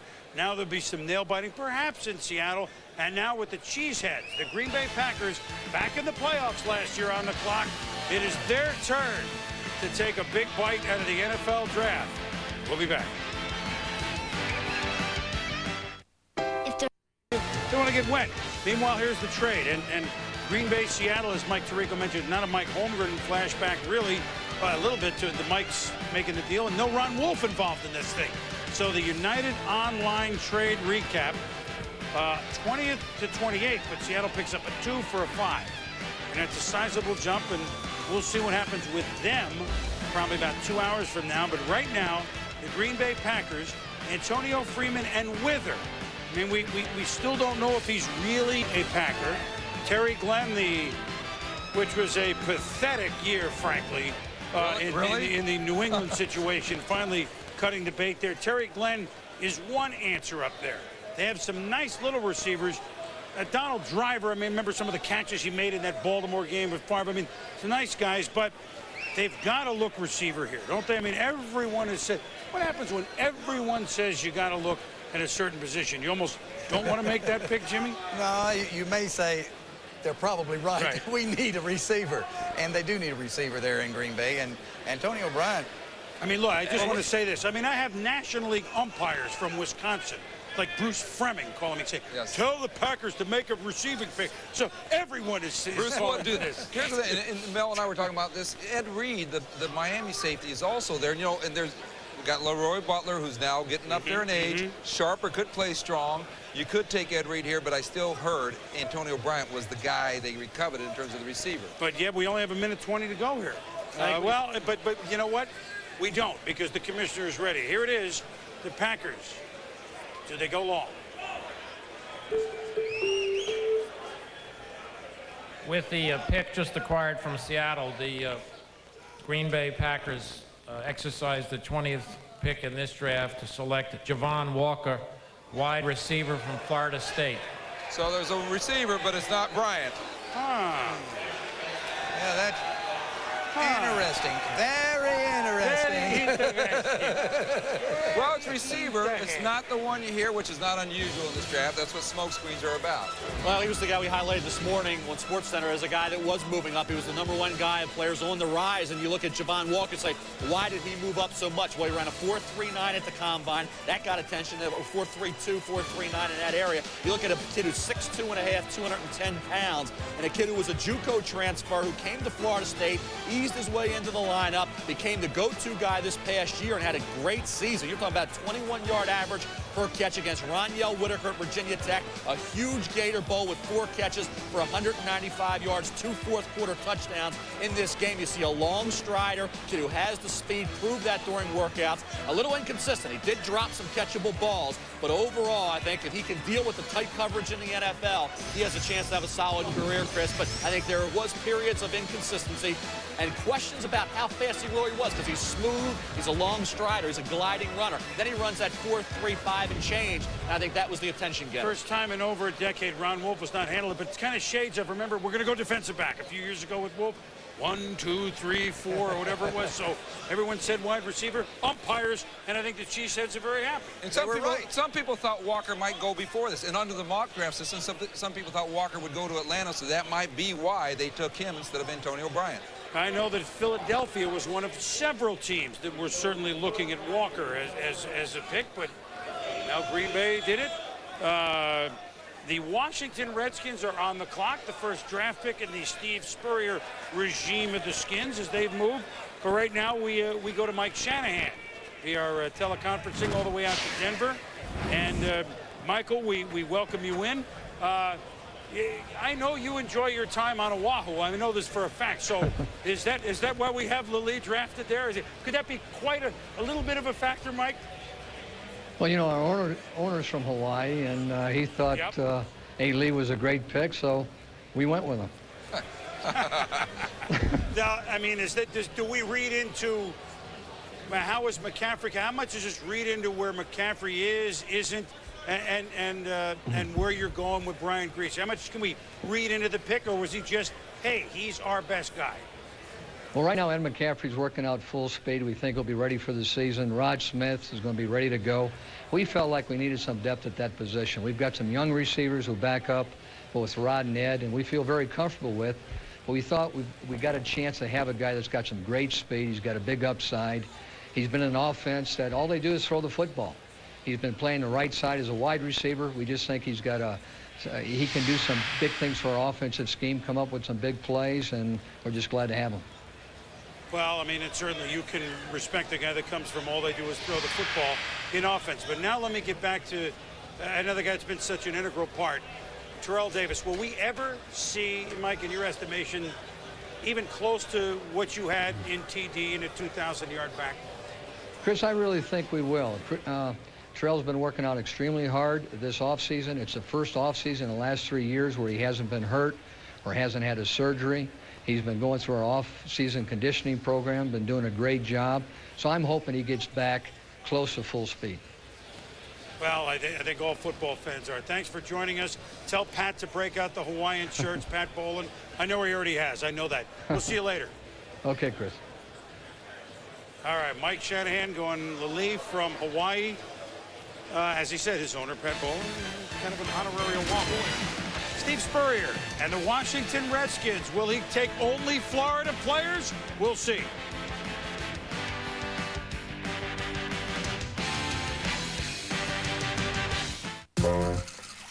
Pay gym membership, $55. Pay cable and phone bill, $83. Pay newspaper, internet, electric, gas, renters, and book club, DVD club, train pass, $220. Not needing a reminder for monthly bills?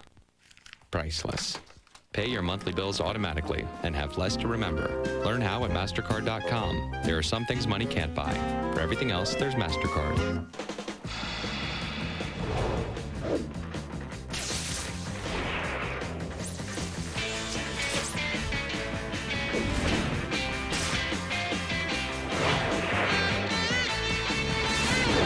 When you're on the go as much as this guy, you don't have time to worry about your calling plan.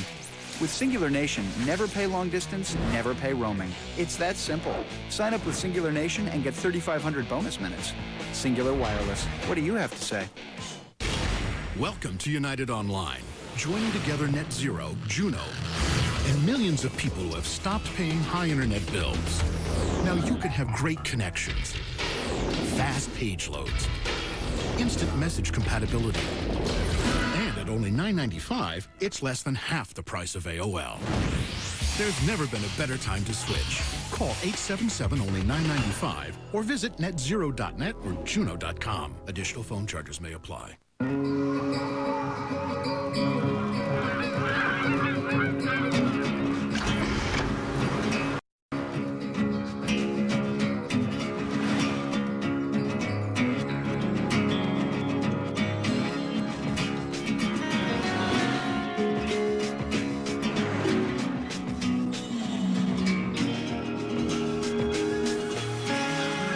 Fly somewhere in the Acura TL Type S. Saturday Night Live. It's kind of like Monty Python meets 60 Minutes with puppets. They were the legends of Saturday night. Aykroyd, Chase, Murray, and... Does underwear mean anything to you? Belushi. Only one girl was funny enough to play with the boys. Oh, Dad, no life, crap! Everyone knew her comedy. No one knew her real-life story. I'd like you to meet Gene Weiler. I don't fool around with married women. But I want to. Gilda Radner, It's Always Something, Monday, April 29th on ABC.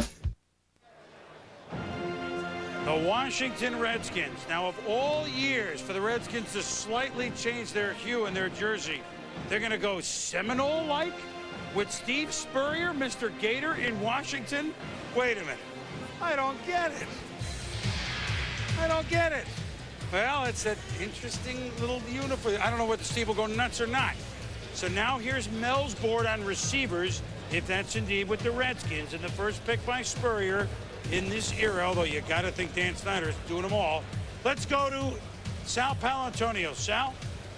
Well, one guy not on that board is Jabbar Gaffney, a wide receiver that Steve Spurrier knows very well. He coached him at the University of Florida.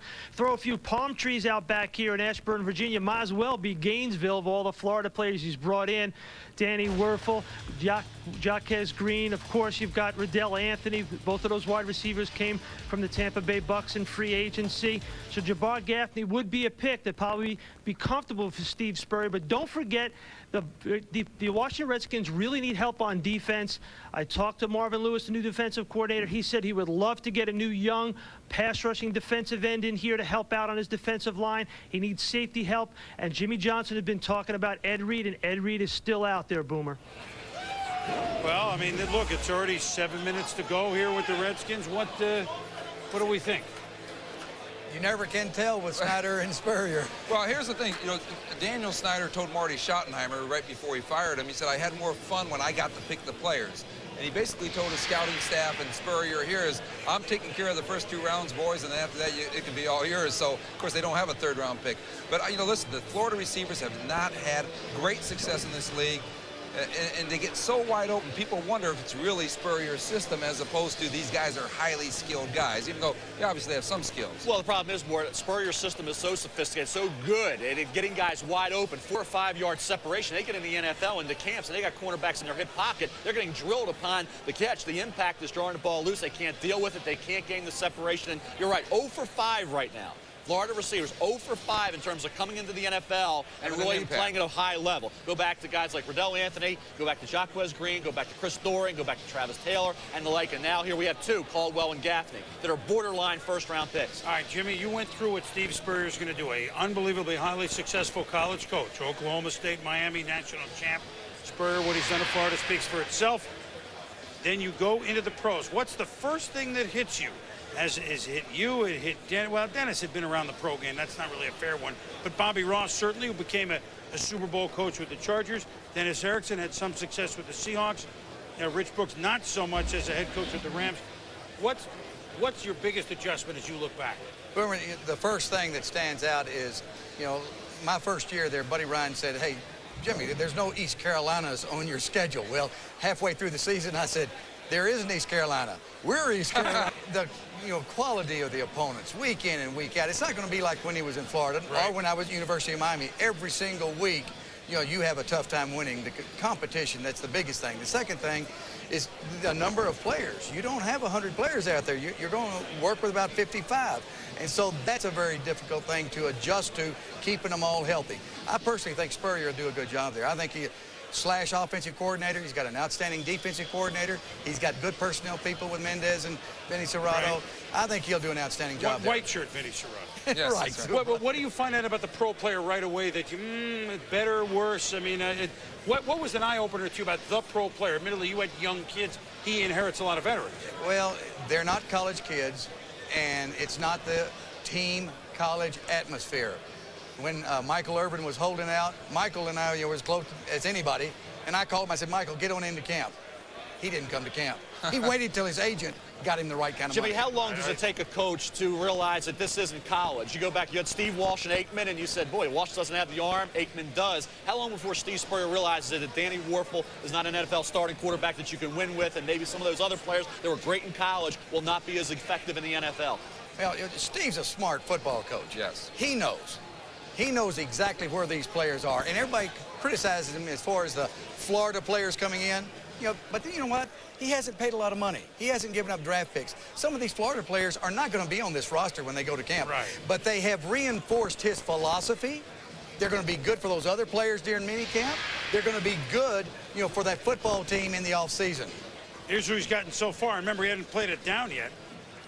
Danny Werfel, you mentioned, Mel. Anthony and Green from the Buccaneers, guys who, you know, as pro receivers thus far, have not done what you would certainly hope. I expect them to add one more today. if they don't draft the quarterback today, I expect them to add, yes, Mel, Shane Matthews. I think he wants him there. They would give up a pick because now that the Bears have Chris Chandler. But, you know, Steve, Spurrier, at his press conference, when he said, why am I coming into the NFL? I want to find out if my system will work. He's curious about that. I talked to him about Danny Werfel a little while ago, and he said, you know, Danny, yeah, he still has to improve his velocity a little bit. It's a little late for that. Either you have it or you don't, I think. Who's a better player to go through minicamp with than a quarterback that won for you in college? Who can help teach the system to everybody else. And Danny Werfel may not be the quarterback next year, but that's the best thing in the world for that football team, to have as many Gators as they can to teach the system to. Jimmy, I really believe Steve Spurrier feels that Danny Werfel can win as a starting quarterback, and he wants to prove everybody, myself, everybody out there, he says, we'll see. I think he really wants Werfel to have an opportunity to show the world that he can be an effective starting quarterback for Steve Spurrier. He wants his offense, I think, to have the opportunity to show that, hey, I got something nobody's got. With Spurrier's ego, and that's not all bad, right? I don't doubt for 1 minute he'd love to take Danny Werfel and say, see, I told you so. Well, you know, here's the thing about Daniel Snyder. Steve Spurrier is a smart guy. He'll figure it out within a year. And I think Daniel Snyder is basically going to say, hey, if you can do it your way with your quarterbacks, fine. Next year, we'll change that. Unless they have a surprise for us today. Jimmy, does Spurrier coming in with this owner remind you? Well, of course you knew Jerry from way back. Well, is there any?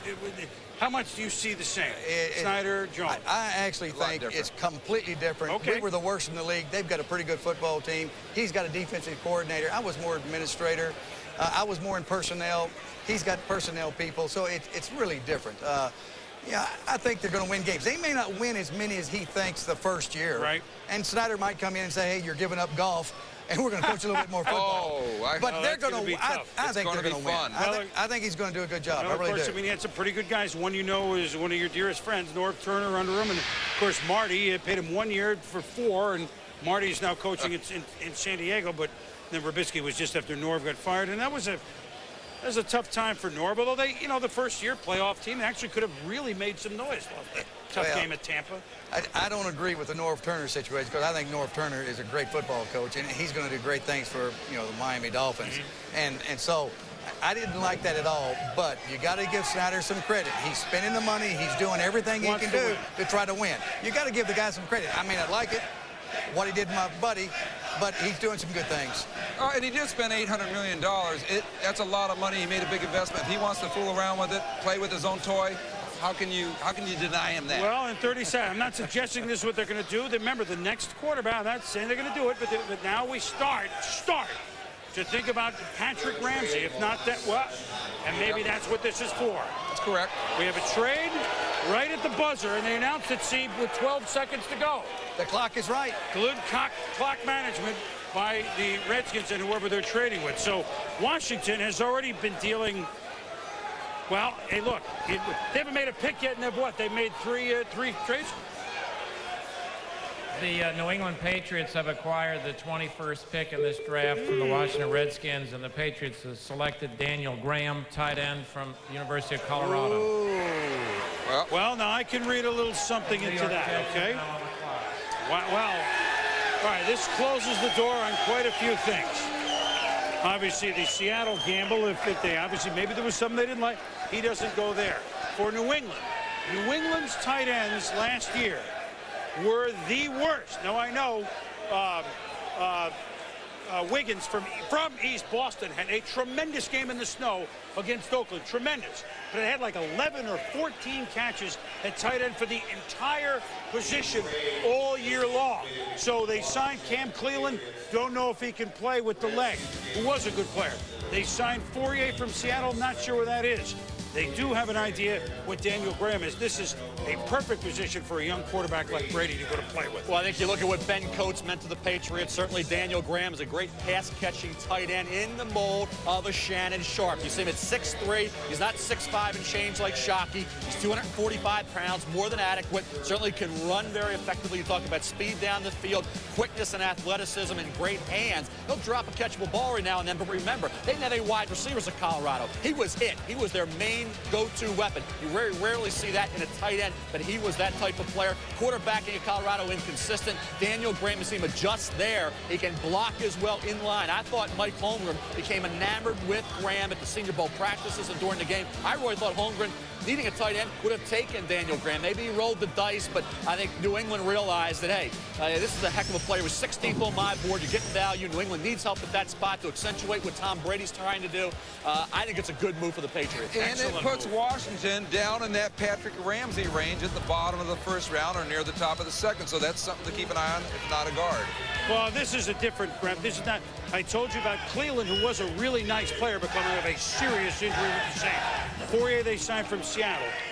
They acquired Donald Hayes to go opposite Troy Brown. So very intriguing move and quick thinking by New England as Washington's turned the table about three times already without doing anything. Intriguing move, Jaws, up at edge.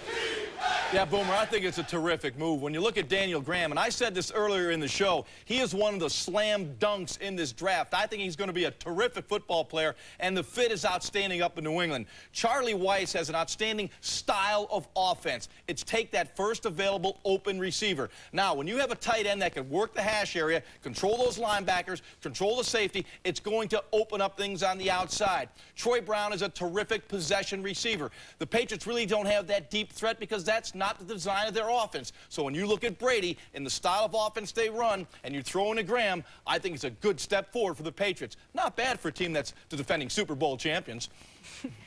Why Brady instead of Bledsoe? Why Brady instead of Bledsoe? It's a real simple answer.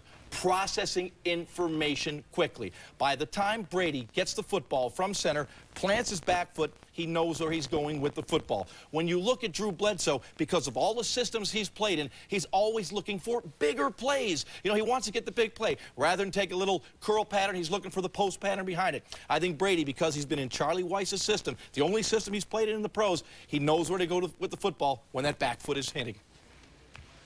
The draft continues. Jets fans waiting for their pick. The New York Jets are on the clock. We continue with New York City and beyond.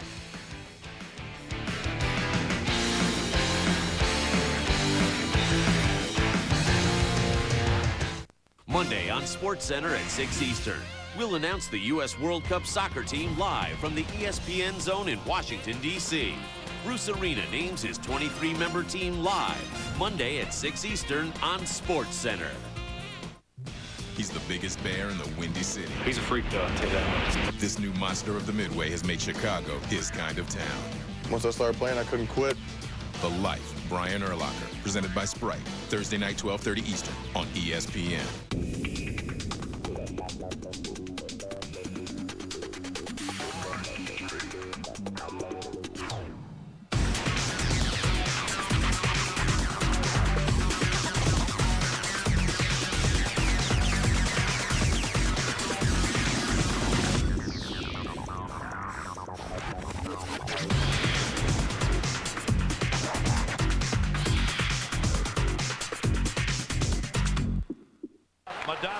Modano's a guy that commands a lot of attention because of his speed and because of the great shot he has. Always, you know, obviously his size is his biggest asset. He takes up a lot of net and he controls the angles. He can beat you with a move on a breakaway that would make you look silly, or he can make a great pass to a guy coming down the wing. We always talk about getting traffic in front of the good goalies and make it hard for him to see the puck. Just throw everything you have at him. Marvelous on high. NHL Center Ice from DirecTV. Order today and receive the special half-season price of just $109. Showtime Hollywood Hits presents. We need to take down one of these cartels. The winner of 4 Academy Awards. My husband is a legitimate businessman. Including Best Director. Let's do some more. Best Supporting Actor. I feel like I'm trained. Michael Douglas, Catherine Zeta-Jones, Don Cheadle, and Benicio del Toro. It's all about the money. Traffic. Part of Showtime Unlimited. Added for $12 or less per month. Call 1-800-DIRECTV to order now. Well, the Jet fans are on the clock, shouting J-E-T-S, Jets, Jets, Jets. The Jets had 3 of the 4 defensive backs changed from last year, including Aaron Glenn, maybe Mike Rump. We'll see. With the 22nd pick in this 2002 draft, the New York Jets select Brian Thomas, defensive end from the University of Alabama, Birmingham. Maybe not. You know what's interesting about this is Oakland is picking next. And Oakland sent 6 coaches and personnel people down to Birmingham this week to work out Brian Thomas again. And now he's not there. That's Jets, obviously.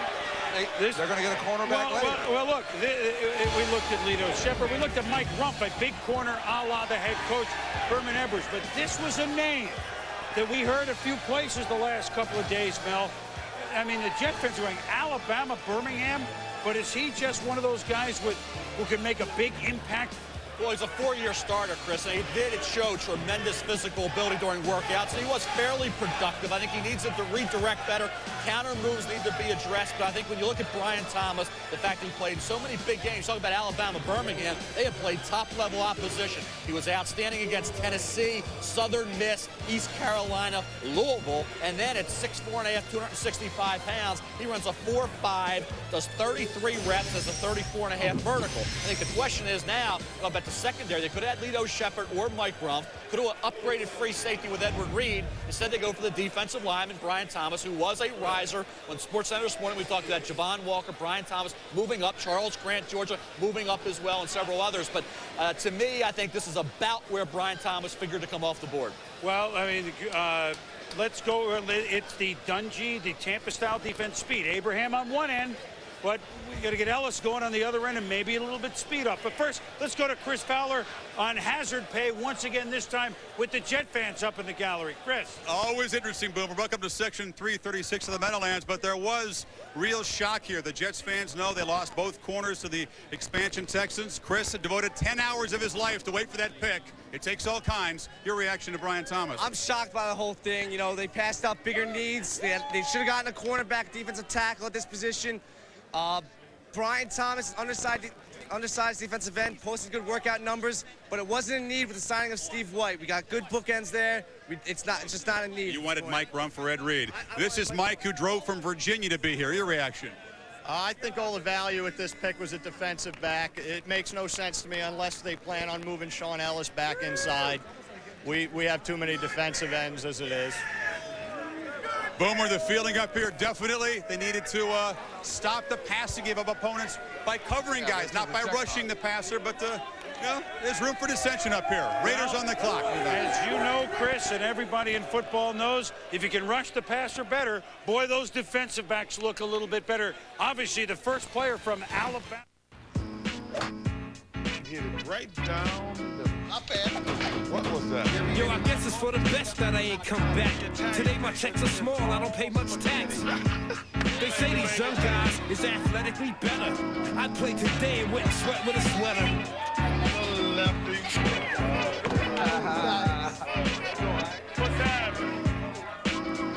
The game is fantastic, but sometimes it's a bore, so I'ma hit the spot with my crew and chill. Working it. We're busy. The Raiders, they've made their moves.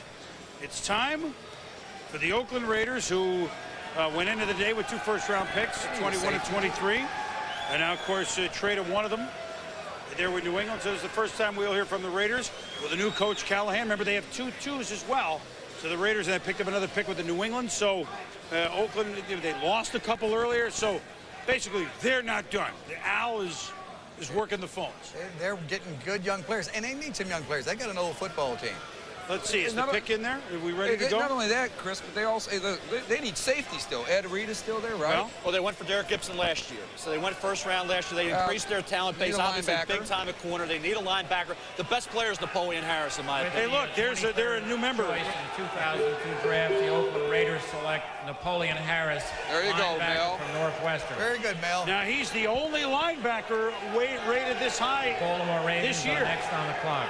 He's it, Chris. He's the only one that was a first-rounder. He fills an area of need for Oakland. And I think when you look at Napoleon Harris, what's very misleading is when people look back at this past season, they don't see the productivity. He was playing out of position at defensive end, which actually enhanced what he's going to do in the NFL when you're talking about multi-dimensional skills. He was forced to get after the quarterback. Here's against Nebraska when he was an outside linebacker, end of his junior year, and you see his speed now sideline to sideline. Tough kid, very smart, very competitive. When I talked to Napoleon Harris 2 weeks ago, I said, what are you going to bring a football team, Napoleon, he said leadership. I want to be a quarterback on the field on the defensive side, set a tempo for the rest of those players. And I tell you, the defensive end position helped him become multidimensional, get after the quarterback, increase his ability as a pass rusher. He showed as a junior, as an outside linebacker, 115 tackles that year. So he proved he could get it done at linebacker.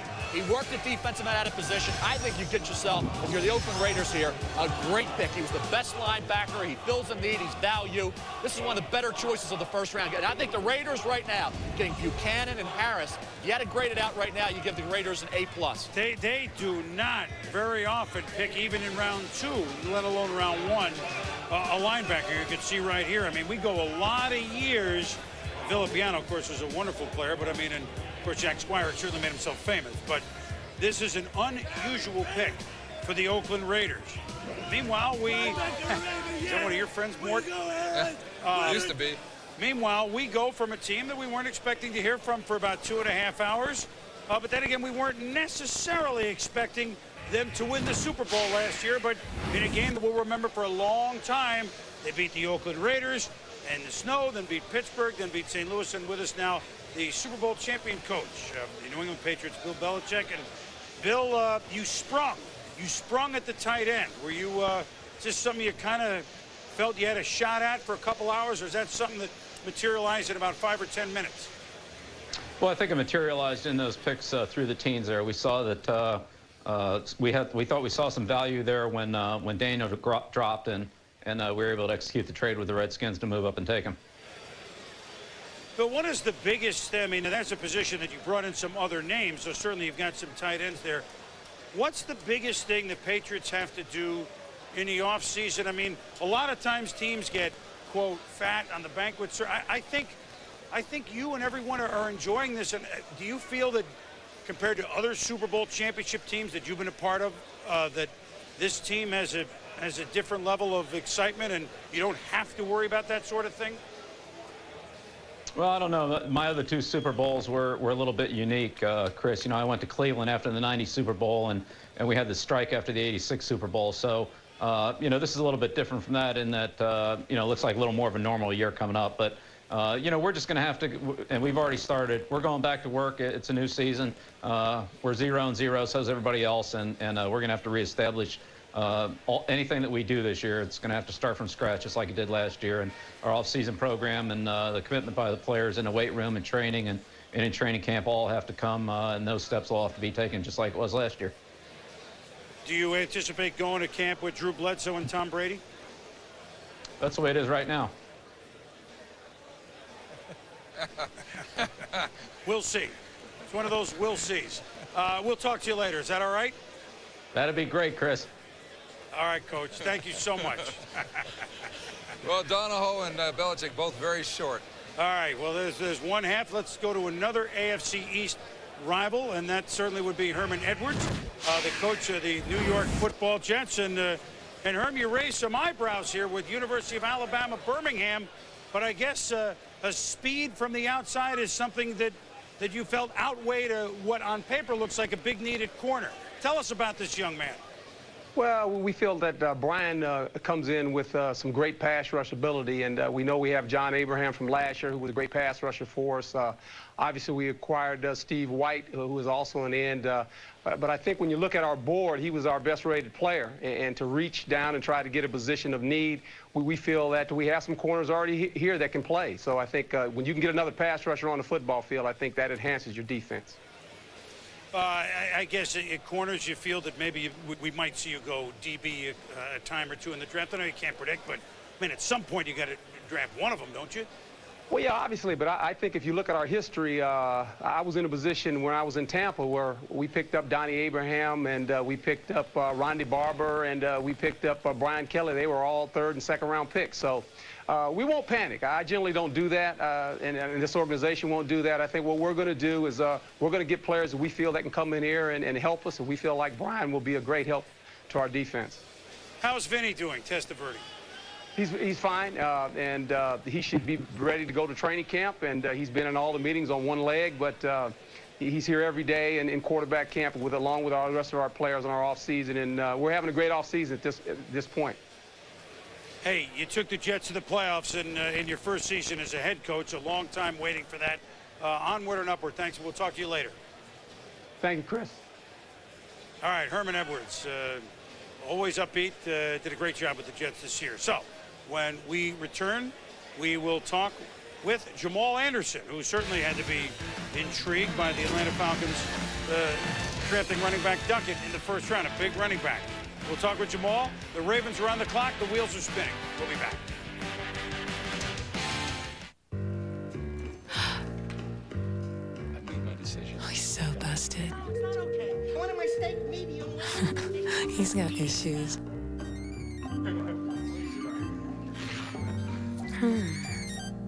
Hello.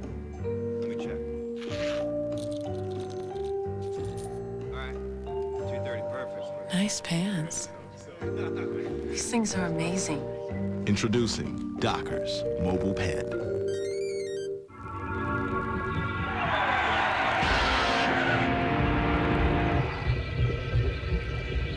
MGD Blind Date. Large bands. Lost City. Pure mystery. Atlantis awaits. Enter at MGD.com or wherever pure cold filtered MGD is sold. Pure MGD. Watch what a star power gets you. I'd like a Whopper, please, but make it a chicken Whopper. You got it. See what I'm saying? Chicken Whopper. You got it. Introducing the new Chicken Whopper sandwich only at Burger King. What you love about the original Whopper, but with a flame-broiled chicken breast filet. There's even a Chicken Whopper Jr. Mr. Harvey? Yeah, what can I do for you? You're blocking the napkins. Come in now and ask for 50 cents off your Chicken Whopper. BK, you got it. Hold on. I lost my wallet and my credit card was in it. You do have a Capital One no hassle card, don't you? Well, don't worry. There's not another human for miles.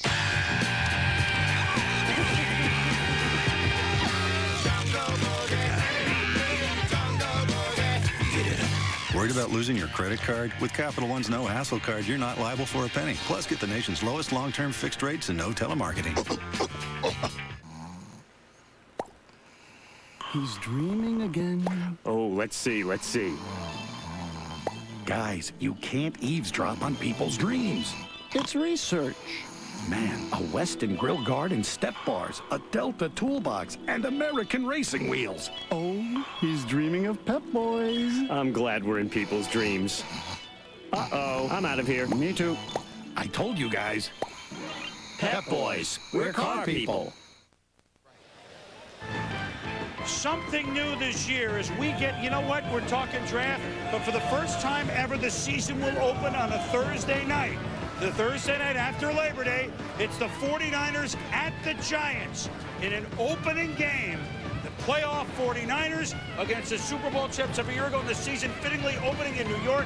ESPN, Thursday night, the 5th of September. We were a nation in shock, yearning for heroes. Sports Century looks back at 1981, 8 Eastern Sunday on ESPN Classic. Get ESPN Classic. Call 1-800-CLASSIC now. He's the biggest bear in the Windy City. He's a freak, though, I'll tell you that. This new monster of the Midway has made Chicago his kind of town. Once I started playing, I couldn't quit. The Life of Brian Urlacher, presented by Sprite. Thursday night, 12:30 Eastern on ESPN. The bow. Resistance becomes strength. Becomes power. The power to change and reshape your entire body. This is Bowflex, an entire gem-in-one easy-to-use machine. So powerful, it delivers over 60 health club quality exercises with up to 410 pounds of resistance in any room in your home. Strength training with Bowflex is so effective that we guarantee you'll get the results you want in 6 weeks or less. One simple workout. 20 minutes a day, 3 days a week. Bowflex is real. The results are real. And you can own one with no money down and payments as low as $33 per month. Call right now for a free video and brochure. Bowflex, the power is yours. Back in New York, let's check the Coors Light draft track as we move to pick 24 from the Ravens. Momentarily, we've had a lot of trades in the opening round of the draft, as active as we've had in the last 5 or 6 years. The Oakland Raiders, part of those trading places, and a couple of picks for the Raiders. Philip Buchanan from Miami, Napoleon Harris from Northwestern, and the New England Patriots moved from the bottom of the first round, slid up 11 spots to take Daniel Graham, the tight end from Colorado. The Baltimore Ravens are on the clock at pick 24, and let's go see what the rebuilding Ravens are going to do in their first round selection. With the 24th choice in the 2002 draft, the Baltimore Ravens select Edward Reed, safety from the University of Miami. Not bad, Boomer. Here's your man, Jimmy. You love this player. I tell you what, he's a good player, and he's a playmaker. He'll fit into that Baltimore scheme of defense, I guarantee you that. Well, this is a position it's about with Woodson, Corey Harris. I mean, it's been dismantled. Free agency took away the talent. You have McAllister returning. You need secondary help. I think you look at the way the board went. It didn't really agree with the Ravens in terms of a lot of positions. We talked about Levi Jones, William Green, T.J. Duckett. But I think when you look at Edward Reed, I think this is a heck of a pick. Not saying this because I'm from Baltimore. I think when you look at Edward Reed, Jimmy and I have been talking, Morton brought him up, Chris.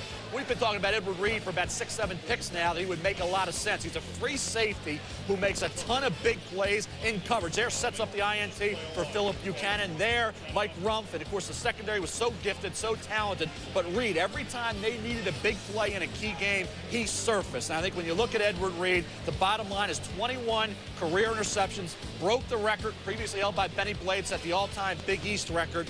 And I think at this point, 24th pick in the first round, you're getting value, and you're getting a guy who can come immediately in, Jimmy, and be a hole filler, a starter on that Baltimore Ravens defense. This part of the draft, you're hoping that your player is able to contribute some early. You're hoping that he ends up being a good player, maybe his second year, his third year. This player, you don't hope anything.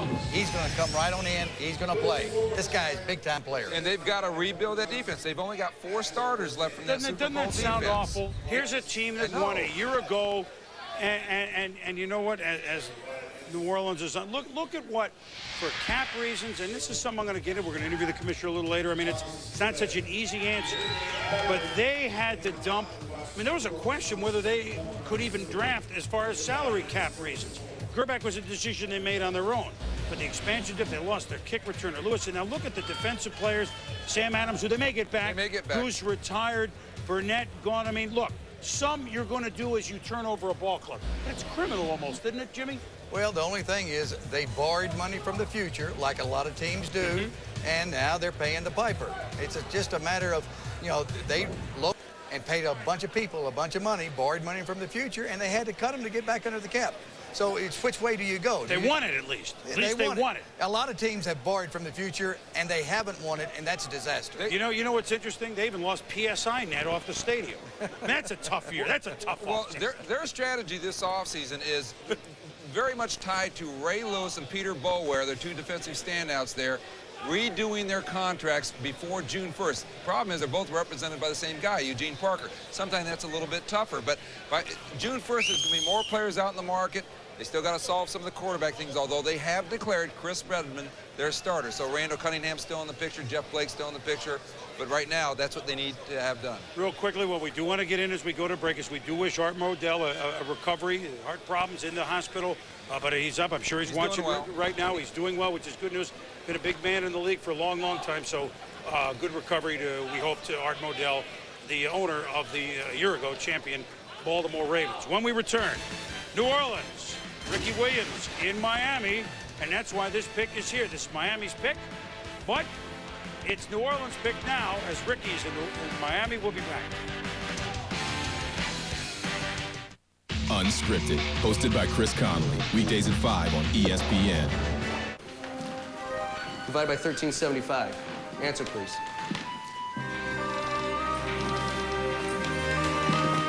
Does anyone write stories about people who play it safe?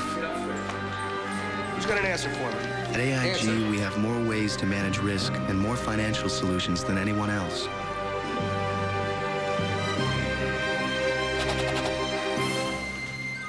AIG, insurance, financial services, and the freedom to dare.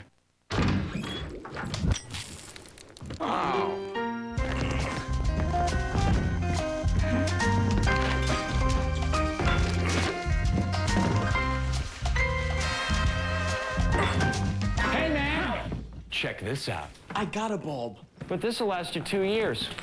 Guaranteed. Cool. Philips, light bulbs that last.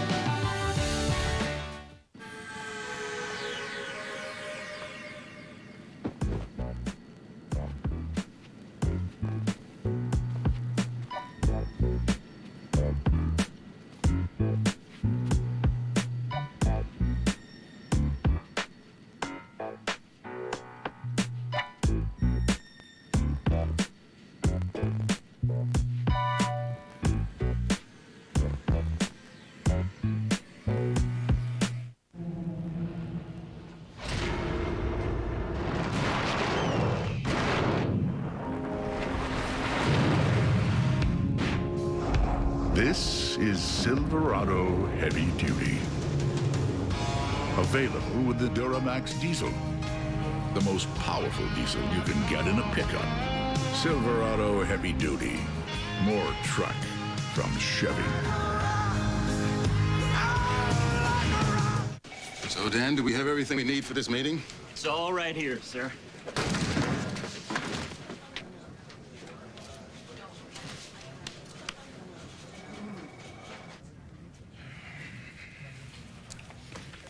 Is your data backup as reliable as it should be? Don't worry, sir. He told me everything. Ours is. Bright Store Storage Software from Computer Associates.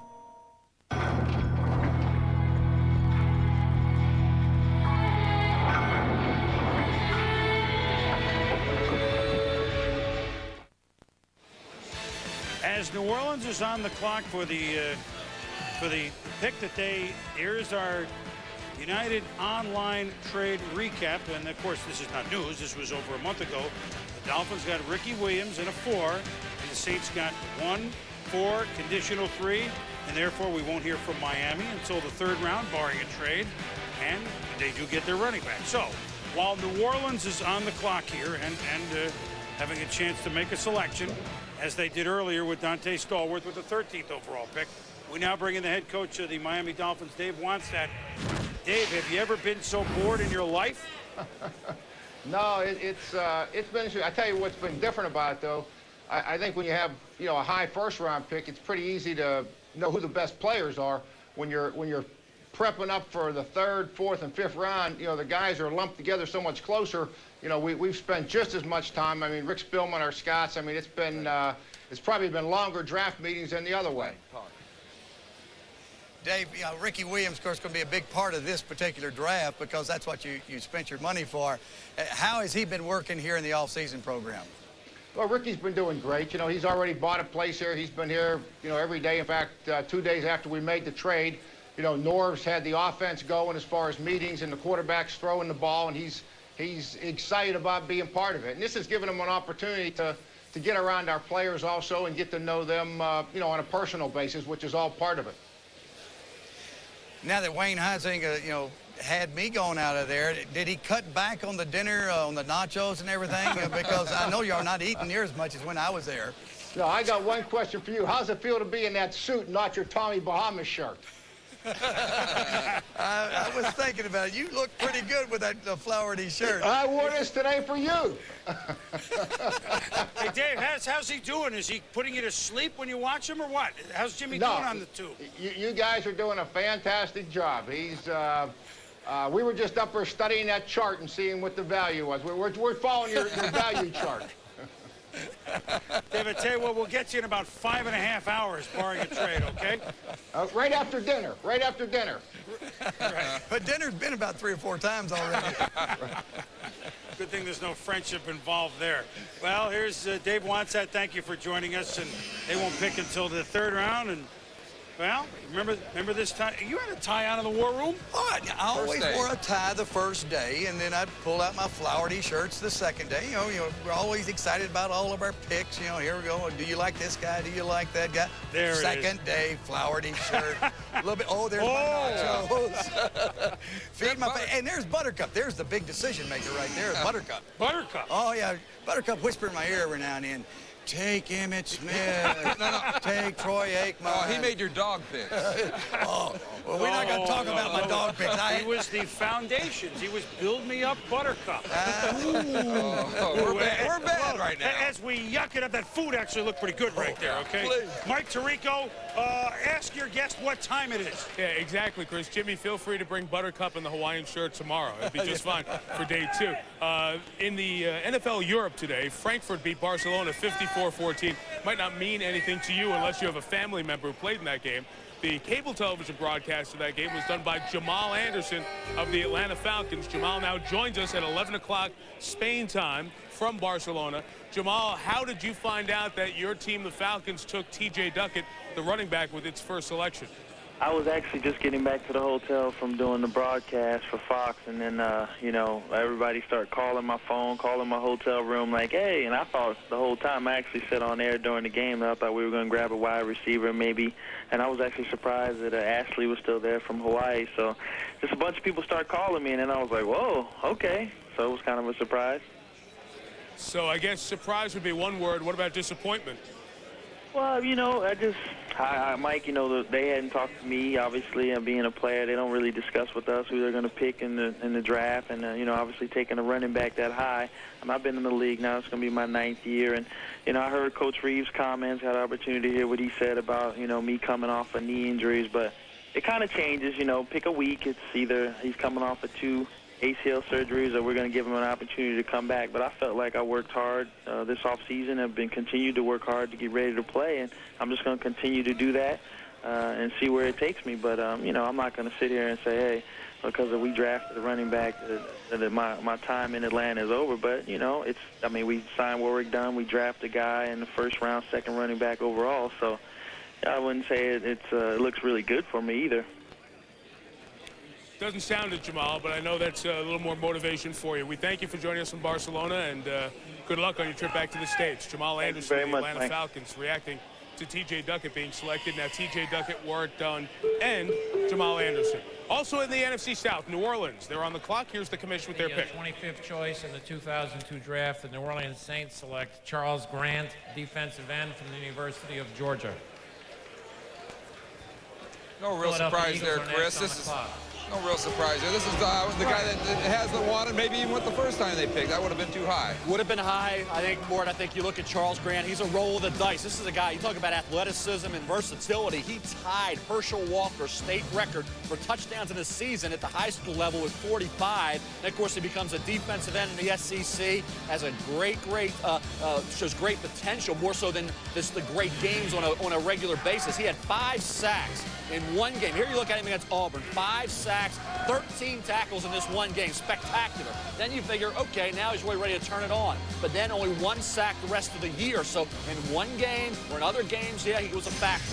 But overall, I think he was very inconsistent. He flashes big-time ability, then he'll disappear from the action. So I think when you look at value early on, mid-first round, he would have been a major, major reach. Here, I think he's still not value, but at least you're not stretching him up, pushing him up too far more to make sense at this point. Well, they lost Joe Johnson and Leroy Glover. They had to address their defensive line, so this one does make some sense. Here's another team that's lost a ton of players, a la Baltimore, a la Jacksonville, maybe even more named players than most. You just mentioned them more. Mike Golick, up with Mike Tirico, our Iron Mike area.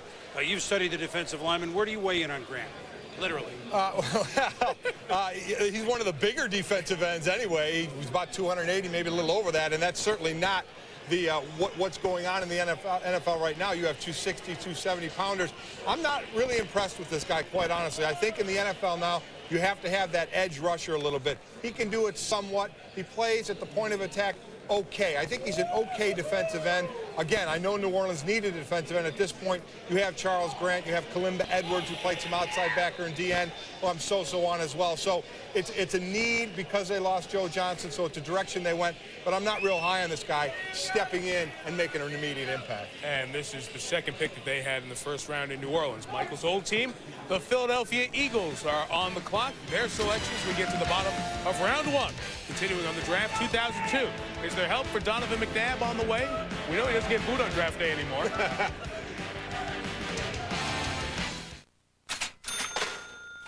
Bottled water getting expensive. Try pure filtered water. Just as good as bottled at a price that's 10 times less. But now the Philadelphia Eagles are on the clock, and I'm just going to take a hunch. Now a little singing background here before we go to Jaws. Ready, guys? Lido. Oh. I don't know all the words. Lido One more for the boat. Lido left the boat with it. One more for the road. Just a guess. Lido Shuffle, Lido Shepherd, maybe. Jaws, let's go to you at the edge, please. That's a top 10 hit right Hey, there. we're not doing any singing up here, Boomer. Why the ratings will really go down. But, you know, when you look at this Eagle defense, clearly played very well last season. But they did have trouble against the run. And they were successful with that defense because they're blitzing, stunting style. And as I break them down and spin this forward to the draft, what I think they need is that plugger inside to stop the run.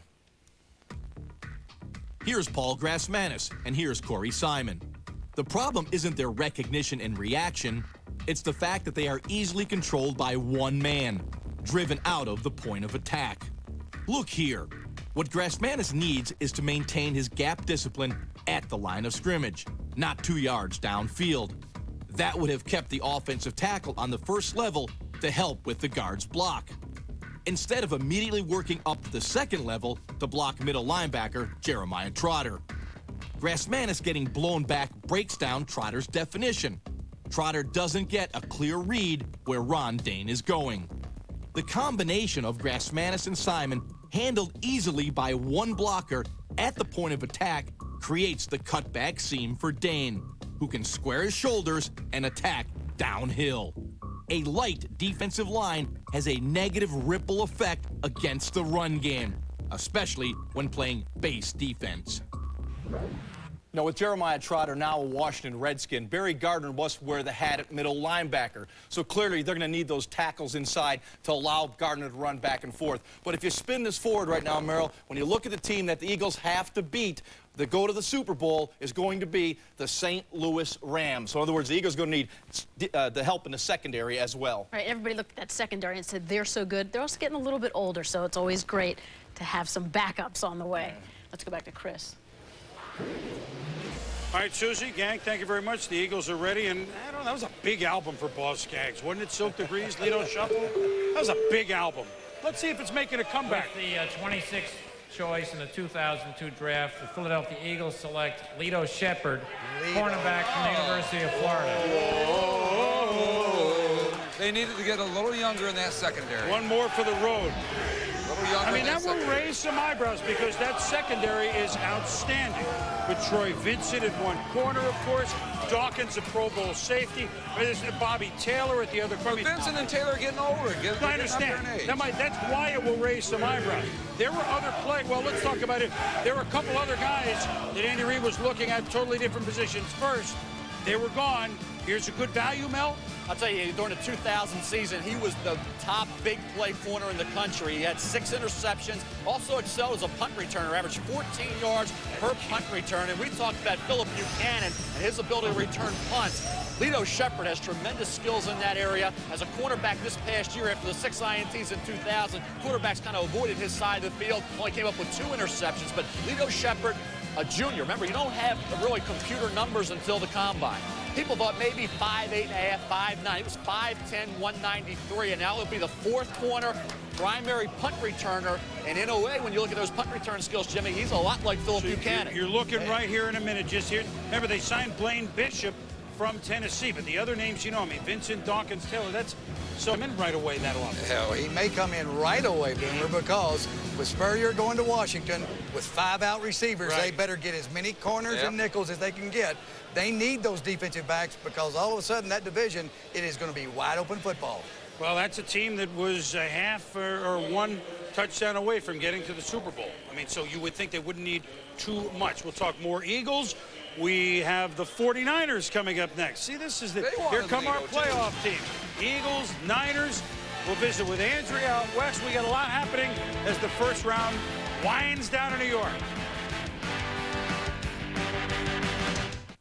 The Saturn SL1 is a great-looking car. Yeah, it's only $199 due, $199 a month to lease it. I bet the ladies are gonna love me in this thing, right? Not necessarily, okay? People overestimate how much a woman cares about a man's car. It's all about what you got going on in there. And in there. Just thought I was coming in here to get a car, you know? Got a little lesson in life, didn't you? Thank you. The Saturn Spring Sales Event ends June 30th. Thumb within your thumb, and that'll be your club. Yeah, that's what I was doing. That way you won't throw the club when your head's way up because you're looking where you're not supposed to. Am I not supposed to look? No. Head down. Take a swing now. Hey, Sean. Who's that dancing with your wife? That's Sanderson. Nice pants. Very nice pants. Dockers dress casuals. Finally, guys have an answer to the little black dress.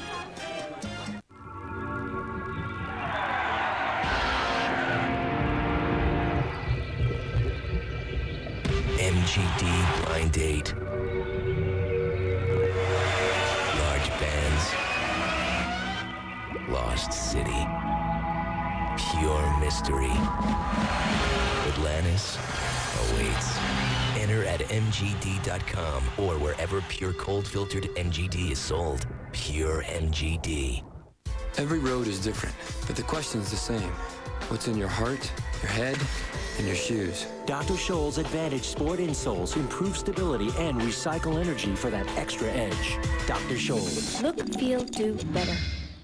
Perfect. A delicious Denny's Grand Slam breakfast for only $2.99. What could be better? A homemade breakfast? You used to howl about my cooking. That was the smoke detector. The $2.99 Grand Slam deal, only at Denny's. Tony Kornheiser. I'm in a bad mood, boys and girls. Michael Wilbon. We've got issues.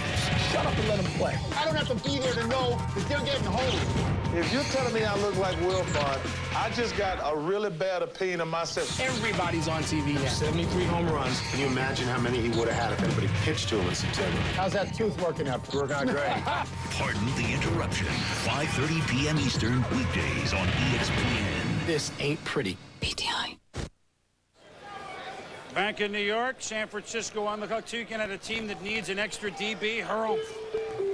With the 27th choice in the 2002 draft, the San Francisco 49ers select Mike Rumph, cornerback from the University of Miami. Now, I didn't have much time to get that in, did I, boys?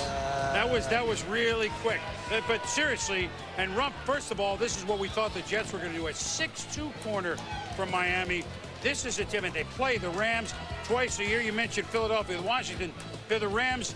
And the second corner, Webster, is a short guy for San Francisco. This really fits, and you like him as a player, Jimmy, Mel? Yeah, you look at University of Miami's defensive backfield this year, Reed, you look at Buchanan. Yeah, I mean, that's why they won the national championship. That defensive backfield was as good as you've seen in college in a long time. And Jimmy, in '99, you go back to that season, led the Hurricanes with 4 interceptions and had 75 tackles. I think you look at Mike Rumph and you think press coverage, you think can he move inside the safety down the road, because he's an outstanding tackler. And I think with his size, you're talking about a kid who is over at 6'2", 200-plus pounds.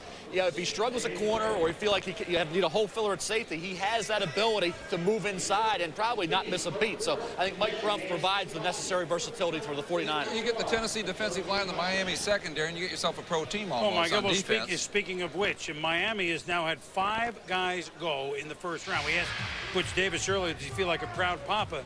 So this is now the record. Ties Southern California in 1968. And those guys, I had them here a minute. Here they are. 1968, the 5 Trojans, if you're wondering. Ron Yeri, we sure remember. Mike Taylor, Tim Rosevich, one of the more interesting players. Mike Hull, and the big receiver to Detroit, Earl McCullough, the hurdler. Now there's 5 Hurricanes. There could be a 6th one. San Francisco has gone corner. They see the Rams twice a year. There's a defense that made strides like this past year, and they got a little deeper, Andrea Kramer. Good evening, or good afternoon, Andrea. Good afternoon, Chris. How are you? Well, when New Orleans took Charles Grant with the 25th pick, I was on the phone to the 49ers war room, and needless to say, there was a sigh of relief, because then they knew that they would have their choice of the 2 corners, Lito Shepherd or Mike Rumph, and they would have been happy with either. Obviously, Shepherd had the punt return ability, but Mike Rumph, they feel, is a bigger guy. When he's in press coverage, they can play zone behind him, that he's more physical than the 2 corners that they have. And Terry Donahue and Steve Mariucci have said all along, We need an extra corner to match up better with the wide-open Rams offense. They've gotten that today in Mike Rumph. And remember, as you well know, the Niners have 22 starters on their team. They know exactly who they are here in April, so they're in excellent position, especially having added Mike Rumph.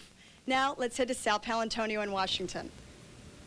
Andrea, the Redskins have yet to make a pick, but there's been a lot of action here. They've traded down twice, and after team owner Daniel Snyder moved down to the 37th pick, he went out and played air traffic controller and put Marvin Lewis, and he put his head coach Steve Spurrier out to FedEx Field for a draft day party out to FedEx Field where 7,000 fans are standing by listening to them for a party, and they were giving a big speech out there and having a lot of fun. But a very odd moment, to say the least, here, Boomer. Who needs Did I see that right, Sal? I mean, Jimmy. Now look, you had your nachos and the dog, okay? But I mean, what are we doing? Well, yeah, I don't know. I guess Steve kind of wrote down a list of guys that he might like to have in this draft and gave it to Snyder. It's interesting. I told you Snyder said, I'll take care of the first 2 rounds, guys, and then you can have it. So that's what that is. Hey, Steve wants to coach the offense. That's what he wants to do. Well, apparently he's doing that. Mel, that was... You know me, you're asking the wrong person. I know. Hey, this is no time for partying. That's after the draft. Well, the chopper, the Redskins, the chopping away. Oh my, I don't even know how to react to that. We'll be back. Boys and girls, can anyone spell this? This is Deuce Staley of the Philadelphia Eagles. Cat. C-A-T. Deuce helps the United Way build stronger communities by supporting local educational programs. Deuce? Can you spell chrysanthemum? Chrysanthemum? She got cat. Does someone here need a timeout? Chrysanthemum. C-H-R-Y-S-A-N-T-H-E-M-U-M. Chrysanthemum. The power of movies. With the power of DirecTV. The Stars Super PAC. #1 in new hit movies. The power of 12 different movie channels for $12 or less a month. Over 500 movie choices each month. The best movie value on DirecTV. Call 1-800-DirecTV. Get the best movie value on DirecTV with the TV. Back here in New York, Mel, we had 3 tackles go in the first 17. Probably not any for a while, huh? Well, I think when you look at Kendall Simmons, he's going to be a guard or a center. Mark Colombo, I think, will be the next offensive tackle off the board. Late first round, I think when you look at teams like Chicago, St. Louis, needing help at offensive tackle, that's a possibility. But Kendall Simmons is more of a guard or a center. I think you look at Terrence Metcalf, more of a guard necessarily than a left tackle, but he can play this spot. Mike Pearson's a left tackle, also a possibility for Chicago, St. Louis as well. Both those teams needing help at the right tackle position. Pearson was a left tackle. He can move over to the right side. Colombo's played both left and right tackle at Boston College. Fred Weary should be a 2nd or 3rd round pick. And Jeff Hatch out of Penn, I think, is the first Ivy League player off the board. And Chester Pitts has really moved up into the late 2nd round area. Well, a lot of things new in Seattle. New uniforms, new helmet, new stadium, new conference. They're in the NFC this year. There's their new helmet, new quarterback, and a new pick in a minute.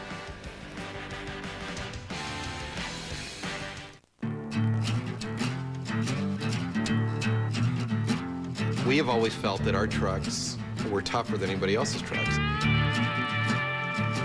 I've had people say to me, I own a Ford truck, and I have 120,000 miles on it, and it's still as good as the day I bought it. They say to me, gee, I'd love to buy an old Ford truck, but I can't find one that's really in mint condition. That's a great thing. Those trucks have been used hard for a lot of years. You see so many Ford trucks on the work site because these trucks can take what you can dish out year after year, generation after generation. And that's what they're built for. Built Ford Tough isn't just a slogan, it's what we deliver. We just have to make sure that we continue to give them those kind of trucks so that their kids will say, I'll only buy a Ford, I'll never buy anything else. I mean, I love hearing that.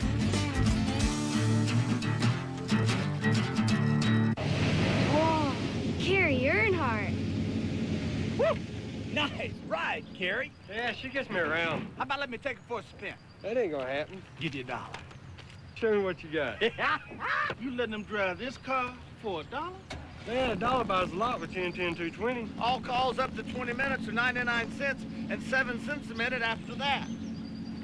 Hey, man, be careful. I'll be careful as soon as you help me put this wheel. Dial 10-10-220.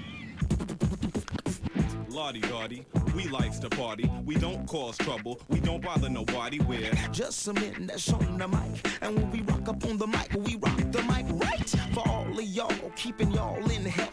Just to see you smile and enjoy yourself. Cause it's cool when you cause a cozy condition that we create. Cause that's our mission, so listen to what we say. Cause this type of thing happens every day.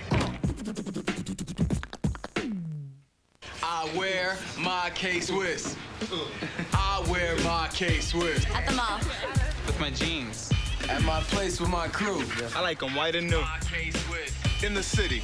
With my shorts. In my ride. I wear mine untied. When I dress. To impress. On my chest. When I want to look my best. Wear them with my wife. I wear them with my blues. I like them when they're new. Nothing else will do. I wear my K-Swiss. I wear my K-Swiss. Hi, I'm Jay Moore, and join me when my guest will be Pro Bowl quarterback Jeff Garcia. That's More Sports, Monday nights at 12:30 Eastern, 9:30 Pacific. Watch More Sports or the hunger strike continues. Come on, y'all. The Seattle Seahawks are on the clock. We talked about so many things new as they move into a new stadium and a new division and a new conference. New unis, road, the home and now the road. Those are the older helmets, but later they went with the helmet that you saw. Kind of a deeper metallic blue, gray. I mean, lots of things changed. I mean, here's a team that's changing conferences, not divisions, conferences. And one of the teams that they'll be playing as they move to the NFC West, they now visit San Francisco every year and play the 49ers twice. We bring in the GM of the 49ers, Terry Donahue, who's been around this game in college and pro and in TV for a long, long time. And Terry, that sigh of relief. Now, I think we heard it 3,000 miles away. You just know to play the Rams, you need as many DBs as you can, right? Well, that's exactly right, Chris. We just wanted to get as many defensive backs on the field as we can that can help cover those Ram receivers, and we think it was real important to get a player like Mike Rumpf because he was so physical. He's different than most of our corners. He's a big, long corner who can press, and our coaches know exactly how they want to use him in our defensive scheme. So we were very excited when we had an opportunity to get him. Is this let me ask you quickly here. I mean, and we can go into this a little bit in depth a little later on. All right, everything has happened. Steve Mariucci is staying. Now, is everybody on the same page to improve what already was a marvelous season last year? Or is there some work to do in that department? Or is everybody feeling like, hey, let's go together here? Oh, absolutely. I think we had one of the best off seasons in the National Football League. When you look at the fact that we retained 4 of our top 5 free agents, we added players like Ron Stone, Tony Parrish, Sean Moran. We've got to be excited about where we are. And really, we have 22 starters back on this football team for next year. And now we add a player like Mike Rumpf to our nickel and dime teams. And so we're sitting there saying we're going to be awfully good. I think everybody's excited out in the Bay Area. I know that for sure. We'll visit with you a little bit later, Terry. Thank you. And take a deep breath again. Why not? It's yours. Why not? Thanks, Chris. Thank you, Terry. Here's the commissioner now with Seattle's pick, who probably did a little scrambling. This will be intriguing here.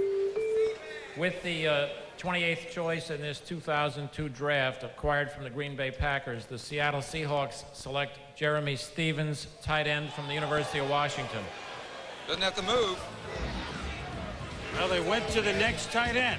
They took a gamble on Graham. They went to the next tight end, and they must have felt that the drop wasn't that significant, I guess. Well, I think when you look at Jeremy Stevens, had it not been for a broken foot sustained early in the year, you would have been looking at probably a mid-first round draft choice. The concern was that he did not perform, obviously, this year because of the injury. Came back late in the season, only caught with 10 passes, had a great year in 2000. He could go back 28 of his 43 catches, went for a first down. He averaged 14 yards per reception. I think when you look at the 21 catches the previous year, added up to a kid who came into the year with a very high grade, only a junior, and then a junior doesn't perform up to the level because of an injury, you figure, well, he'll go back for another year and solidify his position. He didn't do that, but he's 6'6½". He's 265 pounds, played quarterback at the high school level, so you got a talented kid. If he stays focused on the job at hand, he has a chance to be a heck of an all-around tight end in the NFL. But I think you look at where he would have been with another year, probably no higher. So Jeremy Stevens, I think, really rolled the dice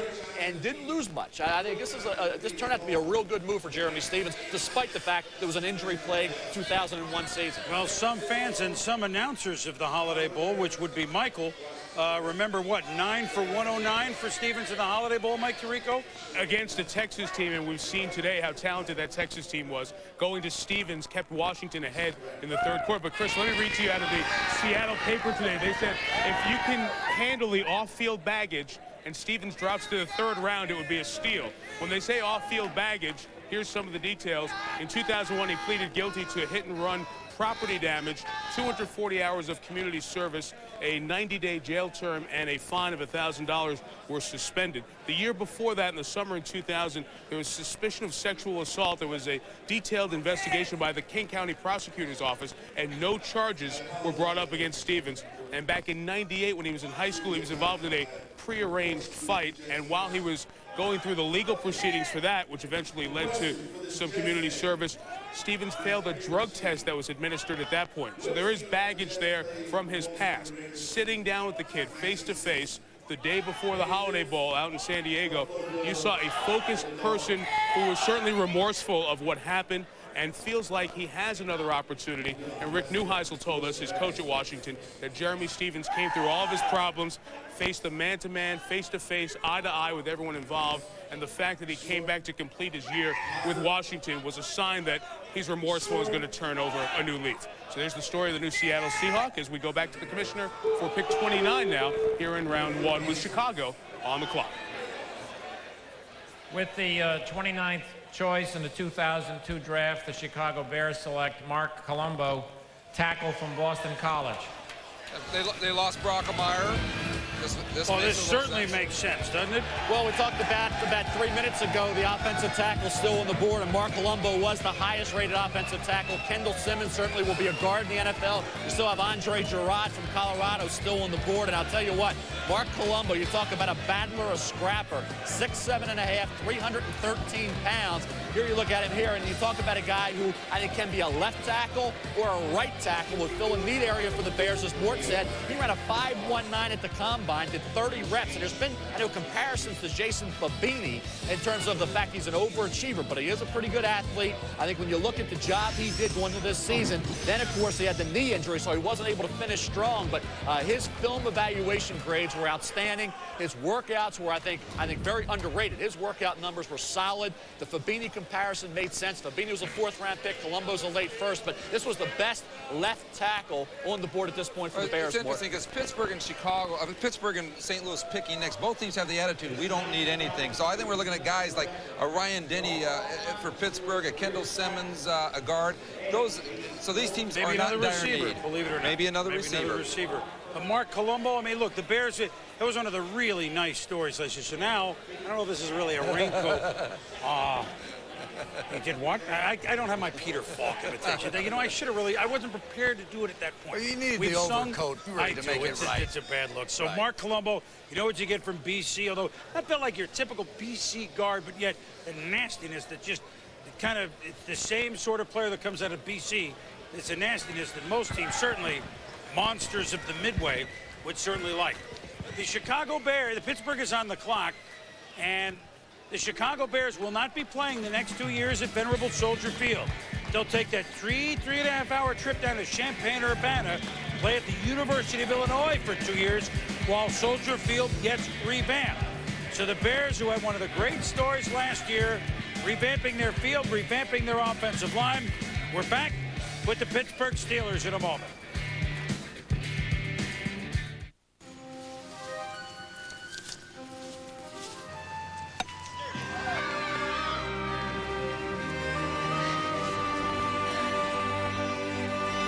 Why is it that when we grow up, we forget how to stick our necks out?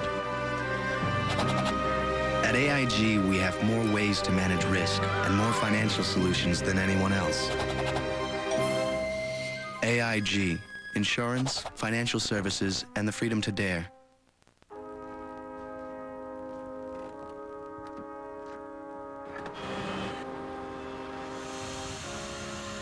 There is a place where nothing you do is ordinary. Even when all you're doing is pumping gas.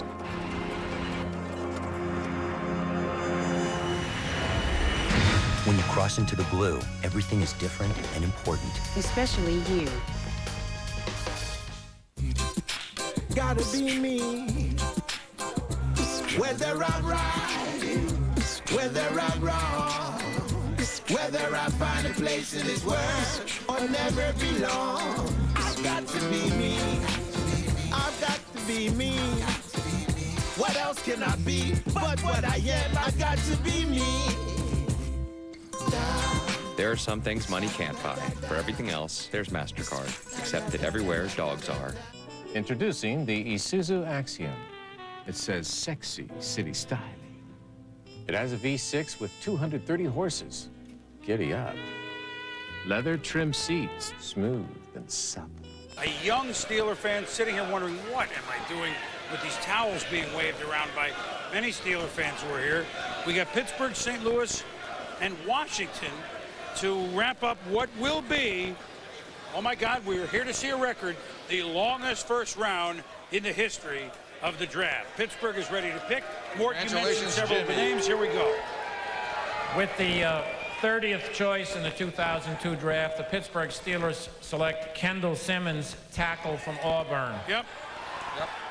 Those are one of the two names we St. talked Louis about. man. Right, and they, hey, look, as Merrill said, a lot of backups. I mean, they feel pretty solid at just about every position except the kicker, who they jettisoned for good reason, Chris Brown. But I mean, they had good luck with Faneca drafting him in the first round a few years ago, and here we go again. Well, Merrill Hodge talked about this in our meeting. The Steelers didn't feel they had a big need, Mel. And you look at him more, and you saw him right there neutralize Dwight Freeney. You've seen him neutralize Julius Peppers here. I mean, he went up against some outstanding defensive ends and did a heck of a job. I mean, you talk about a knee bender who's explosive, sustains, finishes as a run blocker there against Peppers again. This was at left tackle. Now, he did play guard at Auburn. There's a chance for him to be a center. He's about 6'2 and a half, 311 pounds, at 24 reps, which is certainly adequate. He plays a lot stronger, though, than his weight room numbers would lead you to believe. And I think when you look at tackles, I think you would look elsewhere. I think he is a guard or a center, and I think this is a guy, certainly with that versatility and the fact that you knew at left tackle, he could hold his own against some guys like Peppers and Freeney and company. That bodes well for Kendall Simmons as a guard or center in the NFL. And as much as the Steelers like to run the football, this was a pick that best player available in the offensive line, you know, and they didn't have to move around, didn't have to go up, didn't have to go back, and they didn't have to go for a need player. They took the best player available for a solid football team. Well, there have now been, what, 4 tackles chosen here in the first round. There were a couple very high, as we expected.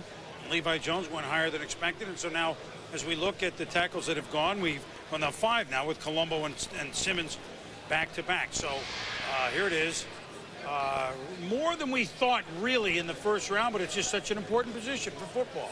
Well, Simmons is a guard. Even though he played left tackle, he will be a guard in the NFL, and I think maybe a center down the road. So when you look at the tackles, I think Mark Colombo at Chicago will be utilized at either left or right tackle, probably left tackle, because after Mark Colombo, you look at Terrence Metcalf, played left tackle, could be a guard. So the true left tackles were hard to find in this draft. Right. I think you look at that after that top group, there's so now a drop. We go guards, right? Now there's we go some guards. I think you look at Finoti, you look at Andre Gerard from Colorado. You have some guards that are on the board right now that make a lot of sense. Player I like is Bentley, center or guard from Ohio State. But Mike Golick, you would have to go up against these guys. Good thing you're here, huh? Let me tell you what, I love Kendall Simmons. He is a fantastic football player. And the Steelers and the way they have their running attack, they are going to love this guy. Played tackle at Auburn, got to play in space, and played against 2 of the better defensive ends that went in the first round here, both Dwight Freeney and Julius Peppers. And whenever he got his hands on those guys, he locked on them, and he beat him. He is incredible when he locks on. He's a drive blocker.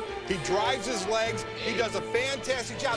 And this was all a tackle, again, in space. He will be a guard. I talked to him on Wednesday. He said he worked out for about 6 teams at center as well, as what Mel was talking about, a possibility there. He said he snapped the ball very well, but he goes from space at tackle into the interior guard. He is an absolute mauler. He's got a great lean coming off. He hits you with head and hands at the same time, and he wants to drive you into the first row of the stands. Love this guy, watching him. Would have loved to play against him, maybe in the prime of my career, but not at the end. Remember, we were at Syracuse together when Auburn played Syracuse, going up against Dwight Freeney. Yeah. He promised his quarterback, Jason Campbell, as long as I keep Freeney from sacking you, I will buy you a steak dinner. Steak dinner, absolutely. Yeah, hopefully that he bought the steak dinner for Let me Jason tell you Campbell. what, Freeney got sacked. you'll be eating well because he'll protect you very well, and he'll move the lineman out there for the run. He's going to Pittsburgh, team that almost made it to the Rams, did make it to the Super Bowl. The NFC champions are on the clock, and we'll see if Mike Martz and company add to the offense or continue to bolster the young defense. The first round rolls on. In 1935, Foxwood Farms started with one horse and a truck. The horse was a thoroughbred, the truck a Chevy Suburban. Today, they have a few more horses, but there's still only one truck, Chevy Suburban. With an available 8.1-liter Vortec engine, it's capable of towing up to 6 tons, making it the best Suburban yet. Chevy Suburban, like a rock. Your lawn is being taken over by 2 kinds of weeds. With Weed Be Gone, one product gets rid of the lawn weeds. But not the crabgrass. The other one kills the crabgrass. But not the lawn weeds. There's gotta be a better way. Bayer Advanced all-in-one weed killer for lawns. It kills lawn weeds plus crabgrass in just one easy step. And it won't harm your lawn. 2 kinds of weeds, one simple solution. From Bayer Advanced, where better thinking always gives you better results. Oh, he's so busted.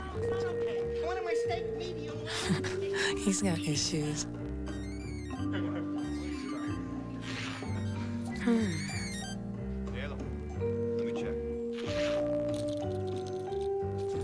All right, 2:30, perfect. Nice pants. These things are amazing. Introducing Dockers Mobile Pant. What can you say about not having the right protection? Well, mister, you can say ouch and, oh, that hurts. And, golly jeepers, quit that. Better to get Edge Pro Gel Protection. Edge gives you a close, comfortable shave, so you can trade in that old scraped up feeling for a new feeling of, yeah, baby. Look great, feel great. Edge Pro Gel. Save your skin. You know, people are always asking me, how do you find our brewery out here? Well, if you're driving from the west and run into all this, you're almost there. Now, if you're driving from the east and you run into all this, well, you just passed it. But hey, if you're not driving at all, well, just open one of our bottles.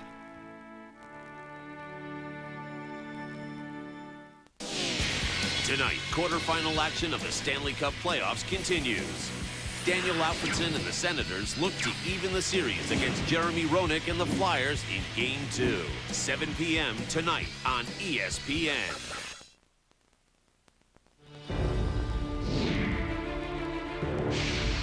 2 days before the 1999 draft, Bill Polian shocked Colts fans by trading Marshall Faulk, the 3-time Pro Bowl running back, to St. Louis for the bargain price of 2 draft picks. Faulk's replacement was to be the team's top pick. The Indianapolis Colts select Edgerrin James, running back, University of Miami. To the surprise of many, Edgerrin James was chosen before Heisman Trophy winner Ricky Williams. James has already won a pair of NFL rushing crowns. Meantime, Faulk has earned consecutive MVP awards and a Super Bowl ring. Bill Polian, ESPN Classics AIG risk taker.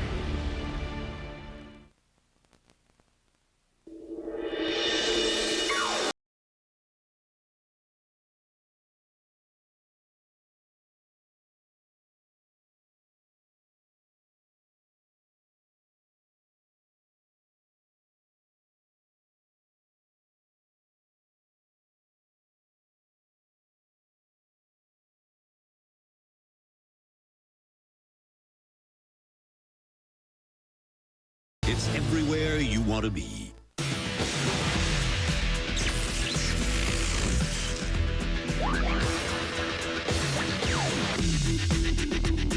Armor All Protectant Wipes. Armor All Shine and Protection in a wipe.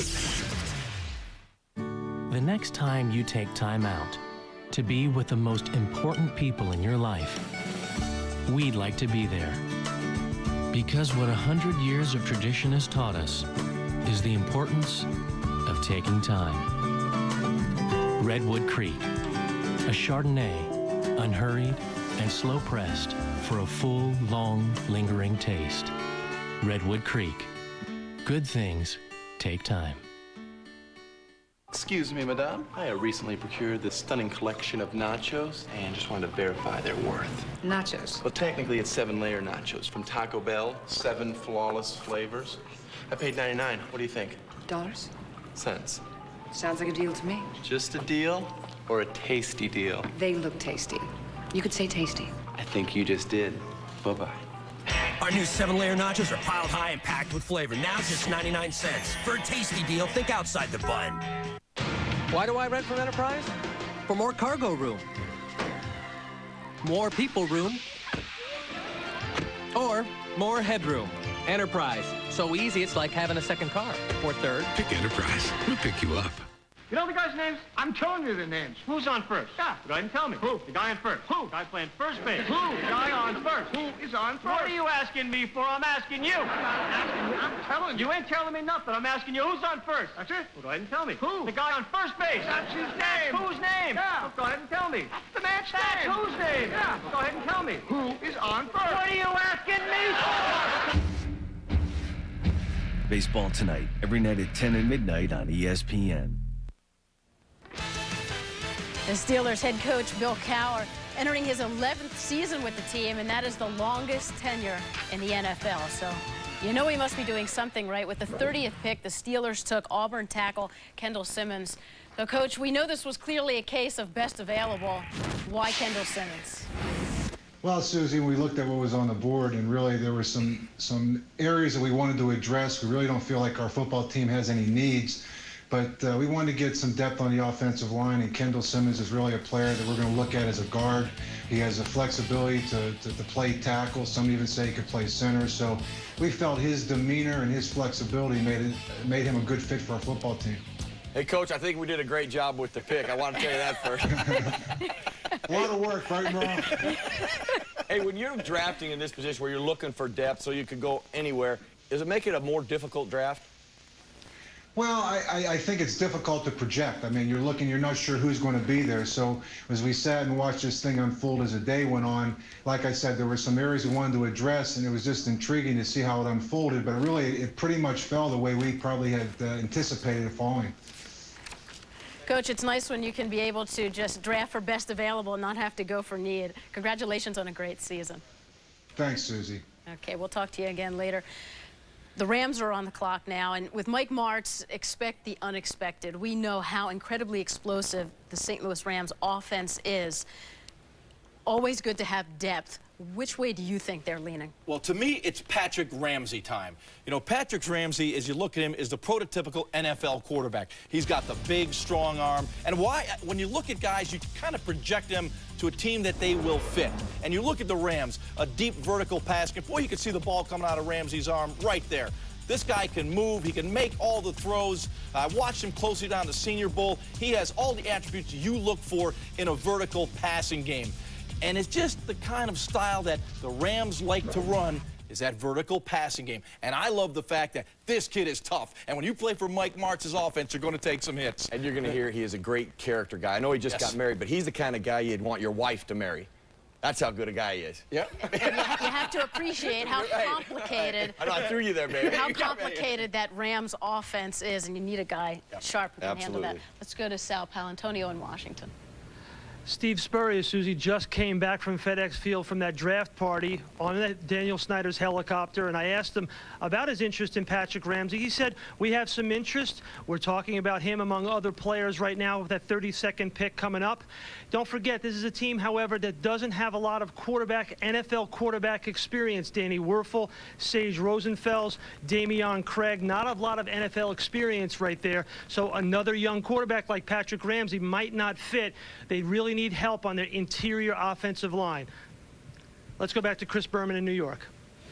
All right, Sal, thank you. Well, it's good they had that time in the helicopter alone to just talk about it, just to get things together. Nobody bothering them, no phones, no nothing. The Rams, we understand the pick is in the St. Louis Rams, the NFC champion St. Louis Rams. Let's see what they do. It's probably somebody pretty fast. Usually is. Speed. They don't need anybody. This can be any of 5 players. I don't think it'll be Ramsey. I talked to Mike Martz yesterday. He says we don't have to take one single player, one of 5. You ready? Are you ready for some Rams? Yes, let's go.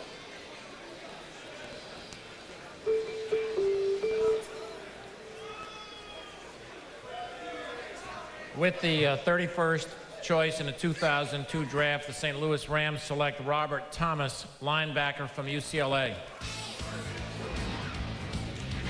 Well, we didn't think there'd be 2 first-round linebackers, Mel, that's for sure. No, I think Robert Thomas was the one linebacker you thought, the top inside linebacker in the draft, that he would come off the board probably in round 2. This is certainly a position they need some help, particularly if you talk about depth at linebacker. When we look at Robert Thomas, this past year made a lot of big plays behind the line of scrimmage, was productive. You talk about the high school level, over 600 career tackles. He was UCLA's defensive MVP. He had 88 stops. You're talking about in 2001 this past year, 18 tackles against Washington State, 12 against Washington, 13 against Stanford. He had 6.5 sacks and 26 tackles for a loss. So this guy was an impact player. He's only 6 feet tall, goes about 230, 235 pounds, but he did run a 4.45 at the combine, did 21 reps. And I think when you look at versatility, he played inside, could be an outside guy within the scheme. He could provide ideal depth at linebacker for the Rams. And they lost London Fletcher to Buffalo in free agency. Right, that's a big difference for them, but boy, what an improvement on defense they made last year, and so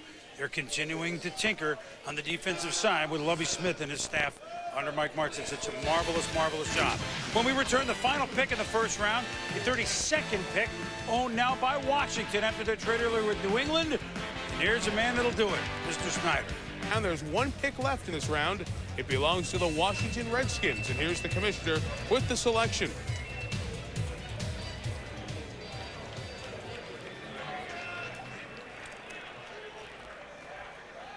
With the 32nd choice in this 2002 draft, the Washington Redskins select Patrick Ramsey, quarterback from Tulane. So the quarterback that was talked about, Patrick Ramsey, Houston Tech, from Tulane, is selected by the Washington Redskins. His numbers were very impressive, and even more impressive when you consider the lack of talent around him, the competition he played against. There are a couple of good defenses in Conference USA, but his defense was not good, so he had to pull up a ton of points on the board. Ramsey did just that, and when we were down at the Senior Bowl in January, seen live on ESPN, very impressive, not just in the game on Saturday, but the workouts during the week. So Patrick Ramsey, a quarterback from a passing system that is not the same as Steve Spurrier's, but certainly has some similarities. It was pass first, run second for Tulane. Chris Selfo, their head coach. Patrick Ramsey will become a Washington Redskin and add to an interesting Washington roster where they are full of inexperienced quarterbacks, as was mentioned, with Danny Werfel, Damian Craig, and Sage Rosenfeld, but certainly the consideration of down the line, another former Gator coming in at quarterback. Let's send you to our Edge NFL matchup set, and here's Susie Coleman. And Mike, certainly Danny Werfel could be instrumental in helping Patrick Ramsey to learn this offense. The biggest question is, can Steve Spurrier's offense be functional in the NFL? Yes, absolutely. And a moment ago, I said it was Patrick Ramsey time, equating him to the Rams style of offense. Well, Steve Spurrier and Mike Martz run the same style of offense, so this is a good fit, Rams in this style of offense. And I have studied Florida's offense, and I love it. It's aggressive. It's attack down the field. 4 wide receivers, 5 wide receivers, and where they are really effective is when they get inside the red zone. You see the 4-receiver combination to the left. In the red zone, design, timing, and discipline really stand out. all 4 receivers explode off the line and threaten vertically. The 3 inside receivers sit down right on the goal line, forcing the defenders to make a decision. If the defenders play loose with cushion, the quarterback sticks it to one of the open curls. Should the defenders react up to the curls, the outside receiver is the throw in the back of the end zone.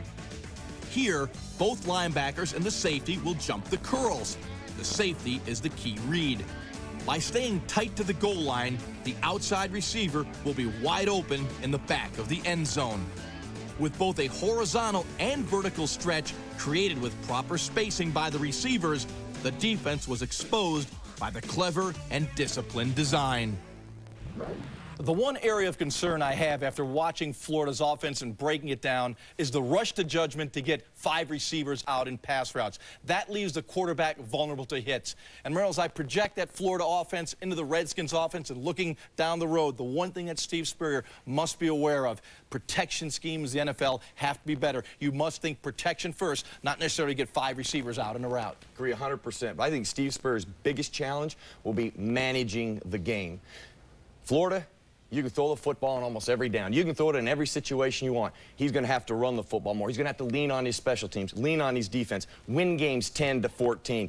Unless he he could be East Carolina if he doesn't do that. But managing the game is an Eagle thing, too. I think it'll be a big challenge for Steve Spurrier. It's going to be fun. Going to be fun. Very first day of minicamp, he threw the entire playbook at the offense and said, this game's so easy, we could win right now, and that was April. Okay, we'll see. Mike, we'll see. We both, Susie, let me turn it to Mel Kiper here on Patrick Ramsey, who, as we were at the Senior Bowl, Mel, we're talking about the playbook and what he's going to have to digest there. Tulane's playbook, a lot of passing stuff. He impressed with the short passes in Mobile. He really did. I'll tell you, you talk about touch, you talk about the precise passing of Patrick Ramsey at Tulane and at the Senior Bowl practices, Mike. He was outstanding. I think the mobility question was the only factor that could have pushed him down. I think when you look at what Patrick Ramsey did at Tulane, he had no help, no support really on defense. He gave up 70 points to BYU, 51-plus points in 2 other games. He had exchange points with the opposition. His offensive line didn't have the level of talent to protect him on a regular basis, so he got beat up in the pocket, and he hung in there. He's at a Ruston High, Ruston, Louisiana, hometown of Burt Jones. You see him wearing number 7, certainly a Burt Jones fan, and I think if he can answer questions about mobility, he has the prototype delivery, the quick release, and the arm strength to be a starting quarterback in this league. I know it's 32nd overall pick. It is still a first-rounder. Is Patrick Ramsey a first-round NFL pick? He became that at the Senior Bowl practices, Mike. All right, so he rounds out the longest round 1 in the history of the NFL draft, but Patrick Ramsey's concerned last week not on where he would go in the draft, but on his honeymoon with his new bride, Ginny. They vacationed, honeymooned in the Florida Keys. And from experience, I can tell you that's a great place to honeymoon. So they enjoyed that last week, and now we'll get to look forward to the experience of living in Washington and working with Steve Spurrier, whose offensive genius is well known. And fortunately, he's back at their compound. The heir apparent to Danny Warfel. That's right, number 7 also. Time out here, round 2 coming up. So is the commissioner. Hi, I'm Dave Carr. Julie Pepper, Quinn Jammer. I'm Roy Williams. You're with me watching the draft. The NFL Draft On ESPN. Are we ready? Yeah. Nick Cameron loves me.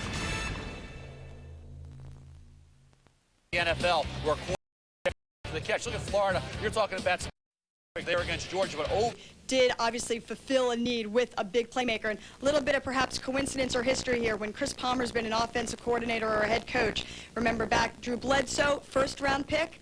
The second pick was Vincent Brisby. And when he took Tim Couch with the first pick, the second pick was Kevin Johnson. So we're continuing the quarterback-wide receiver tandem with Chris Palmer at the offensive helm, Mike. And they certainly hope for the success the Cleveland duo has had in their few couple of years. When we come back, Chris Berman's annual visit with Commissioner Paul Tagliabue for the draft after this. I'm bored! 2 years, 4 in 1 game against Ohio State, 2 lost. He had some minor injury problems as well. He has to answer that durability question, but he is a gifted athlete, has ideal size, very quick, can catch the football. I think when you look at 300-plus yards against Washington, some huge games in the Pac-10, average 5.1 yards per carry. He can stay at full strength, take better care of the football, not fumble, not cough it up at crucial times. I think the Carolina Panthers can have themselves a heck of a back. If you fumble, though, in the NFL, you're going to be watching from the sidelines, Mike. He was awesome in that Washington game against some good front 7 defenders for the Huskies. 301 yards in that game, so he is the Carolina Panthers selection the second pick here in round 2. And when you look at Carolina's running situation, you see that they have Lamar Smith there, Joe Montgomery, who they brought in. But Tim Biakabatuka was the player they took in the first round a few years ago. His knee problems and foot problems have not allowed him to be a part of it. He's out of the equation. They hope Deshaun Foster can take that load next. So as we talk expansion teams, Houston, most recent Carolina, Jacksonville before that, and Cleveland, certainly the NFL is growing and expanding. It's one of the topics to talk about with Commissioner Paul Tagliabue, and he's standing by with Chris. Mike, thank you. And our guest, as always, is the Commissioner, Paul Tagliabue, and a good job, good job up there at the podium. We just heard Houston pick, so that's one of the many new things in the league this year, which I know you're very excited about. A lot of things that are brand new, and that's probably what's got you going as much as anything in the offseason. Am I right, Paul? Yeah, there's a lot of new things. I mean, expanding to 32, the new scheduling formula, the new divisional alignment, new players coming in as of today. It's going to be an exciting year, and we're all looking forward to it. The realignment, what are you most excited about with it, and what are you not nervous about, but is there a thing or two, I hope this goes okay? Well, I think the most exciting thing is some of the new divisional rivalries, some of the matchups, Seattle, San Francisco, St. Louis, Seattle. I think some of these things, St. Louis, Arizona, but the scheduling formula, I think, is a big thing for the fans. Everyone rotating against everybody else over time. I don't think we have any serious downside concerns. You know, we'll see. Maybe there'll be some rivalries that are a little slow to catch on. But I think with the talent we have and the evenness of competition, this is going to get ignited with a lot of excitement fast. I think we talked about it on the air. Peyton Manning at Tennessee every year. I mean, that's going to be a bonanza. What other priorities do you have for the year? I mean, extended certain things, as in labor. What other priorities is the league looking at this year, maybe off the field a little bit, or with players? Well, a big thing we're working on is youth football. We're trying to partner with the colleges and the high schools, try to invest in youth football. It's a big priority. The Players Association is working with us, and we think we can do a lot of good for young people, a lot of good for communities, and work with a lot of organizations that are out there and support them more than ever. For the fans, Paul, and of course I got a little hullabaloo at the owners' meetings.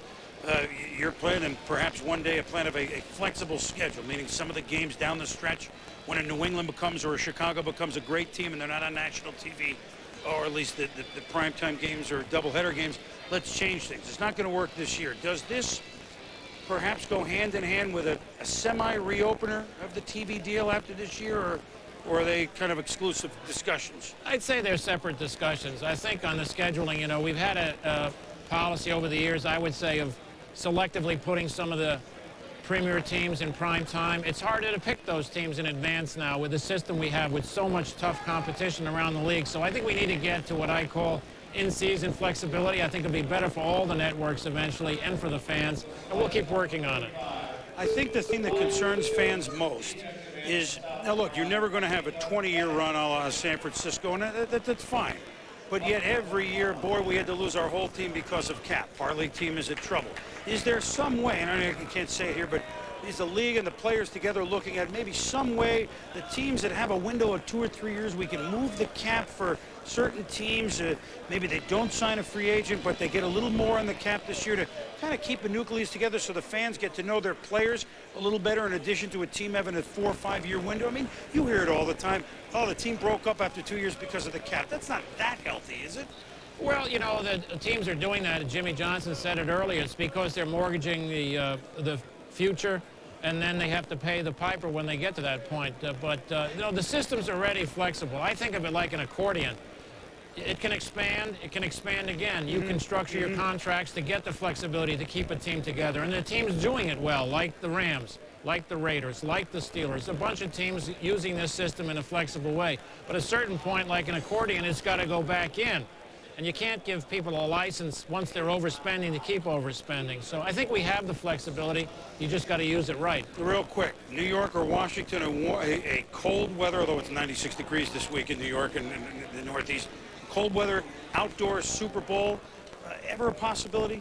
I would think so. You know, we play the conference championship games in those northern cities. We've had some great NFL championship games in tough weather conditions. We saw the Oakland-New England game this year, so I think we'll get to that eventually, but we just got to do it right for the fans and for the teams. Well, I know that the draft here in New York, the season opener in New York, a new Thursday night game, which we're happy to present on ESPN. I know you like that. But this is, well, maybe doing the big, a small part of good. Well, we hope so, and we think we'll get there with those Super Bowls in New York and Washington, and we're excited about kicking off with you all on that Thursday night game. You're welcome to come join us. Okay, I will be there. I knew that, but I thought I would extend the invitation anyway. Thank you, Paul. Okay. Nice to see you. Thank you. All right, the draft into the second round. Mike Tirico, what did we miss?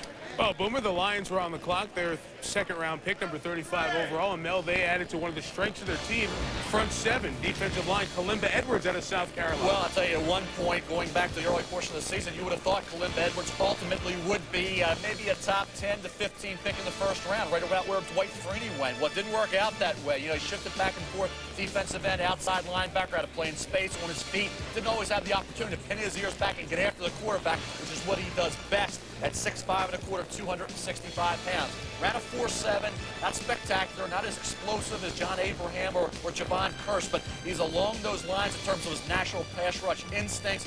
I think when you look at the left knee injury sustained against Florida, you lose momentum late in the year, it hurts your draft position, Mike. That's what happened with Kalimba Edwards. That's why he was considered a late first-round pick, early second round, certainly no surprise. Likely to push Jared DeVries at right defensive end and join Robert Porcher, Sean Rogers, last year pick, and Luther Ellis up front for the Detroit Lions. Buffalo is on the clock. David Carr's day started here in New York some 6 hours, 20 minutes ago. Bob